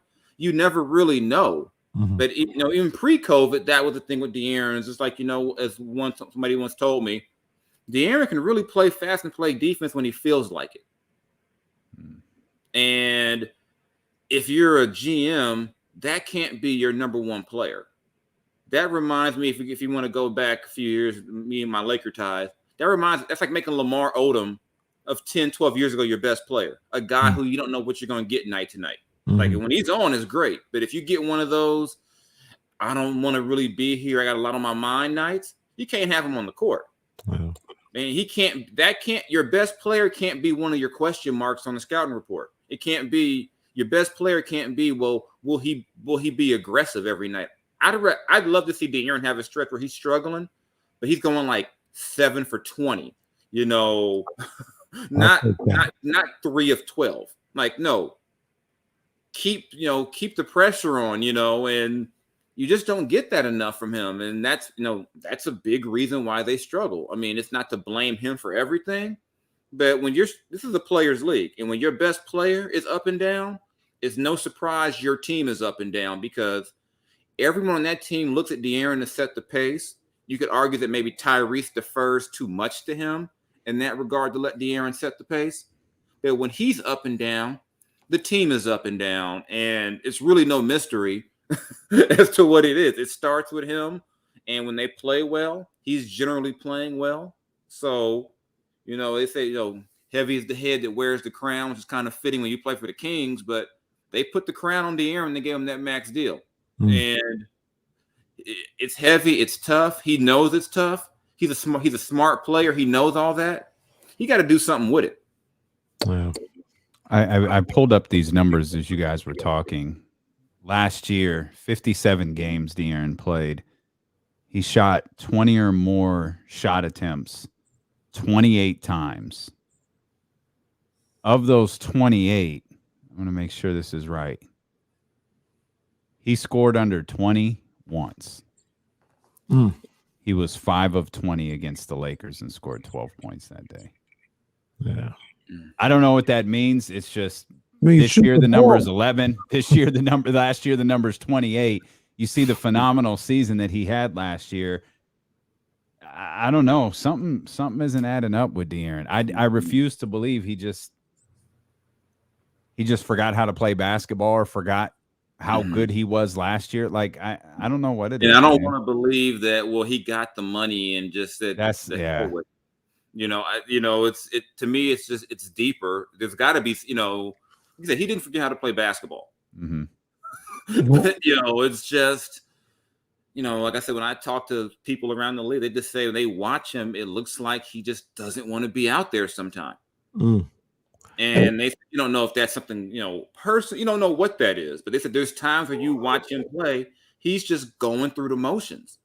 Wow. And as a result, the other 4 guys on the court kind of go through the motions. And then all of a sudden, 5-game losing streak. And even if they're losing, if he's playing aggressively, they're competitive. Yeah. They can't be competitive if he has 0 points and like an assist or 2 in the first quarter. Right. They won't be competitive. And that's just the way it is. And, maybe it's a thing where he's not, that's not the role he needs to be in. And then you got to get someone else in here with him and say, you know what, we got to bump you to number 2. But even then, in that case, you're either A, saying we got to trade a bunch of guys to get that player, or B, we got to get lucky in the draft. And know what that means? Another 2, 3, 4 years of losing. And you can't have a 26-year-old De'Aaron Fox in year 3 of his max deal talking about, okay, well, maybe next year we'll get into the playoffs. I mean, by that point, I'm talking about almost a 20-year playoff drought. Wow. Which sounds crazy, but unless they get lucky, it's not unfathomable at this point. No, not at all. I think after 2019, people probably figured, hey, they'll get in sometime soon. And now it's looking more like, okay, not just 16, maybe 17, maybe 18. It's like we've talked about in the past. Teams have accidentally made the playoffs. Yeah. Hey, the Raiders almost the Chargers almost accidentally made it. The Steelers accidentally made the playoffs. Right. Yeah. Still somehow made the playoffs. They were planning a retirement press conference for Monday. I mean, we've seen teams, just weird things happening. Oh my God, they're 8th this year. Like I said, this year is set up perfectly. Mm-hmm. After the top 4, there's not really a good team. There's not really a good team after the top 4. And, like I said, San Antonio, all these teams, San Antonio's trying to be in the lottery, but the Kings won't let them be in the lottery. Pop's like, I just want to do this lottery thing once before I go. And the Kings are like, no, you're going to be in the play-in. We refuse to let you not be in the play-in, Pop. We're gonna do our part. Just like I said, the bottom of the West is just so raggedy. I mean, Dallas can't get right. The Lakers can't get right. I mean, the Clippers have a bunch of injuries. Portland has injuries. New Orleans remains the mess it's been. I mean, Minnesota's going to probably do something to mess it up at some point. I mean, all of these things going on, and this is the year you decide, you know what? I know it's only around December, Christmas time. Let's just go ahead and get ready for Cancun, or maybe now it's Tulum they want to go to. I don't know where they want to go, but a lot of them nights you would think they were on vacation. So one of the things that we talked about with our teammate, our ESPN 1320 mate, Olivia Christian, is about the fact that De'Aaron may be looking at what's going on with this team, and he looks around and he says, this is a mess. This team is not good. We need help. And Monty McNair is just sitting on his hands, and he's not getting him any help. He's not getting Tyrese any help. He's kind of just letting this whole team foster and just be out there the way they are.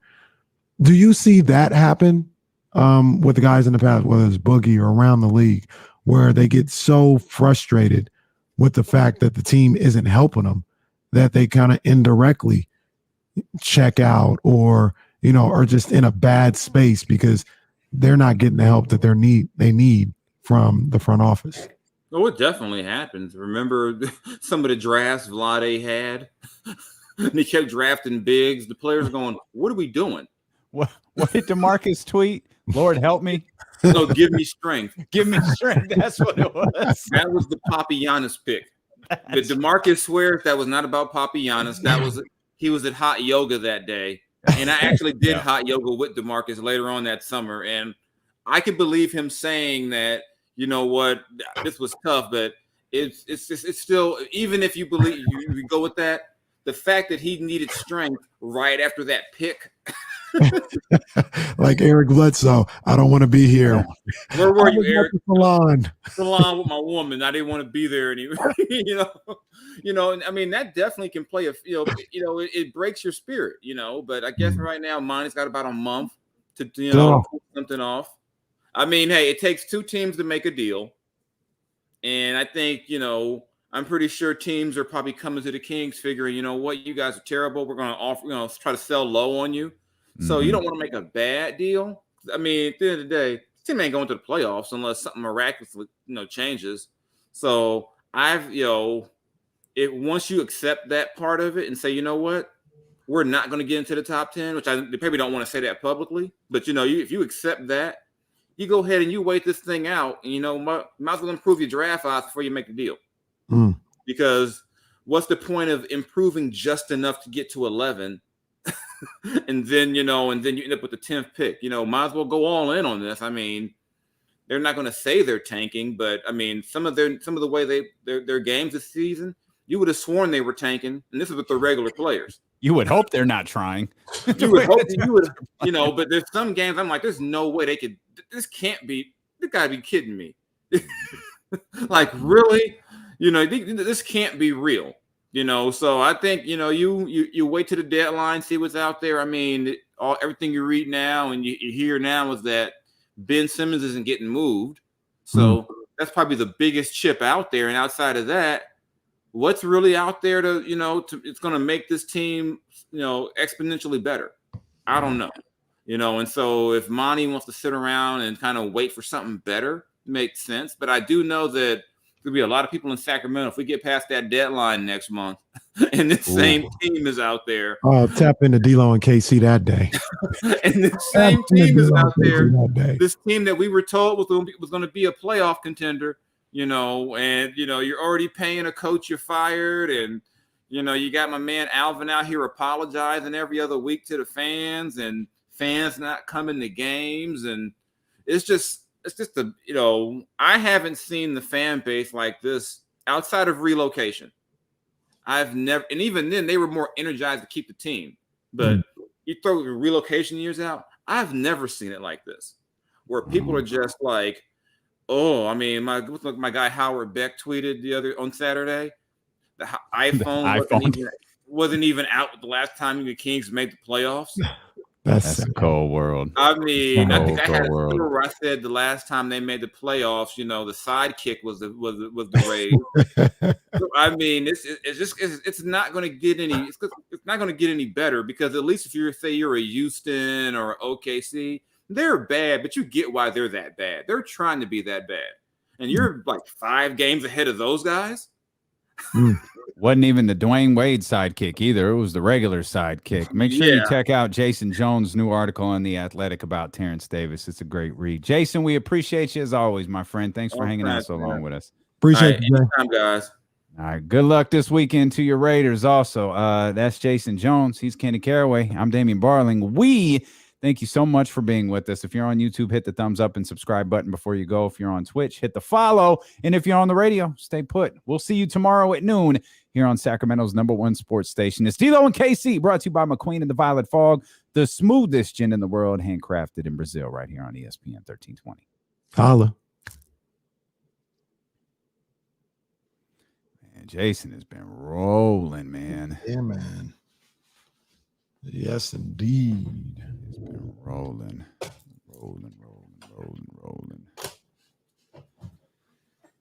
Oh, man. The razor. Yeah, that was revolutionary. The razor. How thin and small can they make the phone? Now it's like, no, man, I need a bigger screen. Oh,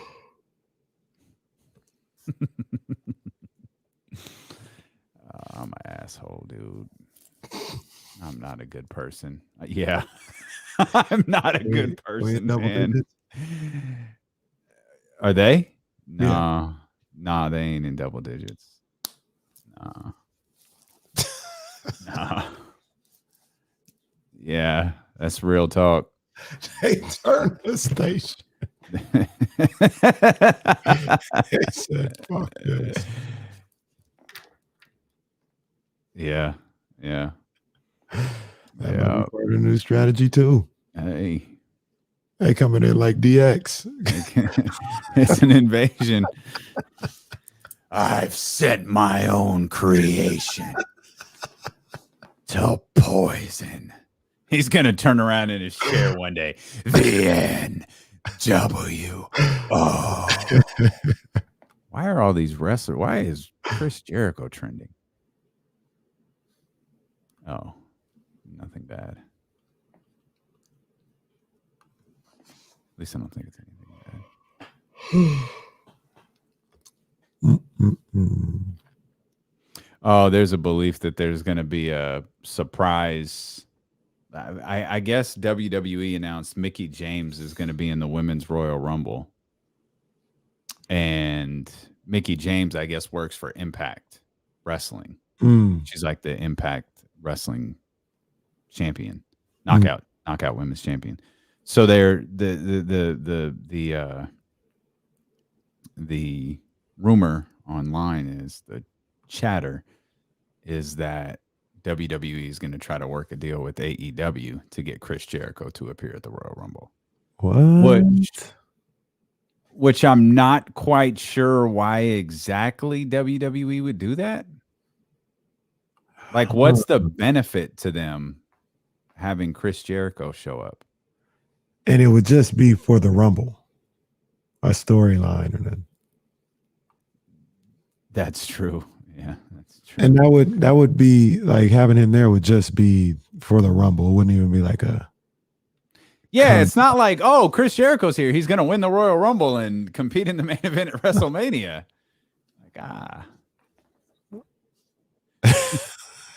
Right? That's right. If I'm Tony Khan, I'd be like, look, if you want to do it, you could do it. But he's going 20. You're not going to put him out there like Bushwhacker Luke.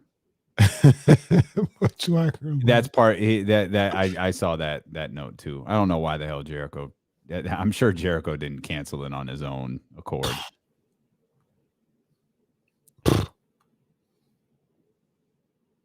Yeah, maybe Kyle. I love when people say this. I know you're saying it as a joke.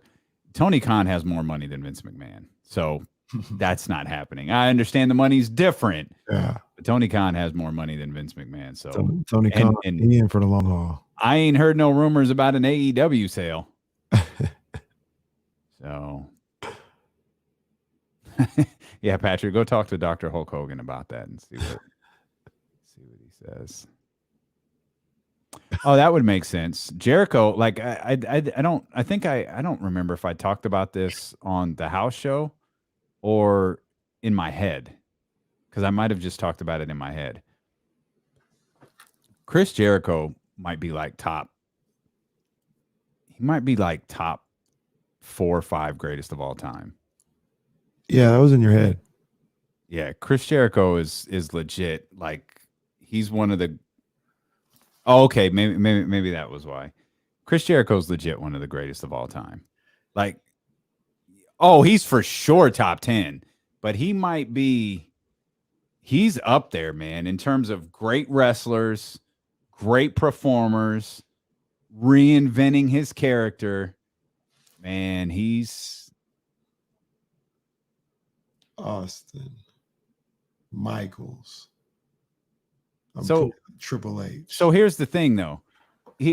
So with wrestling, it's like breaking down. Like, so if I said Chris Jericho, to me, is a top 5 greatest in-ring performer of all time.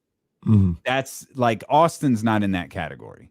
You could say Austin's the greatest wrestler of all time. That's fine because of what he's meant to the business. And Hulk Hogan, that's where Hulk Hogan comes into play. That's where The Rock comes into play. But when you talk about in-ring performers, what they're able to do in the ring, I think Chris Jericho he's probably top 5. He might be 3rd. Well, that's like saying greatest shooter, top 5 shooter ever. Sure. Right? It doesn't. Yeah. That doesn't mean Steph Curry's the greatest basketball player of all time. Say that. You say top, like I hear, we're clarifying it now, but I hear top 5 ever when you talk about the total package and all this. Like, I don't think he's high. So Hall of Fame. He's one of the can't like to me, no one goes above Hulk Hogan. Like nobody. It's not. But Austin is 2nd, and the only reason I would put Austin 2nd, as crazy as his run was, 1, they screwed it up, but 2, it was a couple years. It wasn't long. I guess The Rock goes there too for the exact same reasons Austin does. You know, you can put Flair in there, I guess. Like Shawn would be above him, so I'm already at 5. You have to put The Undertaker in this category. The Undertaker has to be in this category. I think we're getting into the Chris Jericho conversation. I'd put Cena in there. Oh, absolutely. Cena's right after Hogan. Yeah, Cena for me is right after. It's Hogan, Rock, Austin, Cena. Do you think now this is well, let me ask you this guy first. You think Triple H is ahead of Jericho?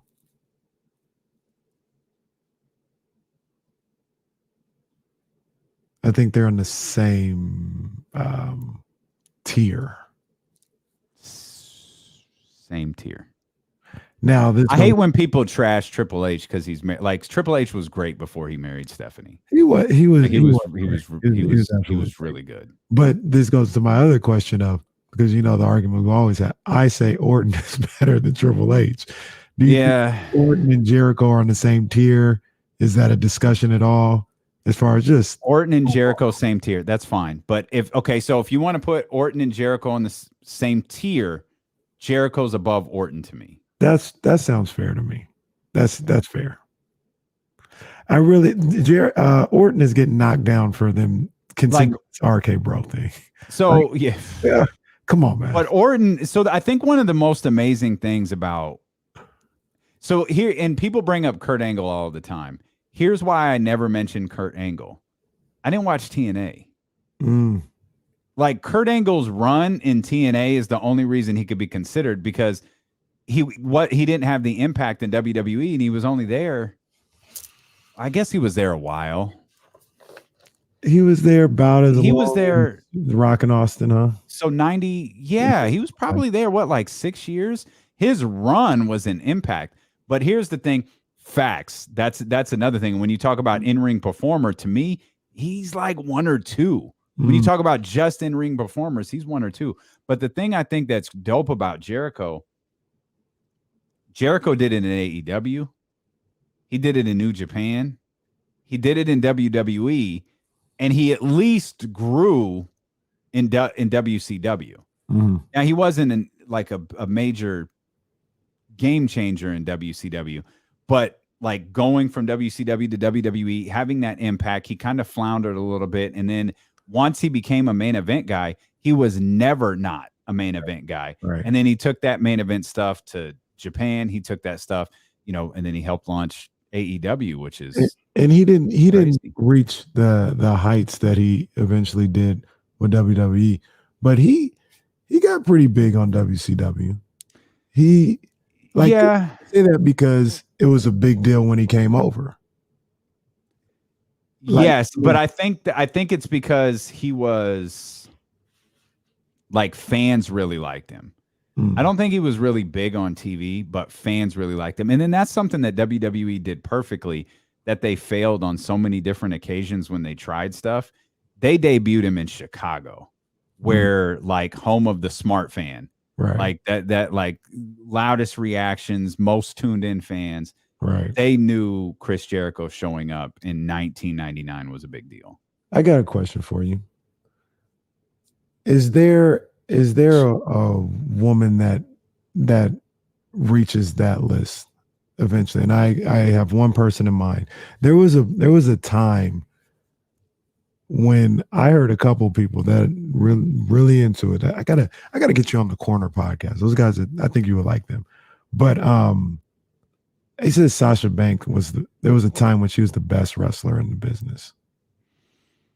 Do you agree with there was a moment when she had that, like, kind of beginning of her rise, where she was just like, when you talk about in ring, carrying out a story, being able to do, they're like, she's the best, or she's top 3 in the game. Leezy, I don't think that ever happened. And if so, I don't know what company it happened in. That's tough. I mean, I feel like with her and Charlotte, it's really, really close. Oh, my girl. It's like who the best wrestler is. Like, it's now I think it's Bianca. I think Bianca has a level of and Sasha, she's got I think Bianca has an athleticism to her. Athleticism, physicality that neither one of those two can provide. Like, Charlotte is freakishly athletic. Mm-hmm. Like the things that she could do I think Charlotte is like falling down on my list just because she doesn't come across as a very good person. And I don't know if she is or not, but maybe her character is so flawless, right, that she does a good job of that. But man, it's hard for me to say anyone's better than Charlotte. Like, Charlotte's really good. Charlotte is a problem. But it's like it's Steph LeBron. It's Steph LeBron Giannis. Like, that's the conversation we're having. I remember this happened after this past WrestleMania when Belair won. Speaking of, I know you saw the trailer. I did. We'll talk about that in a second because I want to ask you this. But they brought it up. Sasha's like 0-6 at WrestleManias, and she's constantly put people over. And they were like, they owe her. They owe her something. I didn't realize she hadn't won any of those big matches she had been in at WrestleMania. I think they keep putting her against Charlotte. They owe her. But then she put Bianca over. She did put Bianca over. And then she put somebody else over before that too, didn't she? I don't remember. I remember who was what was the main event? Oh, Charlotte, Becky, Ronda. I don't remember Sasha's other, and I think they had Sasha and Charlotte at a Mania. They owe Sasha. Yeah, Sasha's like left a couple times. Like this, I mean, this is real talk. I think Britt Baker, in terms of, she's a great wrestler, but she's one of my favorite characters in women's wrestling right now. I think her whole persona, I think, is dope. Her whole persona is dope. We gotta check her out though. Yeah, I mean, so Fresh Prince. I'm gonna watch it. Yeah, I'm gonna watch it. It's interesting. I don't know. Like, the problem is it's like it's called. The problem is we know what it is. Mm-hmm. You know what I mean? And I think that hinders it, because it's like, that's like, it's going to be hard for me to watch it. And like, that's not Will Smith. That's not funny. Right. How come Carlton's not dancing? Y'all really made Uncle Phil like the hottest dude in the show? Like, you got Aunt Viv out there in a bikini, like Uncle Jeffrey, like, or Jeffrey's like James Bond. So y'all went in a really, really different direction. And so you gotta, like, it's gonna be difficult to, you have to like erase your brain. Yeah, they're gonna have to do a hell of a job with writing on there. Like, they're gonna have to body it. But it was a joke. It didn't look like trash, I'll say that. No, it looks like cool. Like, it looks well done. But as far as like you said, the story, like, they're gonna have to. Yeah, they're gonna have to have some great story about it. But it was joked about, and this is kind of tongue in cheek and half true, but we've already seen this with All American. All American is the Fresh Prince. Yeah, He didn't come from Philly. He came from South Central. And he occasionally goes back. But you take this kid who escapes his environment, put him in this unreal environment, dealing with these unreal, people and they can't relate. It can't be that much different than All-American, which they did a really good job with. They did. And I'm not behind. seen- I'm yeah, I haven't behind. seen- Yeah, I'm behind. I don't even think I started season 2 yet. Oh, I meant I'm behind on the current season. I didn't mean I'm behind like seasons. Like that's when I was on live. I don't think I started season 2 yet. And I really like season 1. I don't know why I haven't watched that. It's a good show. It's a good show. At one point I'm like, when the fuck y'all getting out of high school? Like, y'all like. So when I saw they got the season 4, I was like, wait a minute, how many He years? wasn't a freshman. Like, wait a minute. He was not a freshman. So in my understanding, he was a junior at youngest. They already played 1 season. What are we doing here? Yeah, they're in like season 4 at least. Man, y'all better. He was a freshman. No, he was not a freshman.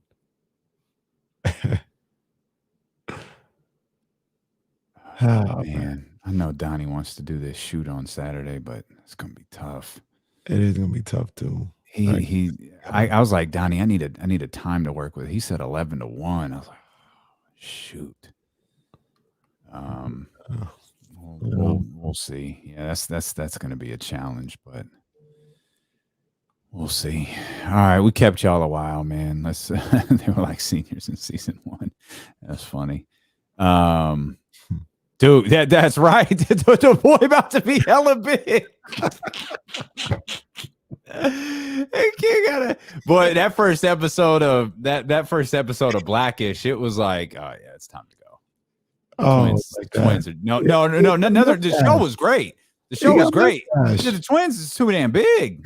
It's like he got a mustache. I said, hold on, man. Come on now. I loved it. My girl. What's the grownish daughter's name?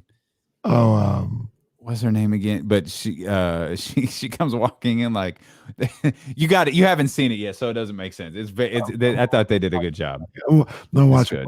We got to get on the Blackish around here. Yeah. All right, y'all. Thanks for hanging with us. Hit the thumbs up before you go. Subscribe. Do the podcast if y'all haven't done the podcast yet. Even if you don't listen, subscribe. Hit the 5-star review. That's a big deal for us too, man. We would really appreciate it. All right. Appreciate y'all for hanging out, man. We'll see you tomorrow at noon.